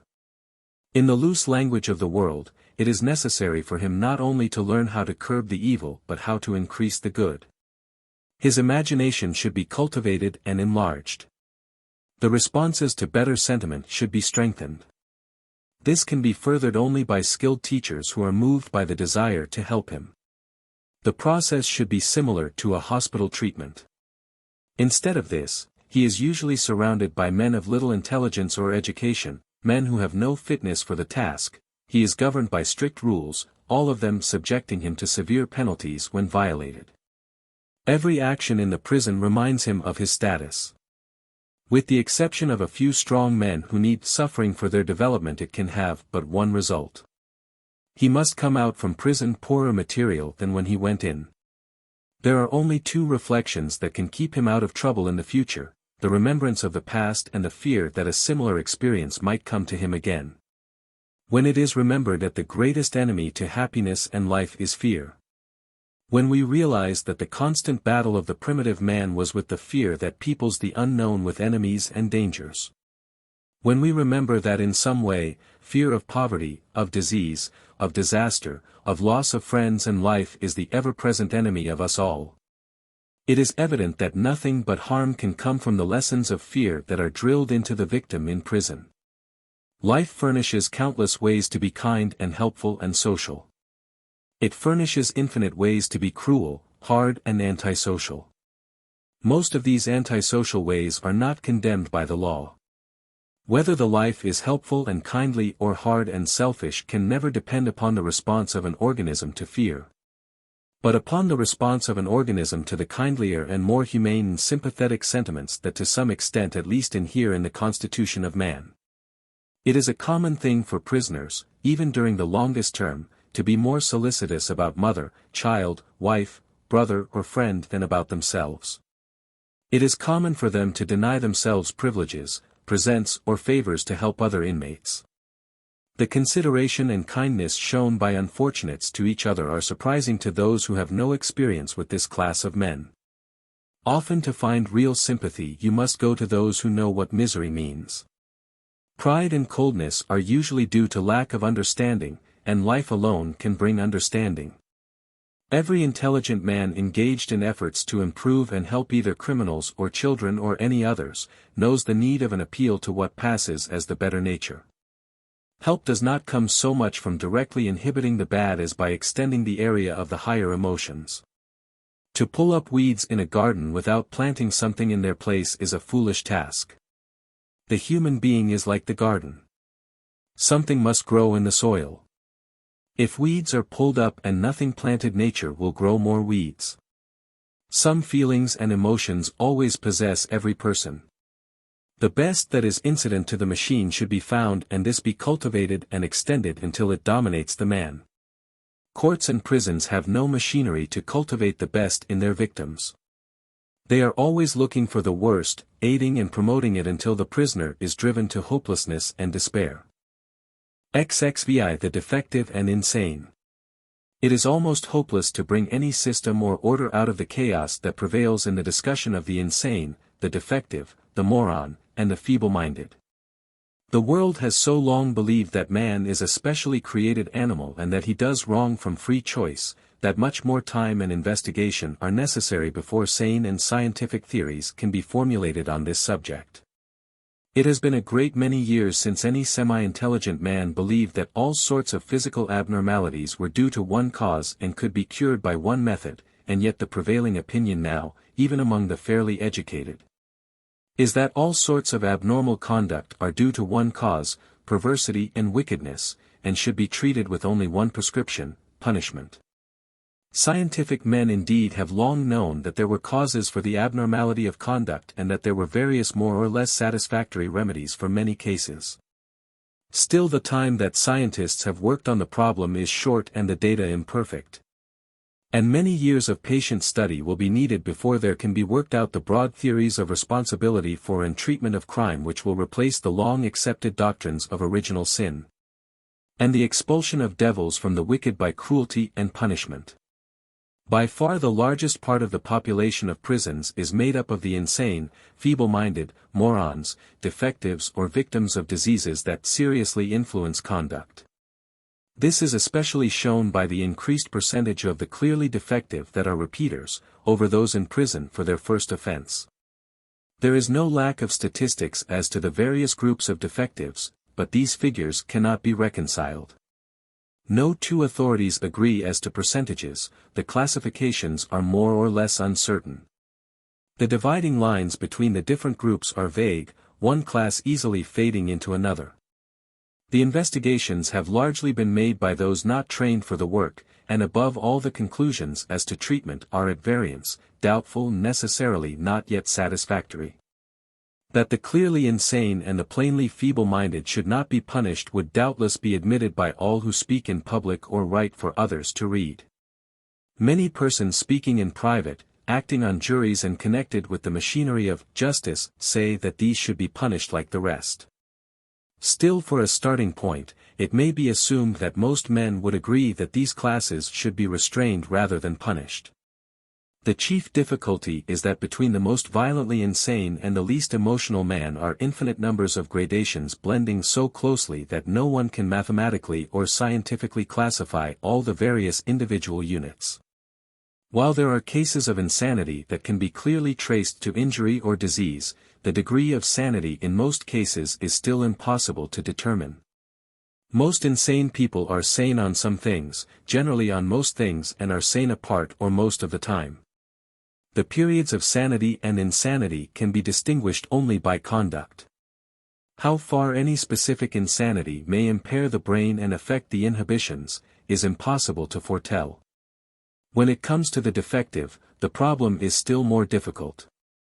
No two persons have the same degree of intelligence. Some are clearly lacking in mentality. Others are manifestly intelligent. The great mass range all along between these extremes. Various arbitrary rules have been laid down to aid in classifying different grades of defectives. Generally, the feeble-minded can be sorted out. The defectives are supposed, if young, to be 2 years or more below the normal scholar in development, if older, 3 or more below. Their standing is fixed by asking certain test questions. Furthermore, a list of questions has been commonly used for an intelligence test. These queries have nothing to do with the school work of the child, but are supposed to reveal only his native intelligence.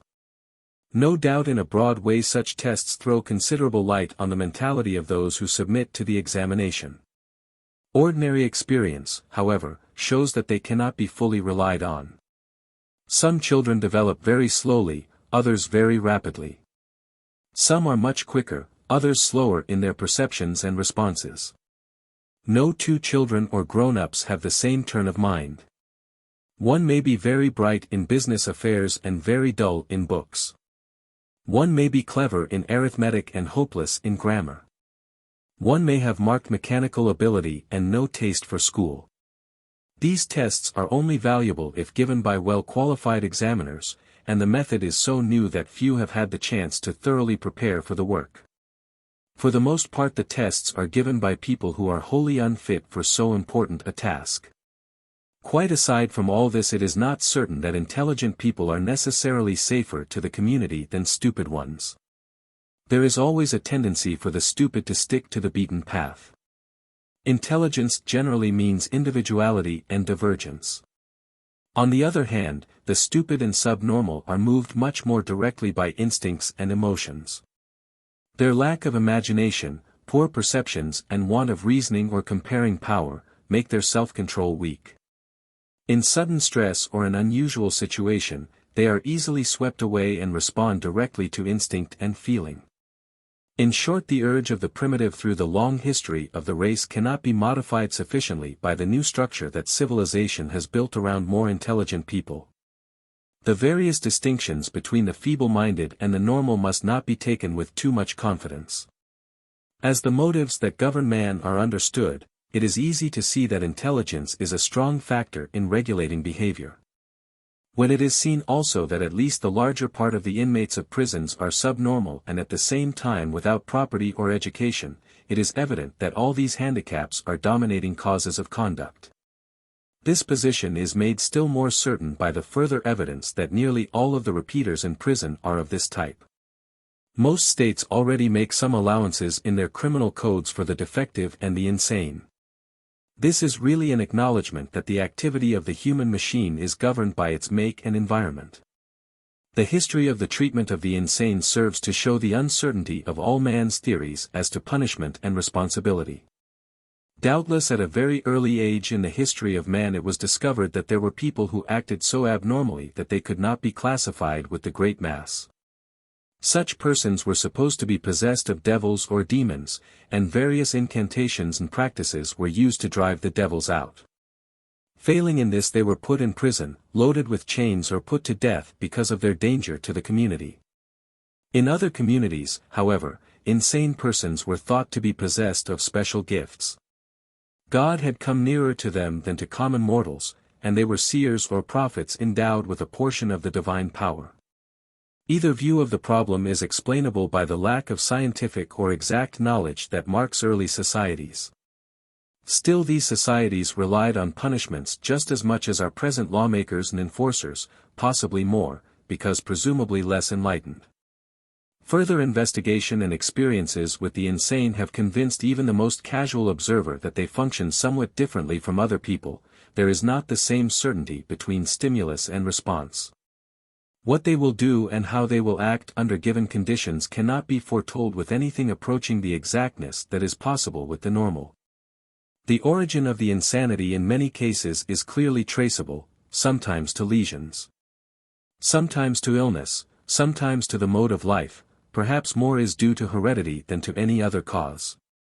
At any rate, in theory, the civilized world has long since ceased to hold the insane criminally responsible for their acts. This applies only to the clearly insane. The borderline is impossible to find, and many cases are so difficult to classify that there is often a doubt as to where the given patient belongs. In times when the crowd is mad with the mob psychology of hatred, people are impatient of insanity and do not care whether the accused was sane or not at the time of the commission of the act. Many insane are put to death or sentenced to long terms of punishments. Jails and other penal institutions are constantly sorting their inmates and finding many who were clearly insane at the time their sentences began. Society is beginning to find out that even where there is no marked insanity, many are so near idiocy that they cannot fairly be held responsible for their acts. The line here is just as vague and uncertain as with the insane. Thus far, society has not provided adequate protection for the public against this class, neither has it properly cared for these unfortunates. It has simply excused their conduct, except in cases where some act is so shocking that it arouses special hatred, and then it freely declares that it makes no difference whether the accused is a defective or not. He is of no value to the world and should die. Many of this class are put to death. I am inclined to think that most of those executed are either insane or serious defectives, and those who say that such people are of no value are probably right. It is perhaps equally true that few if any are of value, for when value is considered we are met with the question, value to whom, or for what? All you can say of any one is that he wishes to live, and has the same inherent instincts and emotions toward life as are common to all other men. Even the legal tests as to insanity and feeble-mindedness are neither logical nor humane. Often the definition is given by courts that if one is able to distinguish between right and wrong, he is sane within the meaning of the law. This definition of insanity is utterly unscientific. If the insane or the defective above an idiot is questioned specifically whether certain distinct things are right or wrong, he can generally give the conventional classification. Often he can tell much better than the intelligent man. For he has been arbitrarily taught the things that are right and wrong and has not the originality or ability to inquire whether the classification is right or how far circumstances and conditions determine right and wrong. Conduct is ruled by emotion, and actions depend not upon whether one has learned to classify certain conduct as right or wrong, but whether from education, life or otherwise. The thought of a certain act produces a quick and involuntary reaction against doing it. No one believes or feels that it is always really wrong to violate some statutes, and most men indulge in many practices that are wrong and repulsive but not forbidden by the criminal code. Furthermore, the insane and subnormal are influenced by punishment and fear. Even the animal responds to both. It is possible that in many instances those who are insane and subnormal are influenced by fear more than the intelligent and normal. The most that can be said is that they have not the same power of resistance that is given stronger men. This means only that they have not stored up the experiences of life so well. That their nervous system has not so well conveyed impressions, or that their power of comparison is less. This, in turn, means that it will take greater stress or harder environment to overcome the inhibitions of the sane than the insane. The treatment of the insane and the defective is an acknowledgement that all conduct comes from a direct response of the machine to certain stimuli and the machine can act only in a way consistent with its mechanism. In other cases, the courts often recognize the strength of hereditary defects in nullifying environment with its strict ideas of right and wrong. The kleptomaniac is generally recognized as being a well-defined class of the insane. Most of the shoplifters are women. This is especially a female crime. It is useless to explain why. It is not a daring crime, it is secretive in its nature, it requires more stealth than courage. It especially appeals to women on account of their taste for the finery exhibited at stores. The kleptomaniac, however, is generally a rich or influential woman. She steals something she does not need, and she is therefore held to be a kleptomaniac and not responsible. The poor woman who steals something she actually needs is not a kleptomaniac. I have no doubt that the rich woman who could not resist shoplifting is a kleptomaniac. I have just as little doubt that the poor woman, with an imperfect make, found her environment such that she was forced to act as she did. If a rich woman is irresponsible and cannot resist when she steals something she does not need, I can see no reason why a poor woman is not likewise irresponsible when she takes something that she needs or must have. The kleptomaniac finds herself in a position where her emotions and her feelings are too strong for her judgment and inhibitions. Everyone who acts must act from similar causes or inducements. There is no special providence in the realm of mind. There is no room for chance in any natural phenomenon. Possibly the public will understand sometime, and lawmakers and law enforcers will place crime and punishment on a scientific basis. XXVIII, social control. Organizations and cults are forever coining new expressions that sound pat and for this reason seem true. As a rule, these terms and phrases are put in the shape of general statements that may or may not mean something.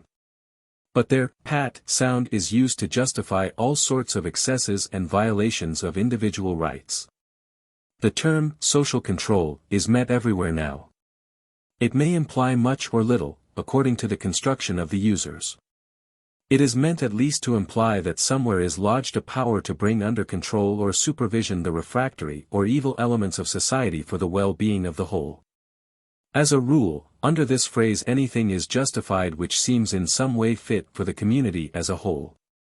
The fact that the restraint interferes with personal liberty seems to have no bearing on the matter. Social control necessarily means that the majority of the members of a social unit shall limit the freedom of action of the individual to conform to its view. Of course, the majority has the right because it has the power. In the discussion of political or philosophical questions, right means little more or less than power. A right must be based upon some custom or habit with some power to enforce it, or it cannot be claimed. It can never be enjoyed without the power to obtain it. The relation of society to the individual has been one long conflict.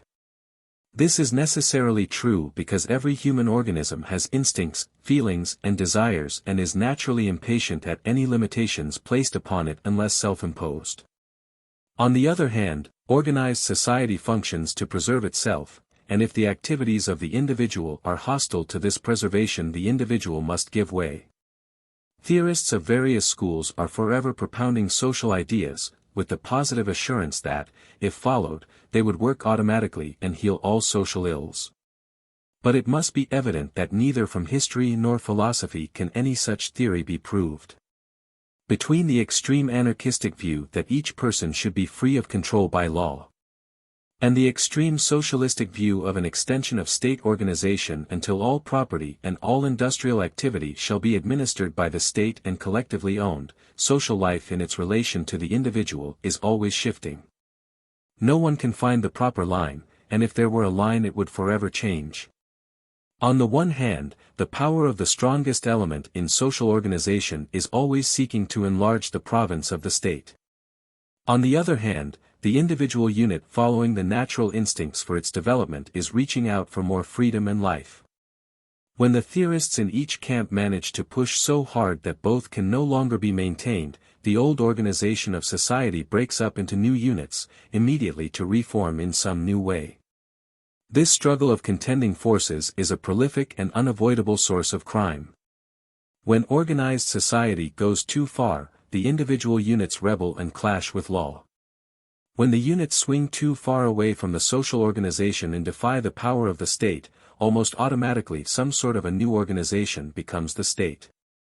Whether this new one discards all old forms and laws and acts without the written law, is of no concern. It at least acts and sets limits to the individual life. If it were possible for all legislative bodies to meet and repeal all laws, the state would still remain.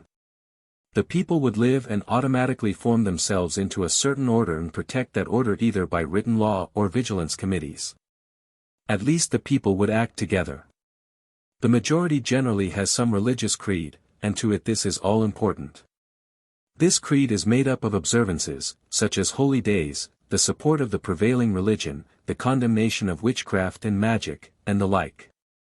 These and other doctrines often have been enforced upon those who have no faith in the regulations. The enforcement of such laws in the past has been by the most drastic penalties and has brought extreme suffering upon the world.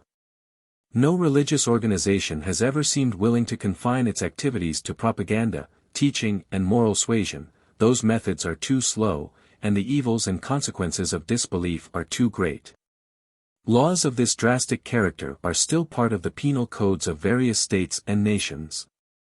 And well-organized bodies are always strenuously seeking to extend the application of such laws and reenact at least a portion of the religious code that has been outgrown. Individuals have likewise found, or at least believed, that certain personal habits were best for them, for instance, abstaining from alcohol and tobacco in all forms.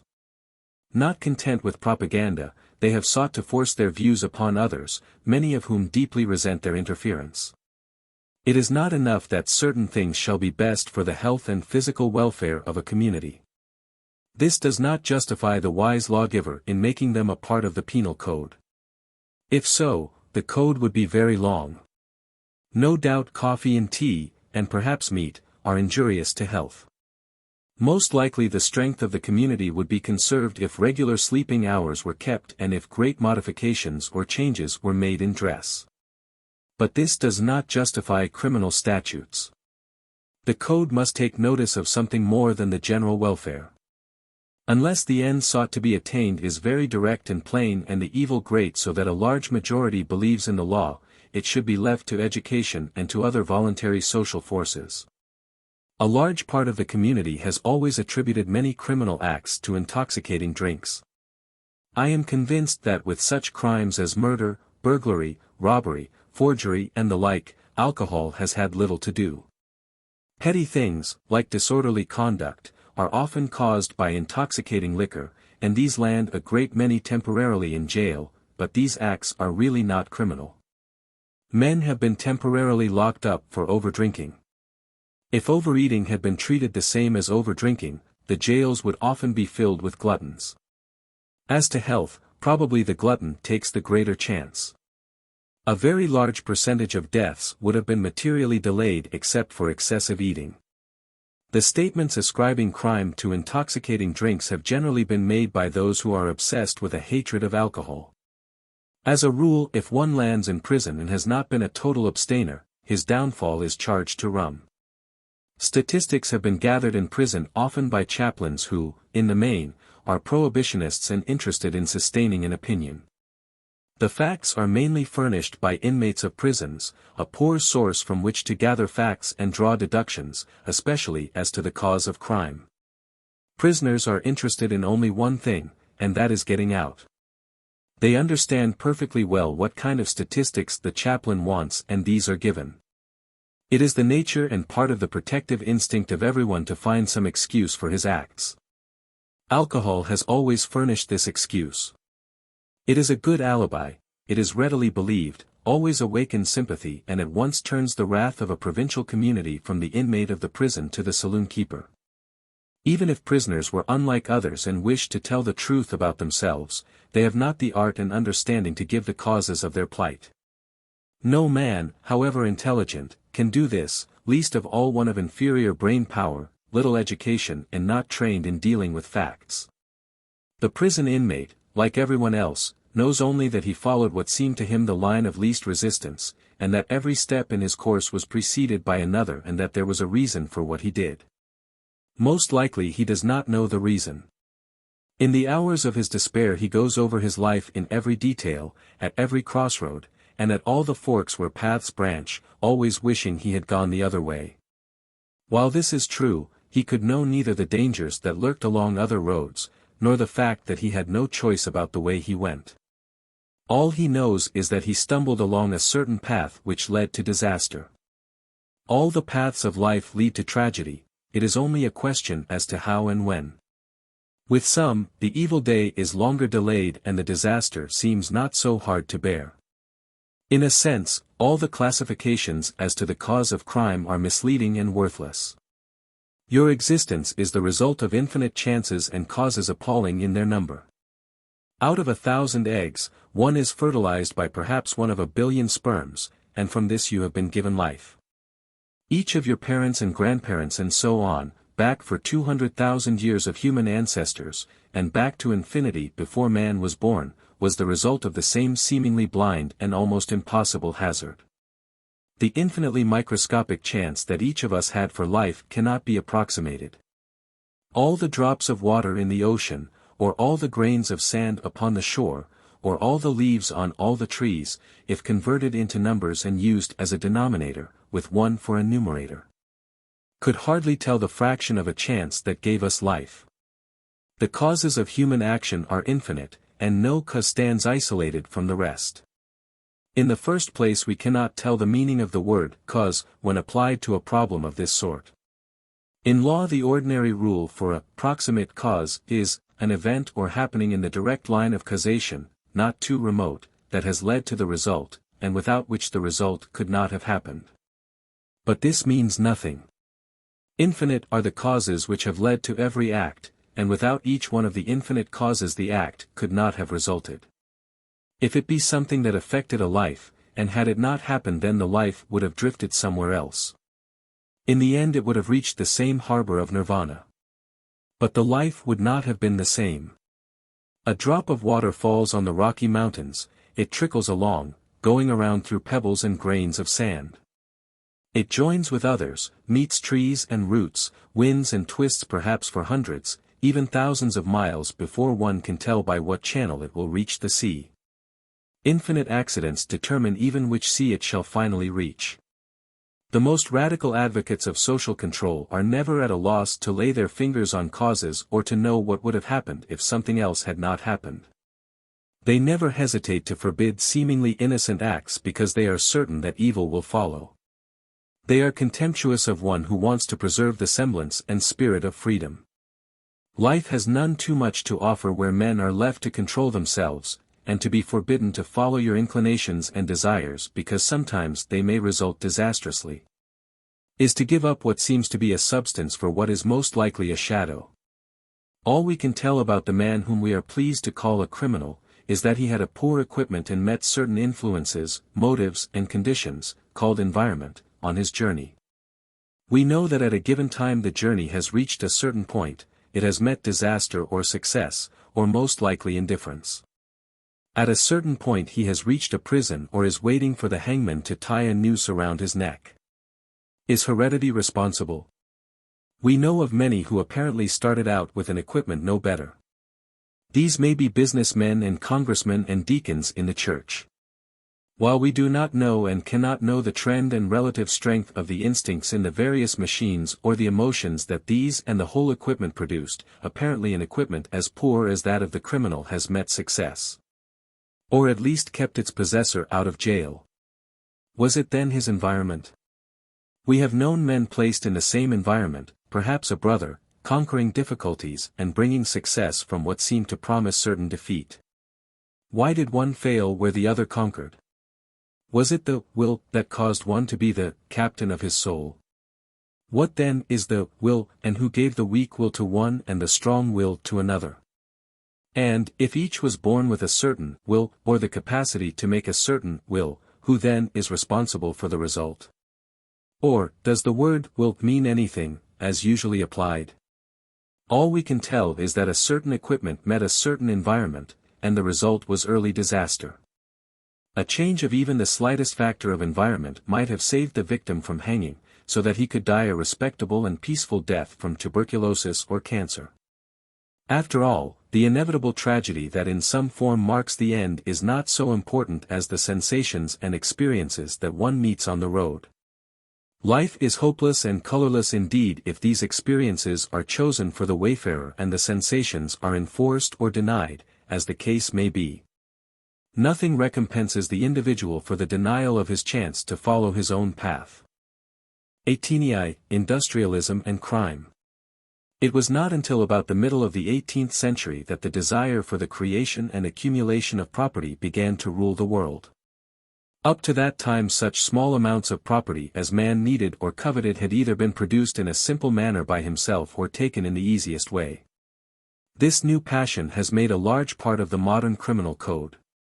A world of warriors, religious zealots and pastoral people could not readily adapt themselves to the change. Criminal codes were lengthened, methods of getting property and keeping it were provided for, and other ways condemned. It must be obvious that it was not easy for man with his age-old machine, his inherited institutions and his ancient folkways, to adjust himself rapidly to the change. New conditions and laws created new criminals. With the growth of the factory system and accelerated industrial development, an overweening desire for material things was awakened. As neither individuals nor societies can be possessed of more than one overpowering emotion at a time, the devotion to property naturally weakened religious fervor. Religion became more an abstract belief and a social organization than a vital thing affecting life and conduct. Even before this time there was growing up in the world a protest against the religious superstition that had led to the cruelties of the past. The scientist and the modern philosopher were making their contributions to the world of thought, and these contributions were slowly affecting life and conduct. A doubt of old creeds and doctrines and faiths was coming over the minds of men. Social conventions were loosening, new customs and habits were becoming folkways. In short, society and life were growing more fluid and adaptable. The growth of property holdings created new desires and new temptations. The accumulation of large fortunes brought envy and hatred and ambition. The rise of industries built the large cities, with palaces on one hand and hovels on the other. The vast inequality of wealth and the growth of workers' organizations, together with the spirit of skepticism which activity always brings, caused large numbers to doubt the justice of property rights. The utility of many institutions and the possibility of radical change by social organization.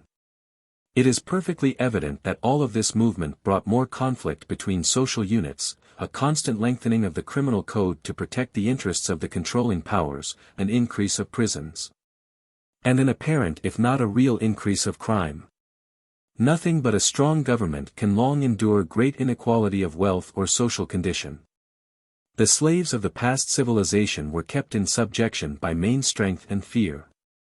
This enslavement was aided by the deep ignorance of the masses who had no means of information and nothing but vague feelings of the injustice of their lot. Even then the poor sometimes revolted, but such outbreaks were generally easily put down by the sword. The growth of political power and industrial independence has been accompanied by the constant conflict of social forces. This means conflict with the law, and the law has always taken its toll of victims. New inventions and methods that bring power of any sort carry with them social clashes, protests, bitterness, conflicts and violations of law. The invention of gunpowder was the source of great conflict and still continues to add to the inmates of prisons. From the first, the far-reaching effects of high explosives were seen by the wise, and firearms were permitted only in the hands of those who could be depended upon to support the state.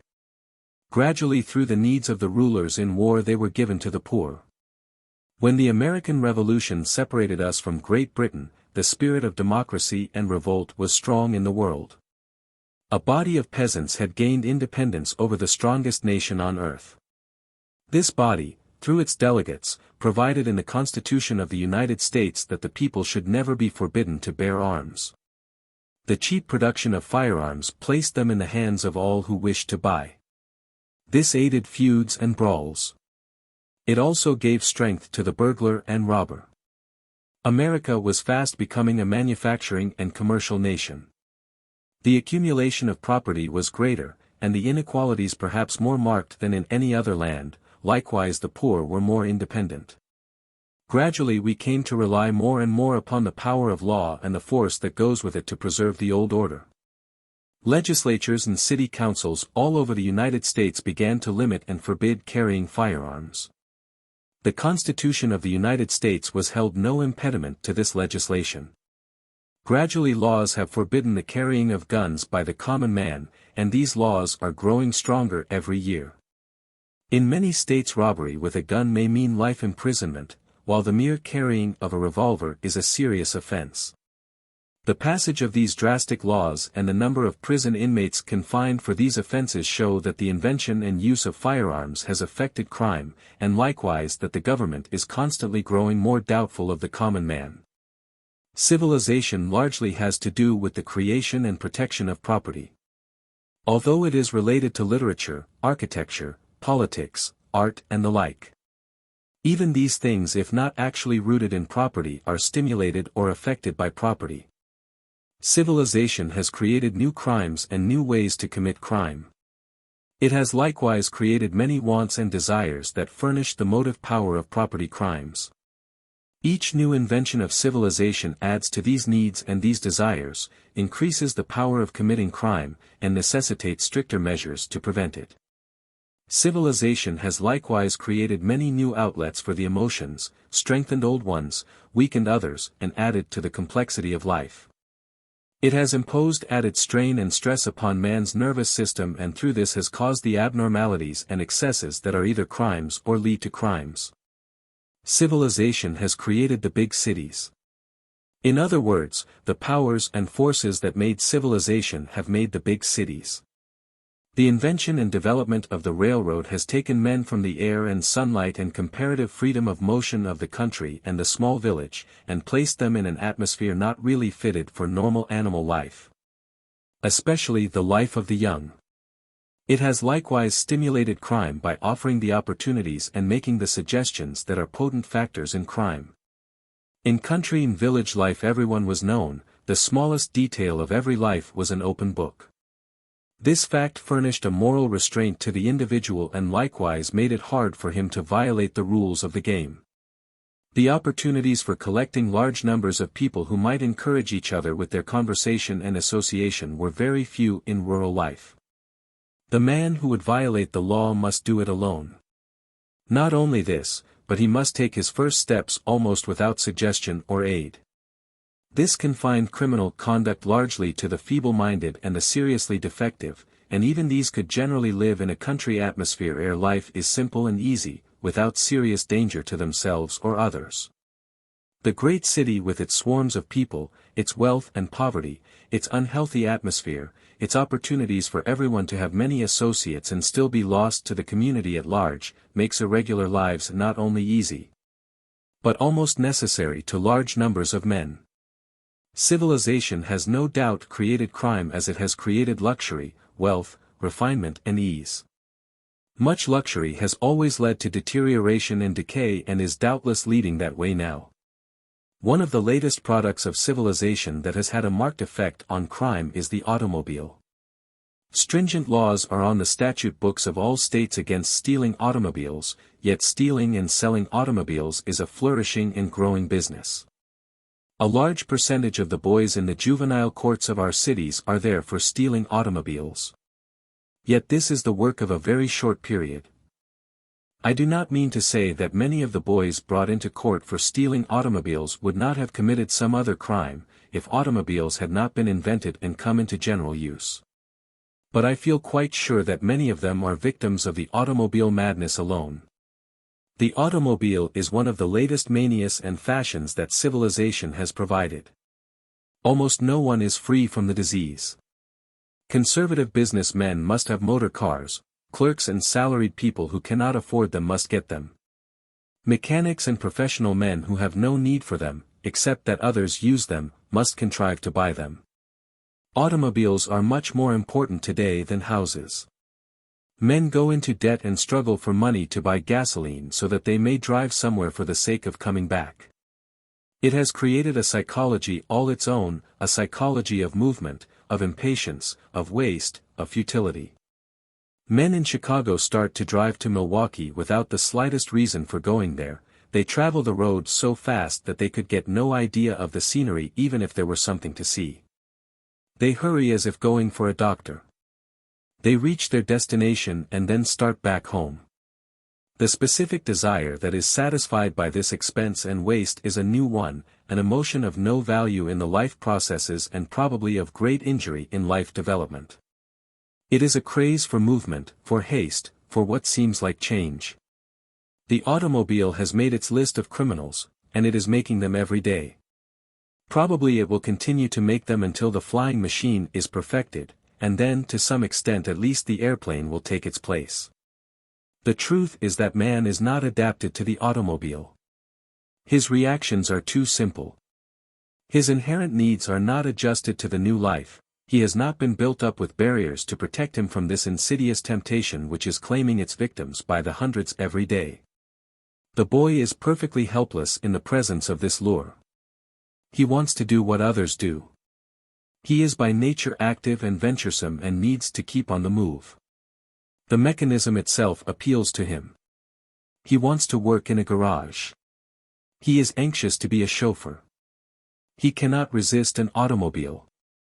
No such temptation should be placed before a boy. It has added a great deal to the responsibility of parents and teachers, and so far they seem not to have been able to meet that responsibility in any way. Aside from the boy's thefts, it has played a great part in crime. The doctor, the real estate agent, the businessman cannot afford to be without automobiles. No more can the burglar, the hold-up man, the bank robber, if he would keep up to date. The automobile has raised the robbery of country banks from a vagrant crime, infrequent and dangerous, to a steady occupation coupled with a great deal of excitement and some chance for profit. So far no one has ever suggested anything to counteract or lessen the evil effects except to increase penalties. The crimes committed with and for automobiles are a result of the conditions of life. Out of 1,000 men and boys, a certain percentage must commit these crimes just as a certain percentage must die of tuberculosis. The temptation is very great. The human equipment is not strong enough in many people to withstand the temptation. They either buy them when they cannot afford to own them, or they steal them, and either way leads to disaster. No doubt men will sometime become adjusted to the automobile as they have become adjusted to the horse, but until that time comes, it will demand its heavy toll of unfortunates.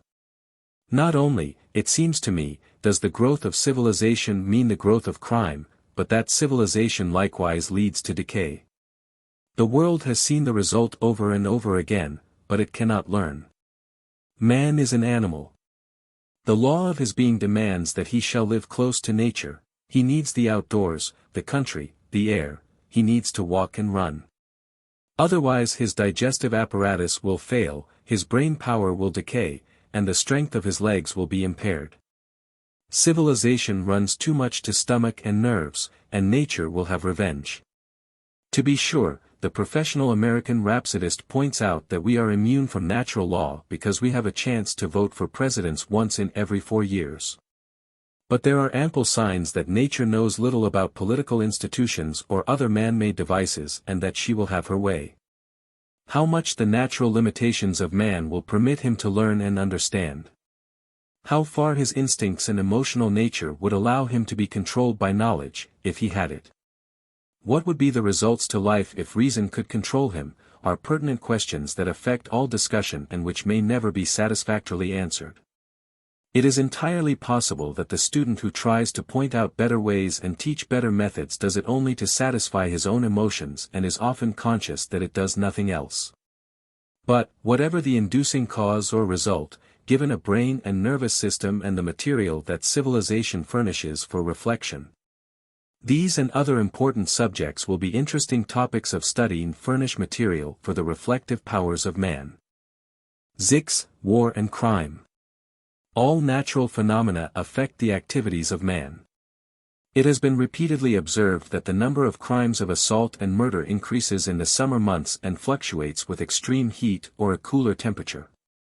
The nervous system of man is responsive to all sorts of physical and psychological influences, and criminologists take these into account in considering crime, as doctors take them into account in treating disease.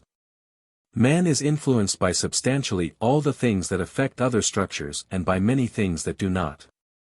His nervous system is more delicate, his emotional nature more complex, and his brain permits the handling of impressions in a way not possible to lower organisms. The effect of war has always been manifest in human conduct.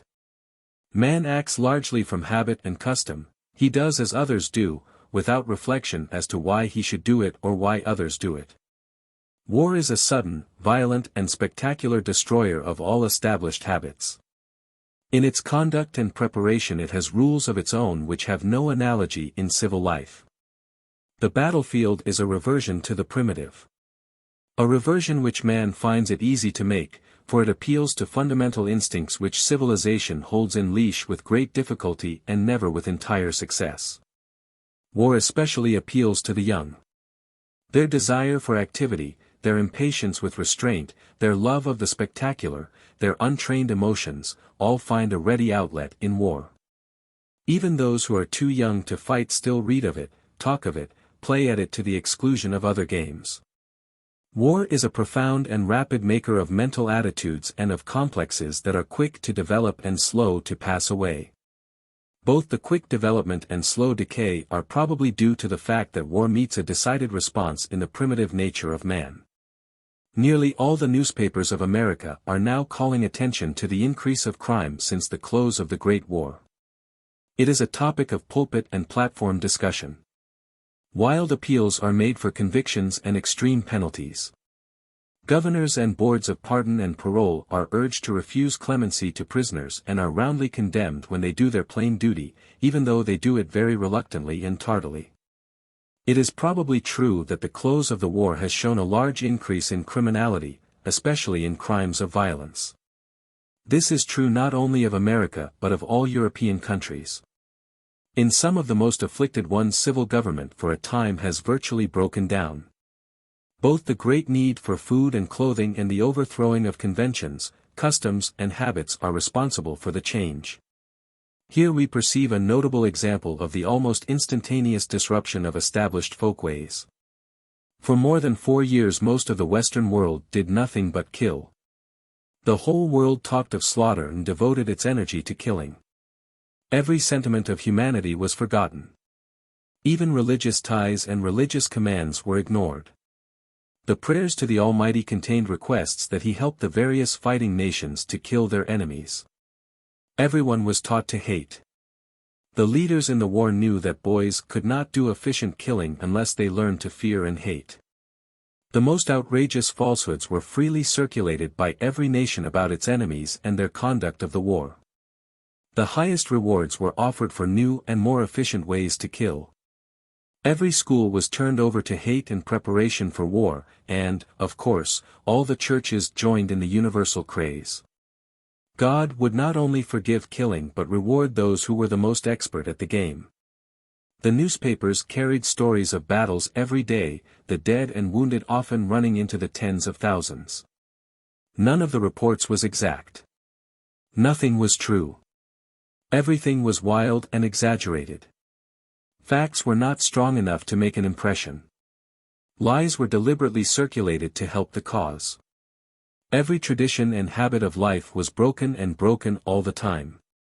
The commandment, "Thou shalt not kill," was repealed. Property was not only ruthlessly destroyed but openly confiscated. Lying was a fine art. When this bears a harvest after the war, the public loudly clamors for hanging boys whose psychology is a direct result of long and intensive training by the leaders of the world. One life is not worth considering in the face of the Holocaust that has taken its hundreds of thousands and has been defended in the schools and churches. It is not strange that the after-war harvest of crimes should come largely from boys, often those boys who did their part on the field of battle. Whether they got the psychology from killing or reading or hearing or playing soldier or training makes no difference.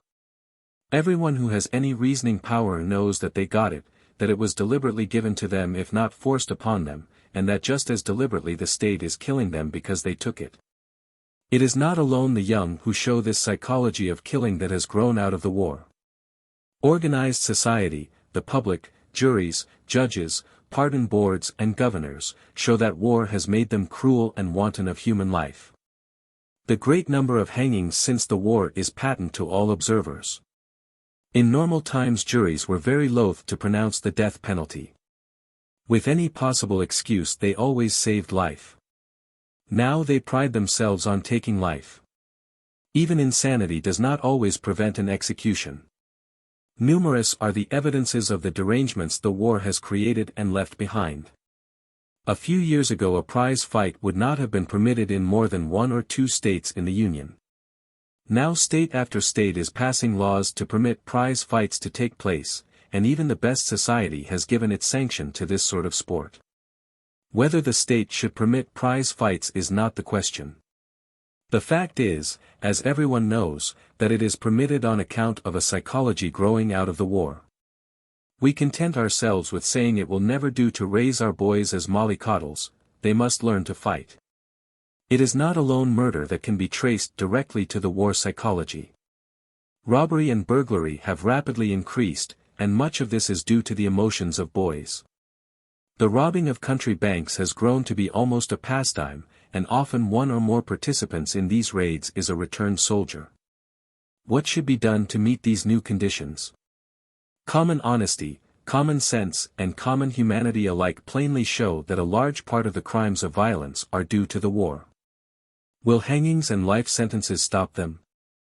And, if so, is it right for organized society to ignore its responsibility and place it on the young men that they inoculated with the universal madness? It is expecting too much to think that there is any process by which society can be made to think and feel. Some day, however, when the war fever passes away, crime will again take its normal place.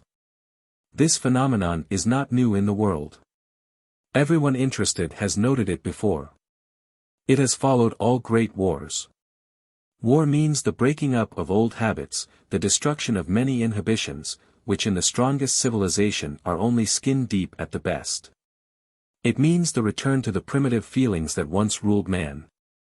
The Napoleonic Wars left a long heritage of crime. Every nation in Europe was affected by them. Many years passed before the world grew tranquil. Our Civil War brought its harvest of crime. It was felt both north and south. It was not confined to homicide but was shown in all sorts of criminal statistics, especially crimes of violence. I do not write as a pacifist. There is nothing in the constitution of man that makes pacifism anything but a dream. Man is largely ruled by fear and hate, and it is not possible to imagine an individual or a race that under sufficient provocation will not fight. Neither is it possible that nations will not always, from time to time, find the provocation sufficiently great. Individuals and nations can philosophize and reason and make compromises when they are calm. But let them be moved by fear and hatred, and these emotions will sweep away every other feeling. The conditions for war were ripe in 1914, and it was inevitable that America should be in it too. This should not make one wish for war nor believe in war nor close one's eyes to its horrors and results. Much less should it prevent him from trying to do his part to restore sanity to the world. Another consequence of war which America is passing through is the spirit of superpatriotism. This is always aroused and must be aroused to carry on the war. It is potent in creating the psychology that makes men fight. Every people teaches that its own country is the best, that its laws and institutions excel those of all other lands.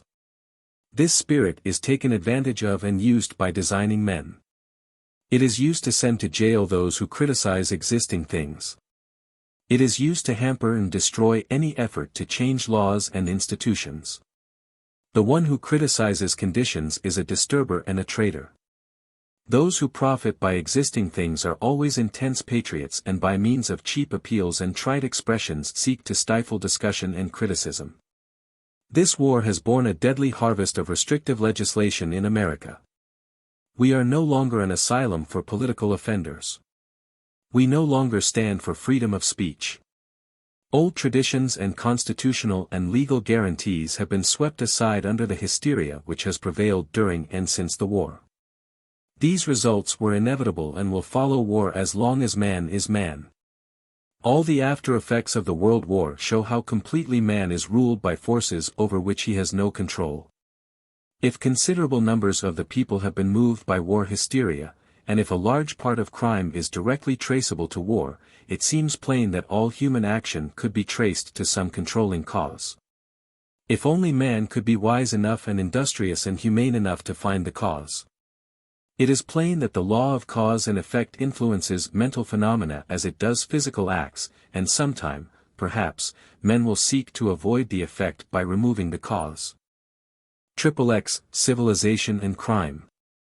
As children we have all amused ourselves by looking into a kaleidoscope, turning it around and watching the changing patterns formed from the mixing bits of different colored glass in the other end. Each turn makes a different pattern and each bit of glass seems to seek a spot in the general medley where it can be settled until another turn drives it to find a resting place somewhere else. The organization of individual units into a group is more or less such a formation. Each seeking to adjust itself to a pattern and finding that the pattern is ever changing and the individual units obliged to seek new positions and make new adjustments. It is vain for social theorists to talk of a perfect order, a system of social organization that will find the proper place for each unit and bring social symmetry out of the whole. Such a society is not consistent with the varied capacities and wants of men. Neither is a perfect order possible with ever-changing and moving physical forces, with new mental conceptions, with new needs and wants, with constant births and deaths, and with the innate instincts of man. Some system may be the best for a time but must in turn give place to new formations. In this process the old is ever mixed with the new. The past hangs on to plague the present, and the vision of the future disturbs the quiet and stability that the present inherited from the past. Organizations of society are necessary and automatic. The frost on the window pane takes its pattern, the crystals in the glass and stone have their formations, the grain of sand, the plant, all forms of animal life, the solar system and, doubtless, an infinite number of other systems which the eye cannot see or the mind comprehend take on form and order. The symmetry and shape of any of these organizations may be shattered by growth or catastrophe, and new forms may take their place. All life is constant friction and constant adjustment, each particle in a blind way trying to find a more harmonious relation, but never reaching complete rest. The social and political patterns that men have taken have been of many forms.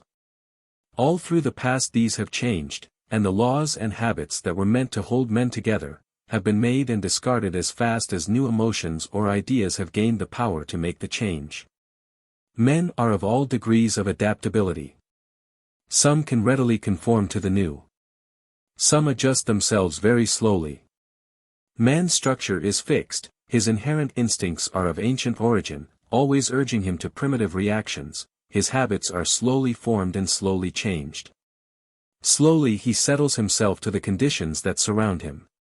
He learns their demands, he manages to conform, but the folkways that he knew and the way of life he learned must be changed to something else. Every new adjustment, every change of organization, every modification made by civilization, bears its toll of victims who have not been able to adjust themselves to the new order. The first criminal regulations, doubtless, had to do with the personal relations of men. The number of offenses was small for life was simple, wants were few, and ambition rare. The growth of religion created a ferocious criminal code, regulating every thought and action that God's agents thought might offend the deity or threaten their power on earth. Anyone interested in the story of punishment for heresy, sorcery, or other crimes growing out of religious fanaticism, can read the story in Lecky's History of Rationalism in Europe. In White's A History of the Warfare of Science with Theology in Christendom, in Draper's Intellectual Development of Europe, and in many other books. The Spanish Inquisition alone furnished about 350,000 victims in the 2 centuries of its power. Many of them were burned alive, many others were killed by the most cruel torture that could be devised by man. Up to recent times more victims have been put to death for heresy and kindred crimes against religion than for any other cause. Next to this no doubt stand political crimes. Even America hanged old women for witchcraft, a crime they could not commit. Practically all the victims of religious and political persecution have been guiltless of any real crimes, and among them were always many of the noblest of their age. Every general change of religious or political ideas bears its quota of crimes. For whatever the religious or political organization, it always uses every means in its power to perpetuate itself. This is as true of republics as of monarchies, although the severity of punishment and the amount of heresy permitted change from time to time. Each age is sure that it has the true religion and the God-given political organization. In every age the accepted religion is true, and the king and the state can do no wrong. One thing only seems to be sure. Human nature does not change. Whether it was the theological systems of the ancient world fighting to keep Christianity out, or Christianity fighting to preserve itself, the same cruel, bigoted, fanatical majority has been found to do its will. And the same reasons and excuses have served the law from the earliest times down to today. A letter of the younger Pliny, who was then governor of Bithynia Pontus, a province of Rome, asking the Emperor Trajan for instructions in dealing with the early Christians shows how persistent are intolerance and bigotry. This might have been written yesterday to seek advice in the suppression of opinion and punishment for sedition in any of the most advanced governments of the modern world, as it was in the most advanced of the ancient world. The letter is here reproduced as an interesting exhibit of human nature and its fixity. Pliny, the Younger, was born in 61 AD and became governor of the province of Bithynia Pontus about the year 112 AD under the Emperor Trajan. In the discharge of his duties as governor, Pliny discovered that the conversion of many of his subjects to Christianity had resulted in a falling off of trade in the victims usually purchased for sacrifices at the temples and in other commodities used in connection with pagan worship. As a good governor, Pliny sought to remedy this economic situation, and his plan was to restore his subjects to their old forms of worship. Thus he was brought into contact with Christianity. The following letters, one from Pliny to Trajan, and the other, Trajan's reply, show the situation. These documents are from the 10th book of Pliny's correspondence, letters 97 and 98. Pliny asking instructions of Trajan on trials of Christians. It is my invariable rule, sir, to refer to you in all matters where I feel doubtful, for who is more capable of removing my scruples, or informing my ignorance? Having never been present at any trials concerning those who profess Christianity, I am unacquainted not only with the nature of their crimes, or the measure of their punishment, but how far it is proper to enter into an examination concerning them. Whether, therefore, any difference is usually made with respect to ages, or no distinction is to be observed between the young and the adult, whether repentance entitles them to a pardon. Or if a man has been once a Christian, it avails nothing to desist from his error, whether the very profession of Christianity, unattended with any criminal act, or only the crimes themselves inherent in the profession are punishable. On all these points I am in great doubt. In the meanwhile, the method I have observed towards those who have been brought before me as Christians is this: I asked them whether they were Christians. If they admitted it, I repeated the question twice, and threatened them with punishment. If they persisted, I ordered them to be at once punished, for I was persuaded, whatever the nature of their opinions might be, a contumacious and inflexible obstinacy certainly deserved correction. There were others also brought before me possessed with the same infatuation, but being Roman citizens, I directed them to be sent to Rome. But this crime spreading, as is usually the case, while it was actually under prosecution, several instances of the same nature occurred. An anonymous information was laid before me, containing a charge against several persons, who upon examination denied they were Christians, or had ever been so. They repeated after me an invocation to the gods, and offered religious rites with wine and incense before your statue, which for that purpose I had ordered to be brought, together with those of the gods. And even reviled the name of Christ, whereas there is no forcing, it is said, those who are really Christians into any of these compliances. I thought it proper, therefore, to discharge them. Some among those who were accused by a witness in person at first confessed themselves Christians, but immediately after denied it. The rest owned indeed that they had been of that number formerly, but had now, some above 3, others more, and a few above 20 years ago, renounced that error. They all worshipped your statue and the images of the gods, uttering imprecations at the same time against the name of Christ. They affirmed the whole of their guilt, or their error, was, that they met on a stated day before it was light, and addressed a form of prayer to Christ, as to a divinity, binding themselves by a solemn oath. Not for the purposes of any wicked design, but never to commit any fraud, theft, or adultery, never to falsify their word, nor deny a trust when they should be called upon to deliver it up. After which it was their custom to separate, and then reassemble, to eat in common a harmless meal. From this custom, however, they desisted after the publication of my edict, by which, according to your commands, I forbade the meeting of any assemblies. After receiving this account, I judged it so much the more necessary to endeavor to extort the real truth, by putting 2 female slaves to the torture, who were said to officiate in their religious rites, but all I could discover was evidence of an absurd and extravagant superstition. I deemed it expedient, therefore, to adjourn all further proceedings, in order to consult you. For it appears to be a matter highly deserving your consideration, more especially as great numbers must be involved in the danger of these prosecutions, which have already extended, and are still likely to extend, to persons of all ranks and ages, and even of both sexes. In fact, this contagious superstition is not confined to the cities only, but has spread its infection among the neighboring villages and country. Nevertheless, it still seems possible to restrain its progress. The temples, at least, which were once almost deserted, begin now to be frequented, and the sacred rites, after a long intermission, are again revived, while there is a general demand for the victims, which till lately found very few purchasers. From all this it is easy to conjecture what numbers might be reclaimed if a general pardon were granted to those who shall repent of their error. Trajan to Pliny. You have adopted a right course, my dearest Secundus, in investigating the charges against the Christians who were brought before you. It is not possible to lay down any general rule for all such cases. Do not go out of your way to look for them. If indeed they should be brought before you, and the crime is proved, they must be punished. With the restriction, however, that where the party denies he is a Christian, and shall make it evident that he is not, by invoking our gods, let him, notwithstanding any former suspicion, be pardoned upon his repentance. Anonymous information ought not to be received in any sort of prosecution. It is introducing a very dangerous precedent, and is quite foreign to the spirit of our age. Civilization is largely a question of new machinery and methods. It is not the humanizing of men. It is plain that no matter what the time or age, the characteristics of man remain the same. His structure does not change, his emotional life cannot change. New objects and desires may control his feeling, but whatever the aim of the age and place, the same inherent emotions control. Intolerance has been one of the great sources of evil all down the ages.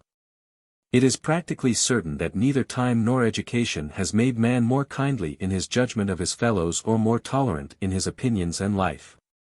All that education can do is to remove some of the inducing causes that have always brought the sharp conflicts and awakened the cruelty of man. Every civilization brings new evils and new complexities which man meets with the same machine and the same emotions. It is fairly certain that no nobler idealism or no finer feelings have been planted or cultivated in man since the dawn of history. And when it is thoroughly realized that man's structure is fixed and cannot be changed, it seems as if none could be developed. XXXI The Convict. Human nature is so weak and imperfect that, at its best, it needs all the encouragement it can get. The comradeship of friends, and the attitude of the public and acquaintances are of the greatest importance in affecting the development of most lives. Sooner or later the convicted man is turned out either on probation or parole, or at the expiration of his sentence. He was probably none too strong a man before his conviction. His heredity was poor in most cases, and his environment completed his downfall. He faces the world again with a serious handicap that he did not have at first. If he had just recovered from a severe illness, everyone he met would do all he could to help him, his environment would be made easier than before his confinement in the hospital. And especially from the conditions that placed him there, both society and his neighbors would try to see that he should, as far as possible, be saved. If he had been one of those who could live only by means of his own work, and if on account of himself or his family he had been obliged to overstrain, an easier place would probably be found for him. The chances of going to the hospital the second time would be very much less than they were the first time. Even his experience in confinement would be of use, and through that experience he would be taught to live and preserve his health. The discharged prisoner is met in an entirely different way. The ex-convict is under doubt and suspicion from the start.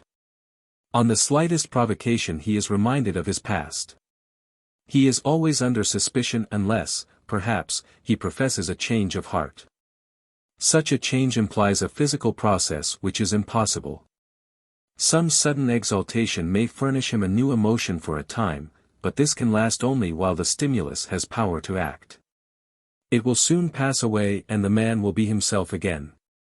It may be possible that here and there is a nature of such an emotional temperament, that religion or socialism or single tax or some other strong conviction may possess him until such time as his feelings begin to cool and change. When he will be safe. But most men are inherently the same when they come out of prison as when they go in. Under right treatment they may gain a little more wisdom as to life that will help them make adjustments. Or they may be relieved from some burdens, or placed in an environment of less stress and strain where it will be easier to live. In those cases, the attitude and help of the community are all important. Society is not entirely to blame for looking on him with suspicion. It knows he once failed. It has been taught that this failure was due to a moral delinquency outside the law of cause and effect, and society is naturally suspicious that he will offend again or molest the community in some other way. Had he been confined because he had not the strength to meet his environment, had the law put him in custody under expert control until he gained the strength for his battle with life?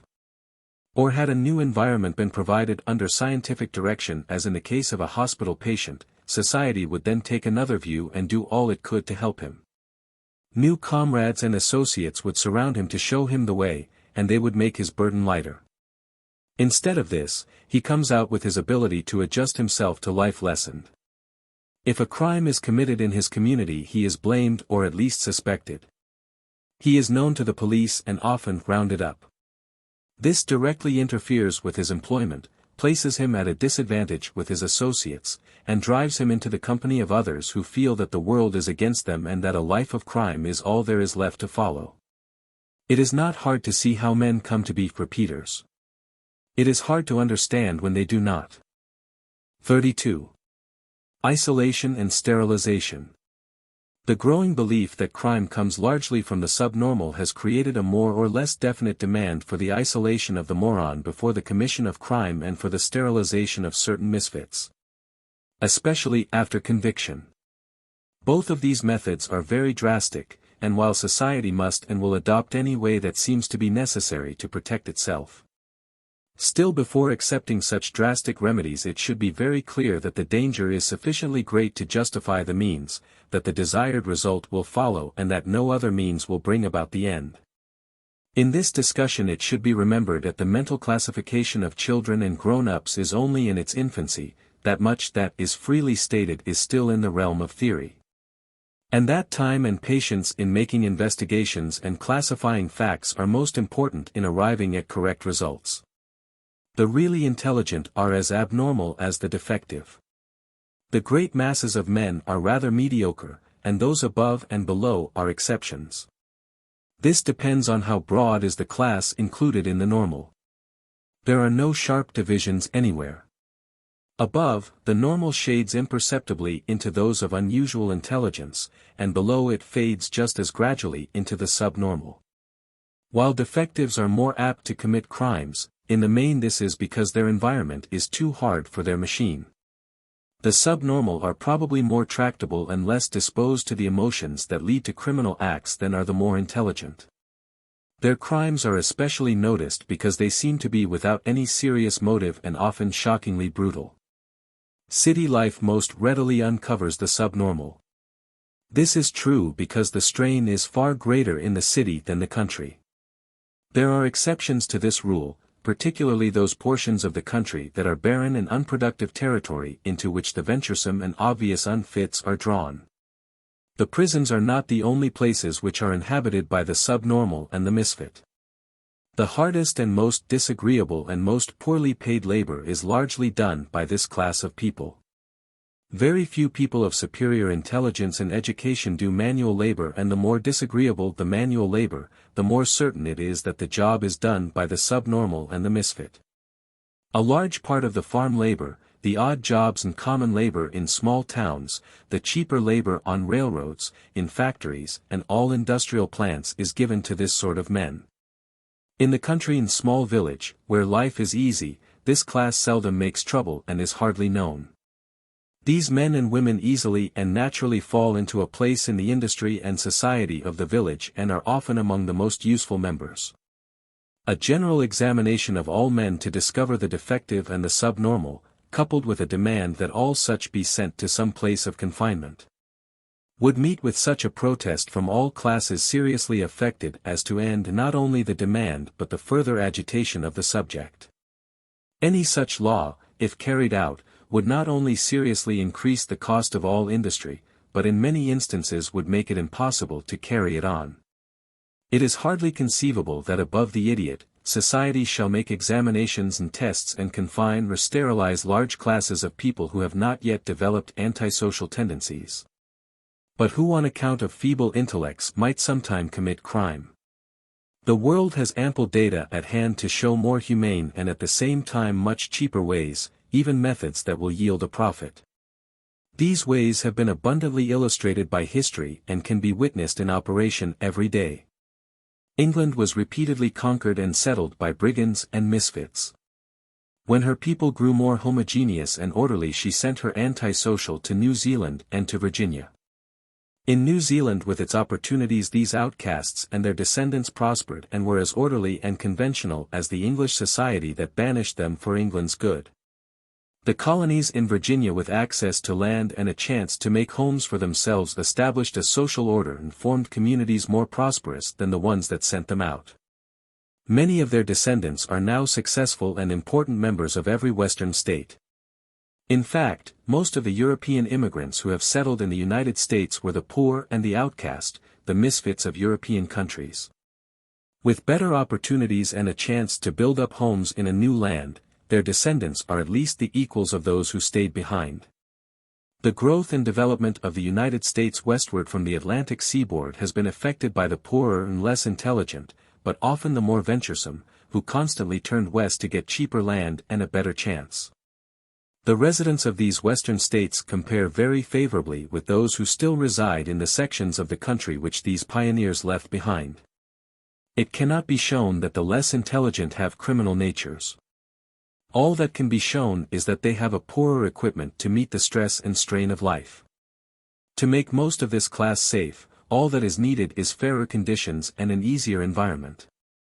If society could only recover from the obsession that what is necessary to regulate man is plenty of prisons and harder punishments, it would be fairly easy and infinitely cheaper to improve the environment from which crime springs than to visit vengeance on the victim. The effect of education is very great.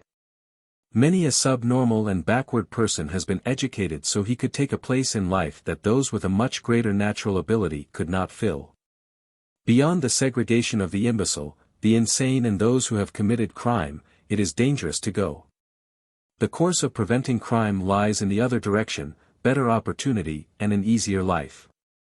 It has grown to be a commonplace in the discussion of crime to speak of isolation and sterilization as the proper treatment of the criminal and defective. This is generally done without any clear understanding of the laws of heredity.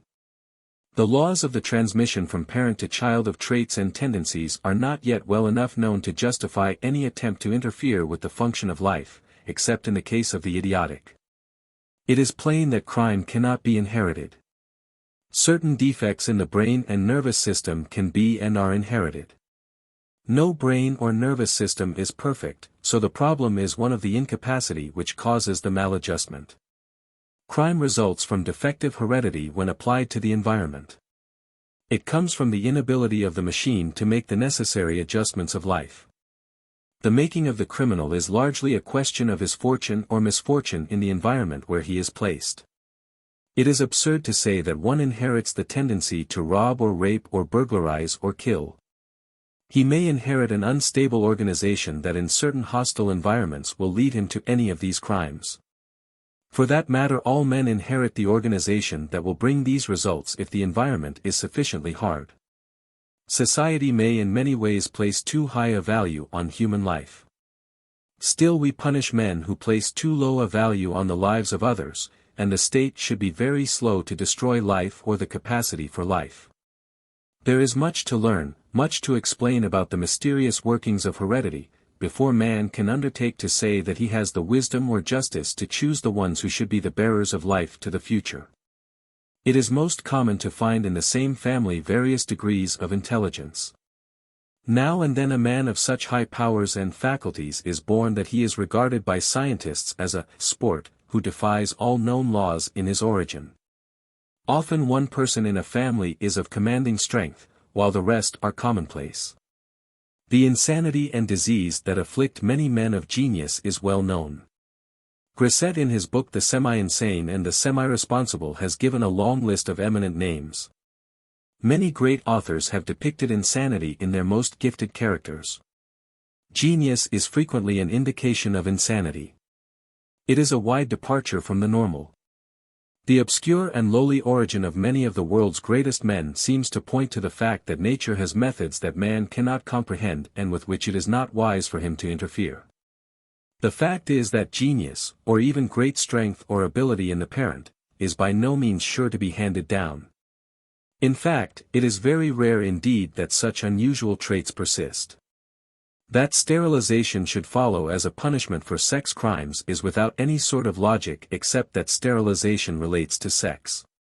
The whole idea is born of the hatred or loathing of certain crimes. Generalizations have been made from a few poorly authenticated cases, and these generalizations have gone far beyond anything that the evidence can justify. It does not follow that because the father and son have black hair, or the mother and daughter have blue eyes, or that their mannerisms are similar, that inheritance is responsible for character, much less for crime. Certain things are clearly traceable to heredity. Other things may be the result of association or what to us must still be accident. Often the fact is pointed out that great progress has been made in the culture of plants and the breeding of animals. This is true. No intelligent farmer today would think of raising any but the best stock. He takes pains with the breeding of his cattle. If he wants rich milk and butter, he breeds Jerseys or Guernseys. If he wants a larger quantity of milk and a fair beef animal, he breeds Holsteins. If he wants beef only, perhaps he raises Durhams. At any rate he knows what he wants and breeds that kind. Similarly the horse raiser will breed for race horses or dray horses as the case may be, and the system works with almost mechanical certainty. He gets what he wants and would never think of raising scrubs and taking a chance on results. The effect of selective breeding in culture is beyond dispute, and to many it seems obvious that all that is needed to perfect the human race and wipe out misery and crime is to supervise human breeding in the same way, so that the species may be controlled. At first glance this seems to be the logical thing to do, especially as the effects of heredity can no more be doubted in man than in animals. Still there are important questions to be asked and grave dangers to be encountered. When we say that the well-bred Berkshire hog is better than the razorback, we mean that it will produce more meat for food. In other words, the hog is better for man. If we were to ask which would be the better, if the hog were to be considered, the answer would probably be the razorback. The fact that the food consumed by the Berkshire produces a large quantity of fat, makes him unfitted to live if he were living for his own sake. Turn both hogs out to run wild, and the razorback will live and the Berkshire die. Nature will make her selection and adapt the hog to his environment. The Berkshire will produce more lard, but it will not run so fast, it has no more brains and cannot adapt what it has so well to the preservation of life. The same thing is doubtless true of other animals and likewise of plant life. The Jersey cow would not survive in a natural state. She gives too much milk and for too long a time. Man has made of her a milk machine. Turn all thoroughbred horses out on the plains to shift for themselves, and they would either die or gradually be modified until they were adapted to the free and wild life of the plains. This would not be so good for man, but would be better for the horses.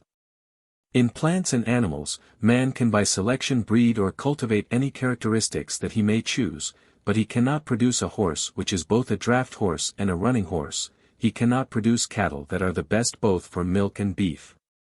He is urged to try scientific breeding on the human race.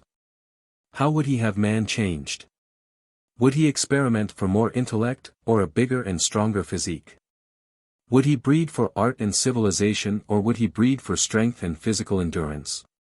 What qualities are desirable for the human race?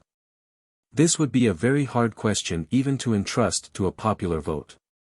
While the capacity of cattle to produce milk can be increased, cattle cannot increase their own capacity or improve their own quality.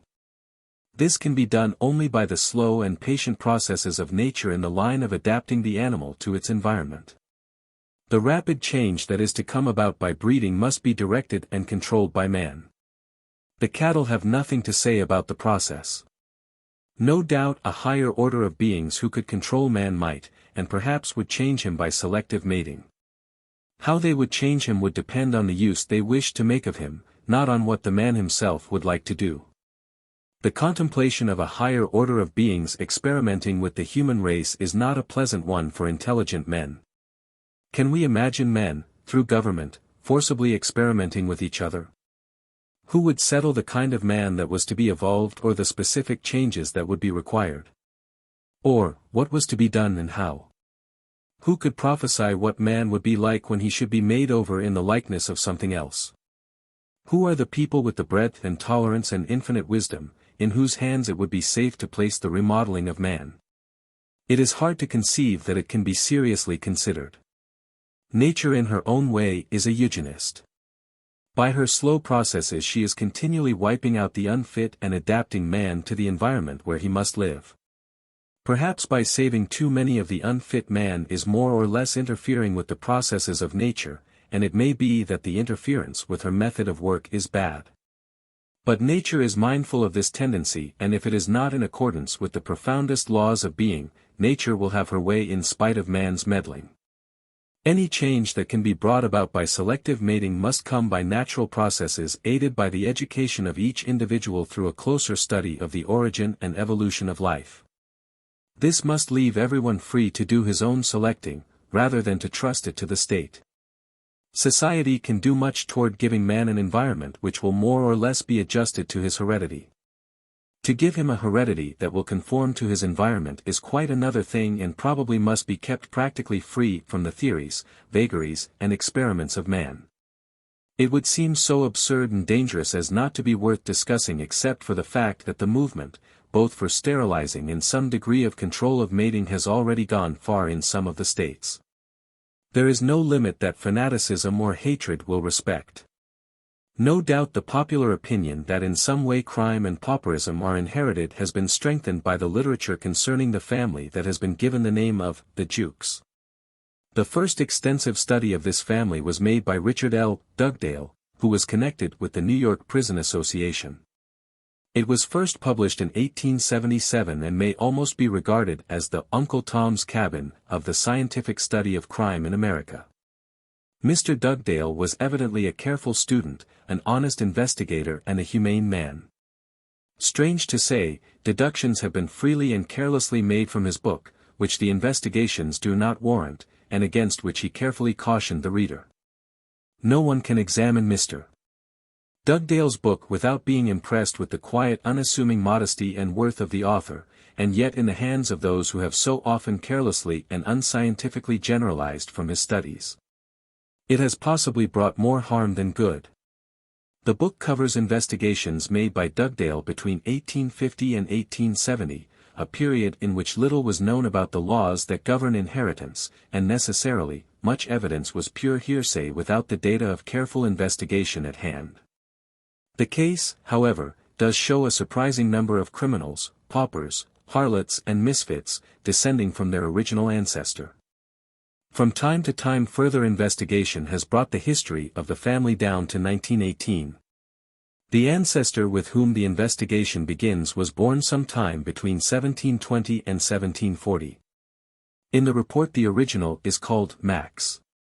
He has been described as a hunter and fisher, a hard drinker, not fond of work, fairly intelligent and leaving no record of crime. He probably left behind a large family, some of whom were legitimate and some illegitimate. The family came from a barren, rocky, lake region in New York and several generations grew up in the vicinity. The only industry was rough work like quarrying stone, logging and the like. Later a manufacturing plant was located in the region. The Jukes early got a bad name in the small community. Even when they wanted to find employment it was hard to get a job. They were socially ostracized and individually boycotted. The region was poor, and for the most part the family grew up in poverty. Often several members of a family lived in one room and slept on the floor indiscriminately, regardless of sex. For several generations few of them wandered far from the ancestral home. The locality was one that naturally came to be the resort of the poor and the outcast. These are always driven to the cheapest and most barren land. Whether the community was related by blood or not, the residents would almost inevitably be of the same class. Rich people cluster closely together for association and fellowship. The poor and wretched do the same. Common observation in city and country shows that this is inevitable. It comes from deeper and more fundamental laws than human statutes. It is born of the gregarious instinct and fostered and developed by economic law. In the main, lax habits grow from surroundings and association. The tendency of all human beings is to revert to the primal. It is only association that keeps the individual units up to the tension that civilization expects and demands. Every community shows many examples of this inevitable tendency. Nature is constant, civilization spasmodic. Especially with sex relations, conditions are the chief factor. Nature knows little or nothing of the regulations fixed by society and custom. Poverty and wretchedness reach outward through a community and by association between the old and the young pass down the generations. Nothing but a complete change of environment can counteract the inevitable tendency. When social classes arise and the cleavage is clear and established, no great effort is made by the superior members to aid the inferior. In fact, they are almost invariably left to themselves. Poverty and wretchedness are not transmitted in the blood, but in the environment. It is not many years since physicians and communities believed that tuberculosis was inherited. In all communities there were instances of this dread disease spreading out through families and down the generations. It required the sacrifice of many lives and the careful investigation of scientists to discover that tuberculosis was the result of germs, generally accompanied by an impoverished system. These germs were transferred by close association and lack of sanitary conditions. It is as easy to transmit shiftlessness, idleness, and lax habits as disease. Dugdale's figures of delinquency in the Jukes family are doubtless much too high. A large percentage of facts was gained from gossip and hearsay about those long since dead. The details show that many crimes charged were not even proved, others were evidently not crimes, and in any small community suspicion would rest upon a member of this family who was accused. Then too, the poor in court and out have a hard time defending themselves. They are frequently convicted when accused. The evidence in regard to the subnormal and defective is still less satisfactory. Without close examination and thorough tests, illiteracy generally passes as subnormality. Very few of the subjects were submitted to a careful test. It is at least probable that this family was not much different from the other families who lived in like circumstances in the community. Dugdale's original examination covered 709 cases out of about 1,200 that were supposed to be living at the time. Of this number, 180 are put down as having received institutional and outdoor relief. The criminals and offenders are put down at 140. Habitual thieves convicted and unconvicted are listed at 60. Common prostitutes are put down at 50.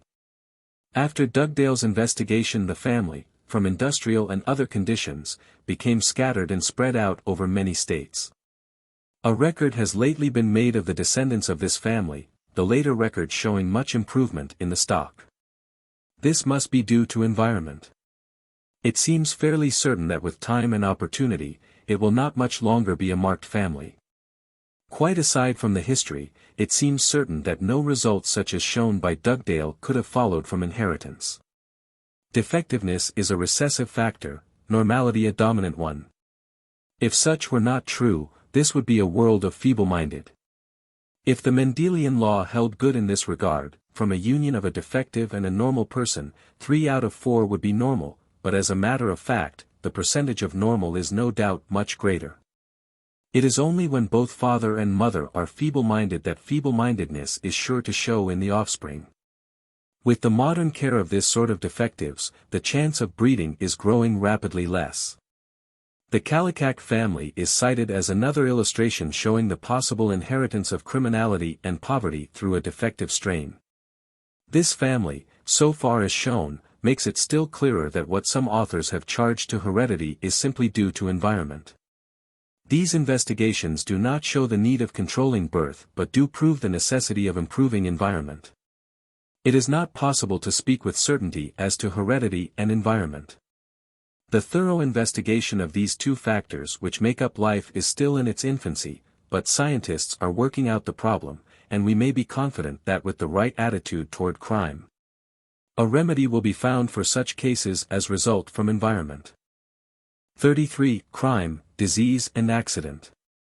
The criminologist has always looked for the cause of crime in some other direction than in the inherent wickedness of the criminal.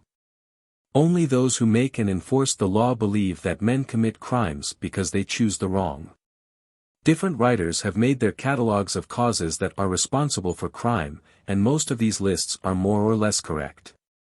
There can be no doubt that more crimes against property are committed in cold weather than in warm weather, more in hard times than in good times, more by the unemployed than the employed. More during strikes and lockouts than in times of industrial peace, more when food is expensive and scarce than when it is cheap and plenty, more, in short, when it is harder to live. There is no doubt that there are more crimes of violence in extreme hot weather than in cold weather. That is, heat affects crimes as it affects disease and insanity and death, in short, as it affects all life. More crimes of violence are committed after wars or during heated political campaigns than at other times, more of such crimes when, either by climatic or other conditions, feelings are intensified or aroused and less subject to control. Likewise, there are more crimes committed by young men between 17 and 24 or 5 years of age than at any other age. Neither the very young nor the old commit crimes, except in rare cases. All the old people could be safely dismissed from prisons. Some few of the senile would need attention, and many need support and care, but none is dangerous to the community. There can be no question that practically all criminals are poor. Even when bankers get into prison, they almost never have much money when they start that way, and none when they arrive. They are sent for something that would not have happened except for financial disaster. There is no longer any question that a large number, say probably from 10 to 20% of the convicted are, in fact, insane at the time the act was committed, and that the demented, the imbecile, and the clearly subnormal constitute many more than half of the inmates of prisons. Most of the rest can be accounted for by defective nervous systems, excessively strong instincts in some directions, weak ones in another, or a very hard environment. Add to this the facts that only a few have ever had any education worthy of the name, that most of them have never been trained to make a fair living by any trade or occupation. That almost all have had a poor early environment with no chance from the first, and most of them have had a very imperfect heredity. In short, sufficient statistics have been gathered and enough is known to warrant the belief that every case of crime could be accounted for on purely scientific grounds if all the facts bearing on the case were known. Is there anything unreasonable in all of this?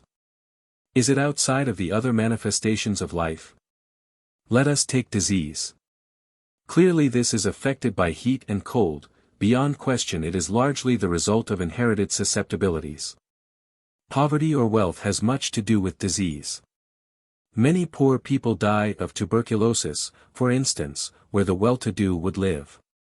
The span of life of the rich is greater than that of the poor. The long list of diseases from undernourishment is mainly from the poor. Age affects disease, increasing the hazard of death. The food supply seriously affects health. Ignorance is a prolific cause of disease. Or, to speak more correctly, the lack of education and knowledge prevents men from living so that sickness will not overtake them, or so that they can recover when they are attacked by disease. The strength or weakness of the nervous system is a material factor. The times of life, too, when the ravages of disease are greatest are as distinct as those of crime. And barring the fact that the few who are left at 70 rapidly drop away, the time of the greatest disasters would rather closely correspond with that of crime. Tuberculosis and insanity, for instance, take their greatest toll in the period of adolescence between 15 and 25 years, just as crime does, and the percentage of both begins falling off rapidly after 30. Accidents can be as surely classified, and many of them in the same way. The poor naturally have more accidents than the rich, the ignorant more than the educated, the poorly fed more than the well-nourished. Accidents are directly affected by climatic conditions, they are affected by human temperaments, by the strength and weakness of the nervous system, by the environment, by heredity, and by all the manifold stimuli that act on the human machine. Legislatures have long since recognized that crime does not really stand as a separate and isolated phenomenon in human life. They have long since passed laws to safeguard the community against loss by accident and disease. A lengthening list of statutes can be found in our code regulating dangerous machinery, the operation of railroads, the running of automobiles, the construction of buildings, the isolation of the tubercular and those suffering from other contagious diseases, the amount of airspace for each person in tenement and workshop, the use of fire escapes and all of man's conduct and activity for the prevention of accidents and disease. Quite apart from the question of the wisdom or the foolishness of all this line of legislative activity, over which there will always be serious discussion, it is evident that criminal conduct even now occupies no unique or isolated place in law or human conduct. All unconsciously the world is coming to look on all sorts of conduct either as social or antisocial, and this regardless of what has already been classified as criminal. A few years since science was absorbed in the study of man's racial origin and development. Today, biology and allied sciences are devoted to unraveling the complex causes responsible for individual development. It is fair to presume that this new effort of science may be able in time to solve the problem of crime, and that it may do for the conduct and mental aberrations of man what it has already done for his physical diseases. XXXIV, Luck and Chance. Accident and luck may seem to have no place in a world of law, and yet the fate of lives rests almost entirely on what can be better classified under this head than any other. This is a pluralistic universe. The world is made up of an infinite number of independent machines, each having its own existence and controlled by the laws of its own being. In going its several ways and living its own life, inevitably it often clashes with others and is seriously affected by them. The fox and the rabbit both roam the woods, apparently at will, at least independently of each other. By an infinite number of circumstances, at a particular time and place, their paths cross and the fox devours the rabbit. Had they not met at the time and place, the fate of the rabbit would not have been the same. The fox would have traveled farther and eaten another rabbit or some other animal in its stead. An engine is running on a railroad track. It makes the trip day after day without accident or disaster. An automobile is one of a million built in a far-off city. Its mechanism is marvelous, and each part is dependent on the rest for its normal functioning. Some vital piece of the machine contains a flaw. How it chanced to be imperfect is another story involving endless speculation. An inherent natural defect in the ore, or a tired workman anywhere from the original smelting place to the last hand that touched it, may have been the cause. Or, the reason may be still more impossible to discover.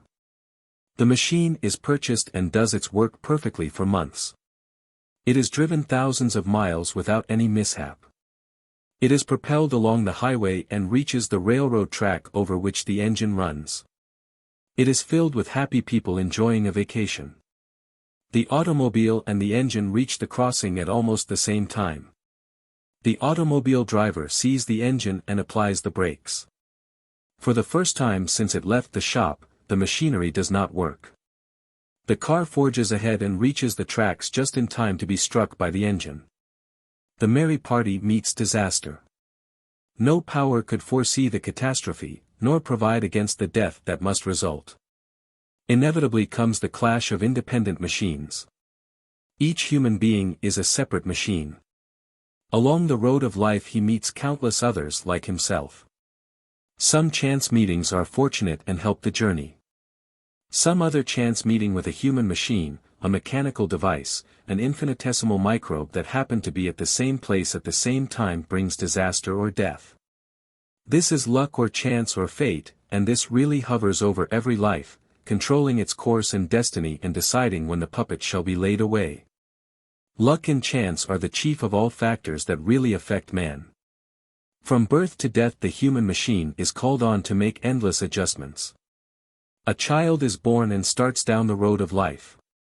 He starts blindly and, for the most part, travels the whole way in the mists and clouds. On his pathway he meets an infinite number of other pilgrims going blindly like himself. From the beginning to the end, all about him and in front of him are snares and pitfalls.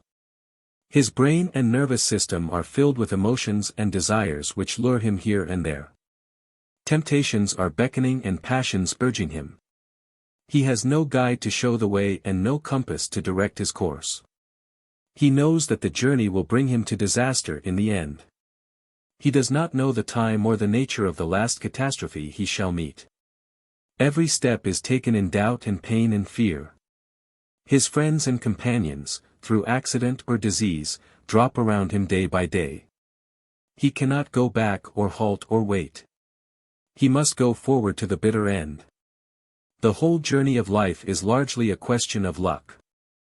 Let anyone ask himself the question how often he has escaped disaster or how often death has just passed him by. How often has he done some act that would have led to degradation had it been known? How many hairbreadth escapes has he met? How many accidents has he had which luckily were slight but which easily might have caused his destruction?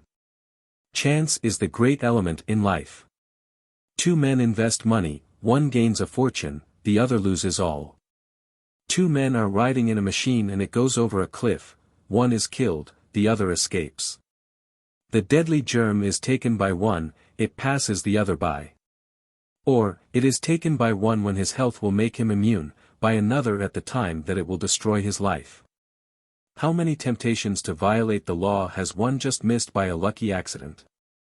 How many times has a previous experience, education, or a friend at the right time saved him from destruction? The imperfect man travels this road, he is poor and friendless, his life is a long series of accidents great and small. The first accident that weakens his structure makes the second more certain and so on in increasing ratio until the end. Good luck crowds around one life, while ill luck and disaster follow another's footsteps wherever he goes with the persistency of his shadow. In all the infinite number of chances one false step may be enough to bring final disaster. All depends on the nature of the step. Every pilgrim makes innumerable false steps, often luck alone saves the situation, often luck alone compasses the destruction. Insurance companies know just when accidents will befall the insured. If a man lives long enough he will die from a mischance. In 1,000 men, a certain number will meet accident in a given time. It is just the same whether the insurance is written to be payable when a leg is cut off by a train or when money is embezzled from an employer. In either event the time can be figured out, and inevitably it will come if the time is long enough. Neither is it necessary that the bad luck shall be great at the first misfortune. It may be but the loss of a few dollars which another could easily stand. It may be only a few days of sickness which would be of no consequence to someone else. It may be the death of a father or an uncle, while the same sort of tragedy might be the source of another's wealth. It may be some other person's hard luck which takes him from school and leaves him to follow a life of hard and constant toil. It may be that he had the bad luck not to marry the person of his choice, or it may be that he had the bad luck to marry her. It may be because he had no children, it may be because he had too many. It may well be that he has been saved from prison by dying early of tuberculosis. He may have been saved from a railroad wreck by going to jail. Infinite are the tricks of chance. Infinite are the combinations and consequences that may come from turning the cards in a single deck. Who is the perfect one that should be willing to punish vengefully his fellow man? Let one look honestly into his own life and pick out the important things that lead to fortune or disaster from birth onward, and say how many are the results of circumstances over which he had no control. Where is the human being, in the presence of a dead child or a dead parent or a dead friend or in the presence of a terrible trouble, that has not sat down in sorrow and despair and again lived over every circumstance that led to the disaster, asking why he did not turn this way instead of that way? Why did he not stop here, or go there? Why did he do this or why did he not do that? Why did he not take this short step? Why did he not think of this or think of that? If only any one of almost an infinite number of things had been done or left undone, the dead would be alive or the disaster would not have befallen. Every man who is honest with himself knows that he has been a creature of conditions and chance, or at least what is chance as far as a man can see, and what was clearly chance to him. He knows that if he has met success, he has only been more in luck than the rest. If he has intelligence and human sympathy, he feels only pity for the suffering. He would never punish in vengeance or hatred. He knows that all do the best they can, with what they have. Enumerating some of the many causes of crime ought to be an unnecessary task. To give the number of ways men die or are killed by accident, means only that sooner or later they die, and if they had not died one way, they would have died another. It means only that a machine will inevitably give way in some part, and man may go on finding the weak spots and strengthening them forever, and still the end will come. Fate does not look for a weak spot, it looks for the weakest and finds it. Manifold causes produce crime, some men commit it from one cause, some from another. Statistics only show the number of men who commit crime from the various separate causes. In logic and philosophy it really shows that, a certain heredity placed in a certain environment, will meet obstructions and obstacles. Some heredities will carry men further, and some environments will overcome them more quickly. But as surely as effects follow from causes, every heredity will meet disaster in some way under any environment, and the time and kind of disaster it meets depend not upon perverseness or freedom of will, but upon the fortune of the meeting of heredity with the manifold environment that surrounds every life. It must be plain that life lasts only as long as it makes adjustments. That it consists only of adjustments. That, ordinarily, strong heredity in a good environment will serve the longest. That, generally, a weak heredity in a poor environment will meet disaster soonest. Life may be lengthened either by improving the heredity or the environment or both. Whatever catastrophe overtakes it and the time it falls depend not upon the will of the machine, but upon the character of the machine that starts on the journey and the road it travels. The disasters cannot in reason or justice be divided into criminal or non-criminal. They are all natural, they are each and all inevitable. Each is the inevitable destruction of a machine which could stand so much, but which could stand no more. And in each, in spite of both heredity in the general environment, the constant meeting with other machines due to pure luck and chance is a great factor, if not the chief factor, that determines the individual life. XXXV, Pardons and Paroles. It has always been the province of the chief executive of a state or nation to grant pardons or clemency to those who are confined in prison. This is largely to correct the mistakes of courts and juries and is often indulged in by presidents and governors at Christmas time. Experience shows that during the trial of a case, especially one that causes public notice and general discussion, injustice is frequently done. Often the defendant is convicted when he should have been acquitted, and still more frequently punishments are excessive and cruel. Almost never is any serious inquiry made as to the heredity and environment of the accused. Probably trial by jury has served to save many defendants where the judge would have convicted, and has still more often tempered and modified penalties. Still, juries are by no means free from the mob psychology that surrounds and affects most important and well-known cases. Jurors are generally none too intelligent and not very ready to stand against public opinion. Most men agree with the crowd. The prevailing religious opinion and the dominant political and social ideas are accepted and believed by the ordinary citizen. Social and business considerations cause most men to go with the crowd, and in any case of importance it is easy for a jury to tell the feeling of the populace. If the case has attracted much attention, the juror knows the prevailing ideas as to the guilt or innocence of the defendant. When he takes his seat in the box he almost always shares that feeling. If the case is not one he has heard of or discussed, he can easily tell by the actions and surroundings of the courtroom how public feeling lies. All lawyers know how readily men feel the sentiment of a courtroom and how much easier is the task when the sentiment is their way. Juries are also apt to have an undue regard for the opinion of the judge. In spite of the fact that it is their province to pass upon the facts, they are very watchful of all the judge says and does and are prone to decide a case as they believe the judge wishes it to be decided. Even when the judge is not permitted to express any opinions on the facts involved, it is difficult for him to hide his real feelings, and when his desire is strong for either side it is easy to make his opinions known. A jury is more apt to be unbiased and independent than a court, but they very seldom stand up against strong public clamor. Judges naturally believe the defendant is guilty. They feel that the fact that an indictment has been found is a strong presumption against the accused. The judge regards himself as a part of the administration of justice and feels that it is a part of his duty to see that no guilty man escapes.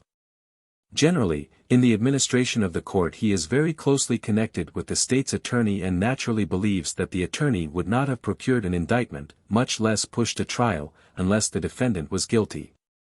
The whole atmosphere of the court at the time of the trial calls for a harsher and more drastic dealing with a defendant than would naturally prevail after the feeling has passed away. For this reason, the pardoning power is given to the chief executive to correct errors or undo harshness after the legal proceedings have been finished. Often after months or years, the persons or family who have suffered at the hands of the defendant feel like reversing their judgment or extending charity. And it is not unusual that the prosecutor and judge who conducted the case ask for leniency and a mitigation of the sentence is imposed.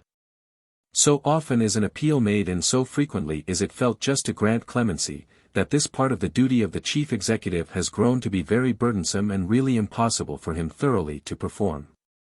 The policy of the law is further to give a prisoner some consideration and in cases of good behavior and mitigating circumstances to release him before the expiration of his time. In most states this has called for the creating of a board of pardons and parole. The statutes fixing penalties for certain offenses provide for a reduction of a certain number of weeks or months each year. But as a rule courts take this provision into consideration and figure out the net time they wish to give the defendant so that there is no clemency except through pardon or parole. In most states the duties of the board are very grave and its business large. With this has generally gone a law providing for the release of prisoners on parole before their sentences are finished. In these cases the prisoner is paroled to someone who promises the board to employ him, and a monthly report is to be made of his conduct for a stated length of time. He is then given conditional freedom, subject to the revocation of the parole by the board on the violation of its terms. The administration of this power has made the parole board one of the most important, if not the most important, of any branch of the state government. The lives and well-being of thousands of prisoners are absolutely dependent on this board. Even more important are the happiness and well-being of the families of the inmates of the prison. The power and responsibilities of this board are so great that only men of the best judgment and of humane and just tendencies should be trusted with the task. It also calls for great courage such as few men on boards possess. The public generally clamors for vengeance and unfairly and unjustly criticizes the board, especially when a released man violates his parole or commits another crime. This frequently happens. Perhaps on an average 10% of those paroled are sent back to prison before their term expires. All this makes it hard for the board to perform its duties, and makes the members of the board timid and doubtful of the result, often causing them to deny paroles in many cases where they should be given. A great deal of criticism has been made of the parole system. Public officials and that part of the crowd that is clamorous for vengeance are always ready to assail its activities unfairly and unduly. Most professional criminals are against the parole board. Speaking of the state of Illinois, I am sure that the parole law, instead of shortening the time of imprisonment, has lengthened the terms.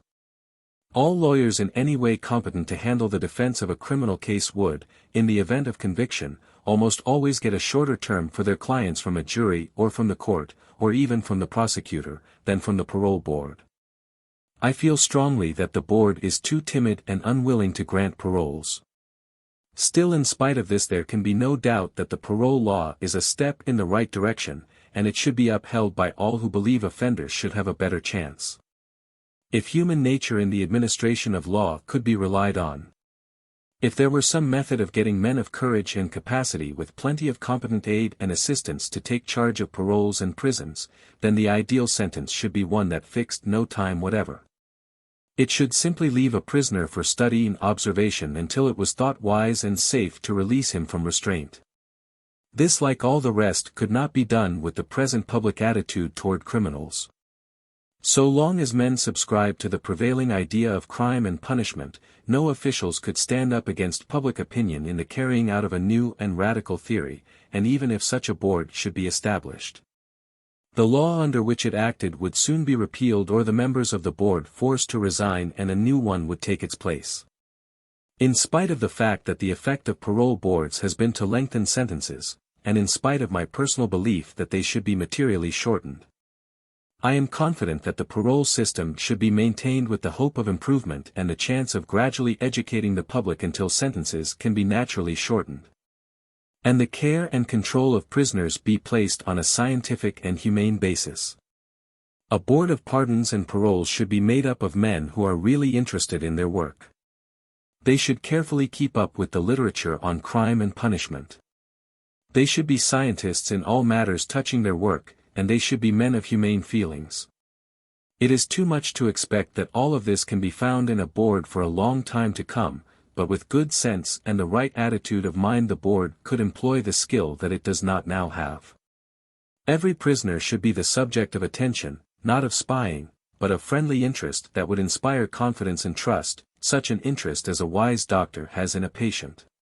This attention would in most cases gain the confidence of the prisoner and make it possible to find out how far he could be trusted, at the same time showing the treatment and environment he needed for future development. Where this confidence could not be had, safety would probably require a longer term.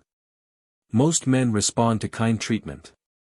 The criminal has so long looked on the world as his enemy, especially the official world, that he hesitates to trust anyone.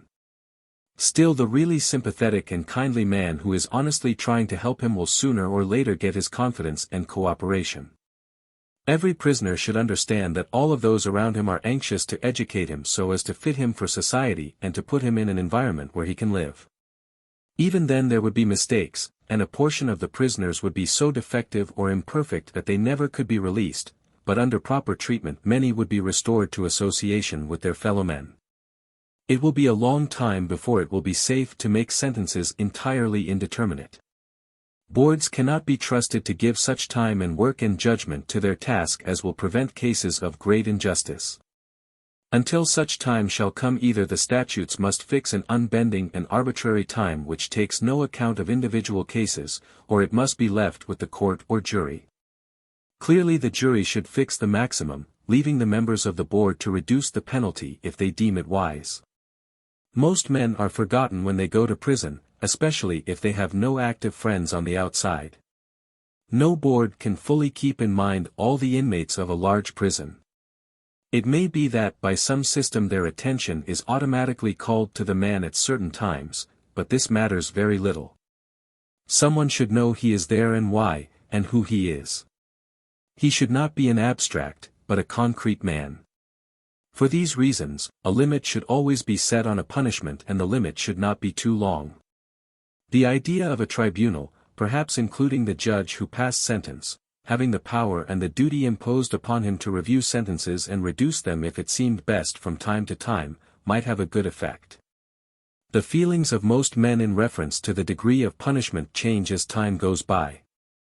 Always with the punishment is a strong feeling of both hate and fear.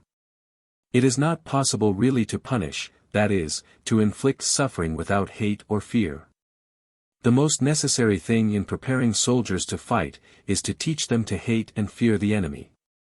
In the trial of a case, these feelings are fresh in the minds of the prosecutor and the judge when the case is finished, and they necessarily act more or less under the dominance of their passions. In time these feelings fade, and a saner and kindlier judgment takes the place of the first feelings that possessed the mind. With the parole system is going on a movement for probation. This provides that the convicted man need not be sent to prison but may be released on certain terms, sometimes requiring that money taken shall be refunded. After that he shall be placed under the supervision of some friend or agent who will report from time to probation officers or to the court. Probation is generally granted to young prisoners and first offenders but usually not permitted in cases that the law classifies as the most serious. Parole and probation are much the same in theory. In both these cases the clemency should depend much more upon the man than on the crime. It does not follow that a very serious crime shows a poorer moral fiber than a lesser one. It may well be that the seemingly slight transgressions, like stealing small amounts, picking pockets and the like, show a really weaker nature than goes with a more heroic crime. There is no such liability to repeat in homicide as there is in forgery, pocket-picking or swindling. The seriousness of a homicide is likely to make it impossible that the same man shall ever kill again. Many such men would be perfectly safe on probation or parole. But the smaller things that are easily concealed and come from an effort of the condemned to live, either without work or in a better way than his ability or training permits him to do in the hard and unfair conditions that society imposes, are often much harder to overcome. At any rate, the main question should be in regard to the man and not the crime. In cases of parole or probation, society should do what it can to help the man make good. Generally employment is necessary and a different and easier environment often indispensable. If organized society would only take the pains to make an easier environment for all the less favored, the problem would be fairly simple and most of the misery that comes from crime and prison would gradually disappear. XXXV Remedies. Students of crime and punishment have never differed seriously in their conclusions. All investigations have arrived at the result that crime is due to causes. That man is either not morally responsible, or responsible only to a slight degree. All have doubted the efficacy of punishment and practically no one has accepted the common ideas that prevail as to crime, its nature, its treatment and the proper and efficient way of protecting society from the criminal. The real question of importance is, what shall be done? Can crime be cured? If not, can it be wiped out and how? What rights have the public? What rights has the criminal? What obligations does the public owe the criminal? What duties does each citizen owe society? It must be confessed that all these questions are more easily asked than answered. Perhaps none of them can be satisfactorily answered. It is a common obsession that every evil must have a remedy. That if it cannot be cured today, it can be tomorrow, that man is a creature of infinite possibilities and all that is needed is time and patience. Given these a perfect world will eventuate. I am convinced that man is not a creature of infinite possibilities. I am by no means sure that he has not run his race and reached, if not passed, the zenith of his power. I have no idea that every evil can be cured. That all trouble can be banished, that every maladjustment can be corrected or that the millennium can be reached now and here or any time or anywhere. I am not even convinced that the race can substantially improve. Perhaps here and there society can be made to run a little more smoothly, perhaps some of the chief frictions incident to life may be avoided, perhaps we can develop a little higher social order. Perhaps we may get rid of some of the cruelty incident to social organization. But how? To start with, it seems to me to be clear that there is really no such thing as crime, as the word is generally understood. Every activity of man should come under the head of behavior. In studying crime we are merely investigating a certain kind of human behavior. Man acts in response to outside stimuli. How he acts depends on the nature, strength, and inherent character of the machine and the habits, customs, inhibitions and experiences that environment gives him. Man is in no sense the maker of himself and has no more power than any other machine to escape the law of cause and effect. He does as he must. Therefore, there is no such thing as moral responsibility in the sense in which this expression is ordinarily used. Punishment as something inflicted for the purpose of giving pain is cruelty and vengeance and nothing else. Whatever should be done to the criminal, if we have humanity and imagination, we must feel sympathy for him and consider his best good along with that of all the rest of the members of the society whose welfare is our concern. While punishment cannot be defended, still self-defense is inherent in both individuals and society and, without arguing its justification, no one can imagine a society that will not assert it and act for its defense. This will be true regardless of whether the given society is worth preserving or not. Inherent in all life and organization is the impulse of self-preservation. Those members of society who are sufficiently antisocial from the standpoint of the time and place will not be tolerated unduly to disturb the rest. These, in certain instances, will be destroyed or deprived of their power to harm. If society has a right attitude toward the subject, if it has imagination, sympathy and understanding, it will isolate these victims, not in anger but in pity, solely for the protection of the whole. Some there are who ask what difference it makes whether it is called punishment or not. I think that the attitude of society toward the criminal makes the whole difference, and any improvement is out of the question until this attitude influences and controls the whole treatment of the question of crime and punishment. If doctors and scientists had been no wiser than lawyers, judges, legislatures, and the public, the world would still be punishing imbeciles, the insane, the inferior and the sick.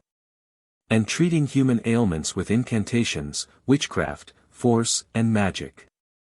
We should still be driving devils out of the sick and into the swine. Assuming then that man is governed by external conditions.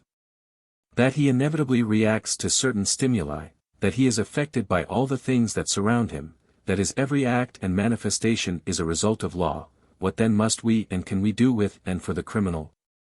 First of all we must abandon the idea of working his moral reformation, as the term moral reformation is popularly understood. As well might we cure the physically ill in that way. Man works according to his structure. He never does reform and cannot reform. As he grows older his structure changes, and from increase of vitality or from decrease of vitality his habits, too, may change. He may likewise learn by experience, and through the comparing and recalling of experiences and their consequences may build up rules of conduct which will restrain him from doing certain things that he otherwise would do. Anything that increases his knowledge and adds to his experience will naturally affect his habits and will either build up or tear down inhibitions or do both, as the case may be. If he has intelligence he knows he is always the same man. That he has not reformed nor repented. He may regret that he did certain things but he knows why and how he did them and why he will not repeat them if he can avoid it. The intrinsic character of the man cannot change, for the machine is the same and will always be the same, except that it may run faster or slower with the passing years, or it may be influenced by the habits gained from experience in life. We must learn to appraise rightly the equipment of every child and, as far as possible, of every adult to the end that they may find an environment where they can live. It must never be forgotten that man is nothing but heredity and environment, and that the heredity cannot be changed but the environment may be. In the past and present, the world has sought to adjust heredity to environment. The problem of the future in dealing with crime will be to adjust environment to heredity. To a large extent this can be done in a wholesale way. Any improved social arrangement that will make it easier for the common man to live will necessarily save a large number from crime. Perhaps if the social improvement should be great enough it would prevent the vast majority of criminal acts. Life should be made easier for the great mass from which the criminal is ever coming. As far as experience and logic can prove anything, it is certain that every improvement in environment will lessen crime. Codes of law should be shortened and rendered simpler. It should not be expected that criminal codes will cover all human and social life. The old method of appealing to brute force and fear should gradually give place to teaching and persuading and fitting men for life. All prisons should be in the hands of experts, physicians, criminologists, biologists, and, above all, the humane. Every prisoner should be made to feel that the state is interested in his good as well as the good of the society from which he came. Sentences should be indeterminate, but the indeterminate sentence of today is often a menace to freedom and a means of great cruelty and wrong. The indeterminate sentence can only be of value in a well-equipped prison where each man is under competent observation as if he were ill in a hospital. And this should be supplemented with an honest, intelligent parole commission, fully equipped for thorough work. Until that time comes, the maximum penalty should be fixed by the jury, the parole board retaining the power to reduce the punishment or parole. No two crimes are alike. No two offenders are alike. Those who have no friends on the outside are forgotten and neglected after the prison doors have been closed upon them. Some men now are confined much too long, others not long enough. No doubt, owing to the imperfections of man, this will always be the case. At present no penal institutions have the equipment or management to provide against such shortcomings. They never can have it while men believe punishment is vengeance. When the public is ready to provide for the protection of society and still to recognize and heed the impulses of humanity and mercy, it will abolish all fixed terms. As well might it send a patient to a hospital for a fixed time and then discharge him, regardless of whether he is cured or not, as to confine a convict for a definite predetermined time. If the offense is one of a serious nature that endangers the public, the prisoner should not be released until by understanding or education, or age, or the proper form of treatment, it is fairly evident that he will not offend again. When the time comes, if it is the day of his incarceration, he should be released. The smallest reflection ought to teach that for many crimes, especially for many property crimes, it is hopeless to release a prisoner in an environment where he cannot survive. An environment adjusted to his heredity must be found by the state. All indignities should be taken away from prison life.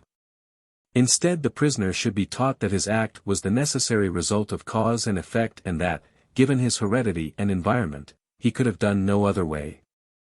He should by teaching and experience be shown where he made his mistakes, and he should be given an environment where he can live consistently with the good of those around him.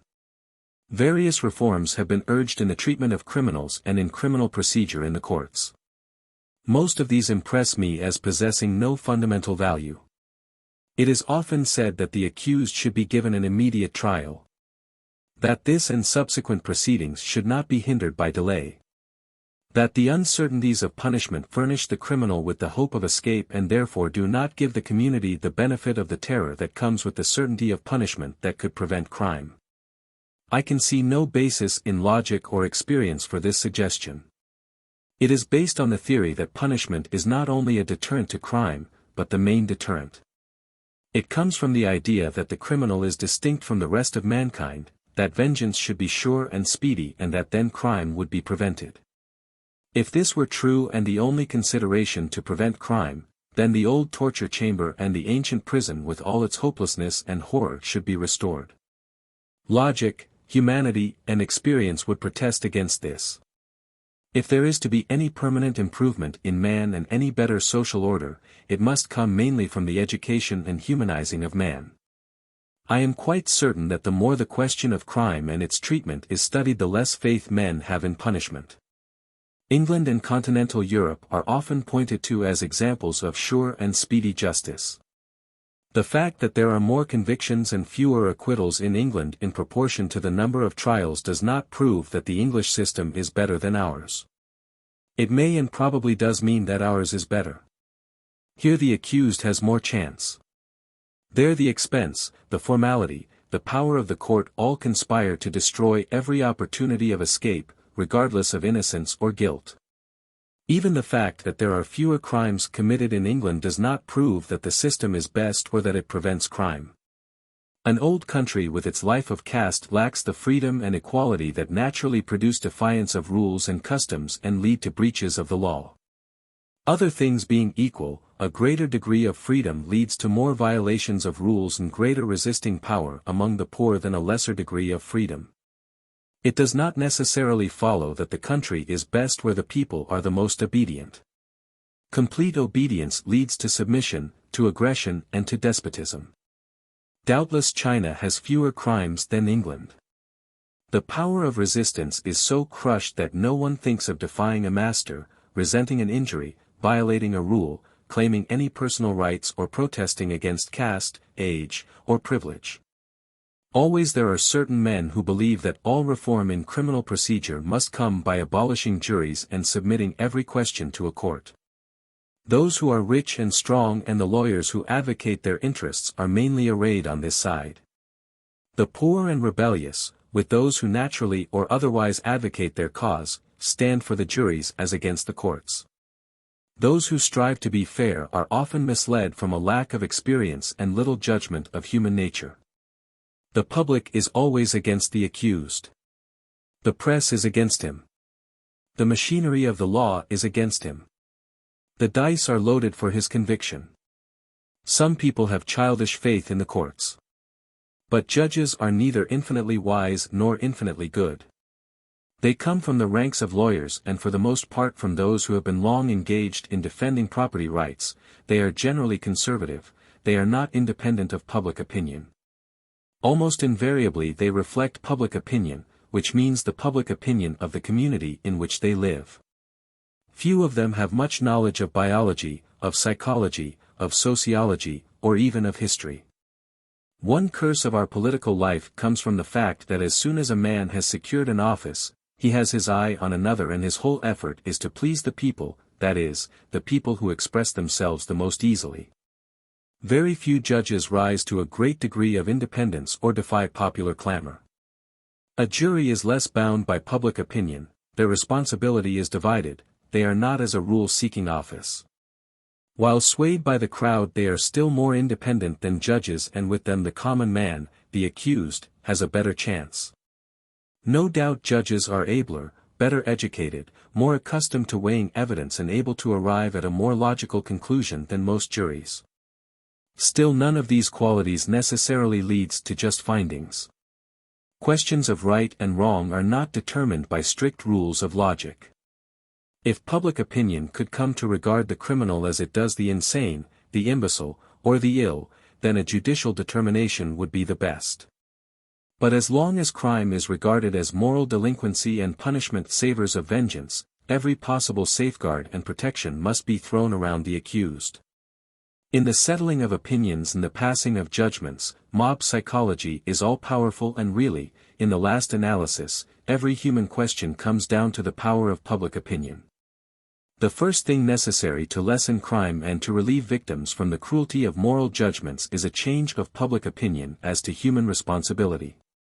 When scientific ideas on this important subject shall be generally accepted, all things that are possible will follow from it. Some headway has already been made in the direction of considering heredity and environment. Theoretically, we no longer hold the insane responsible, and some allowance is made for children and the obviously defective. The discouraging thing is that the public is fickle and changeable, and any temporary feeling overwhelms the patient efforts of years. In the present mad crusade against crime consequent upon the Great War, penalties have been increased, new crimes created, and paroles and pardons have been made almost impossible. The public and press virtually declare that even insanity should not save the life of one who slays his fellow. Repeatedly the insane are hanged without a chance, and sentences of death are pronounced, where before, a term of years, or life imprisonment would have been the penalty for the offense. Individual men and collections of men are ruled not by judgment but by impulse. The voice of conscience and mercy is always very weak and drowned by the hoarse cry for vengeance. As long as men collectively impose their will upon the individual units, they should consider that this imposition calls for intelligence, kindliness, tolerance, and a large degree of sympathy and understanding.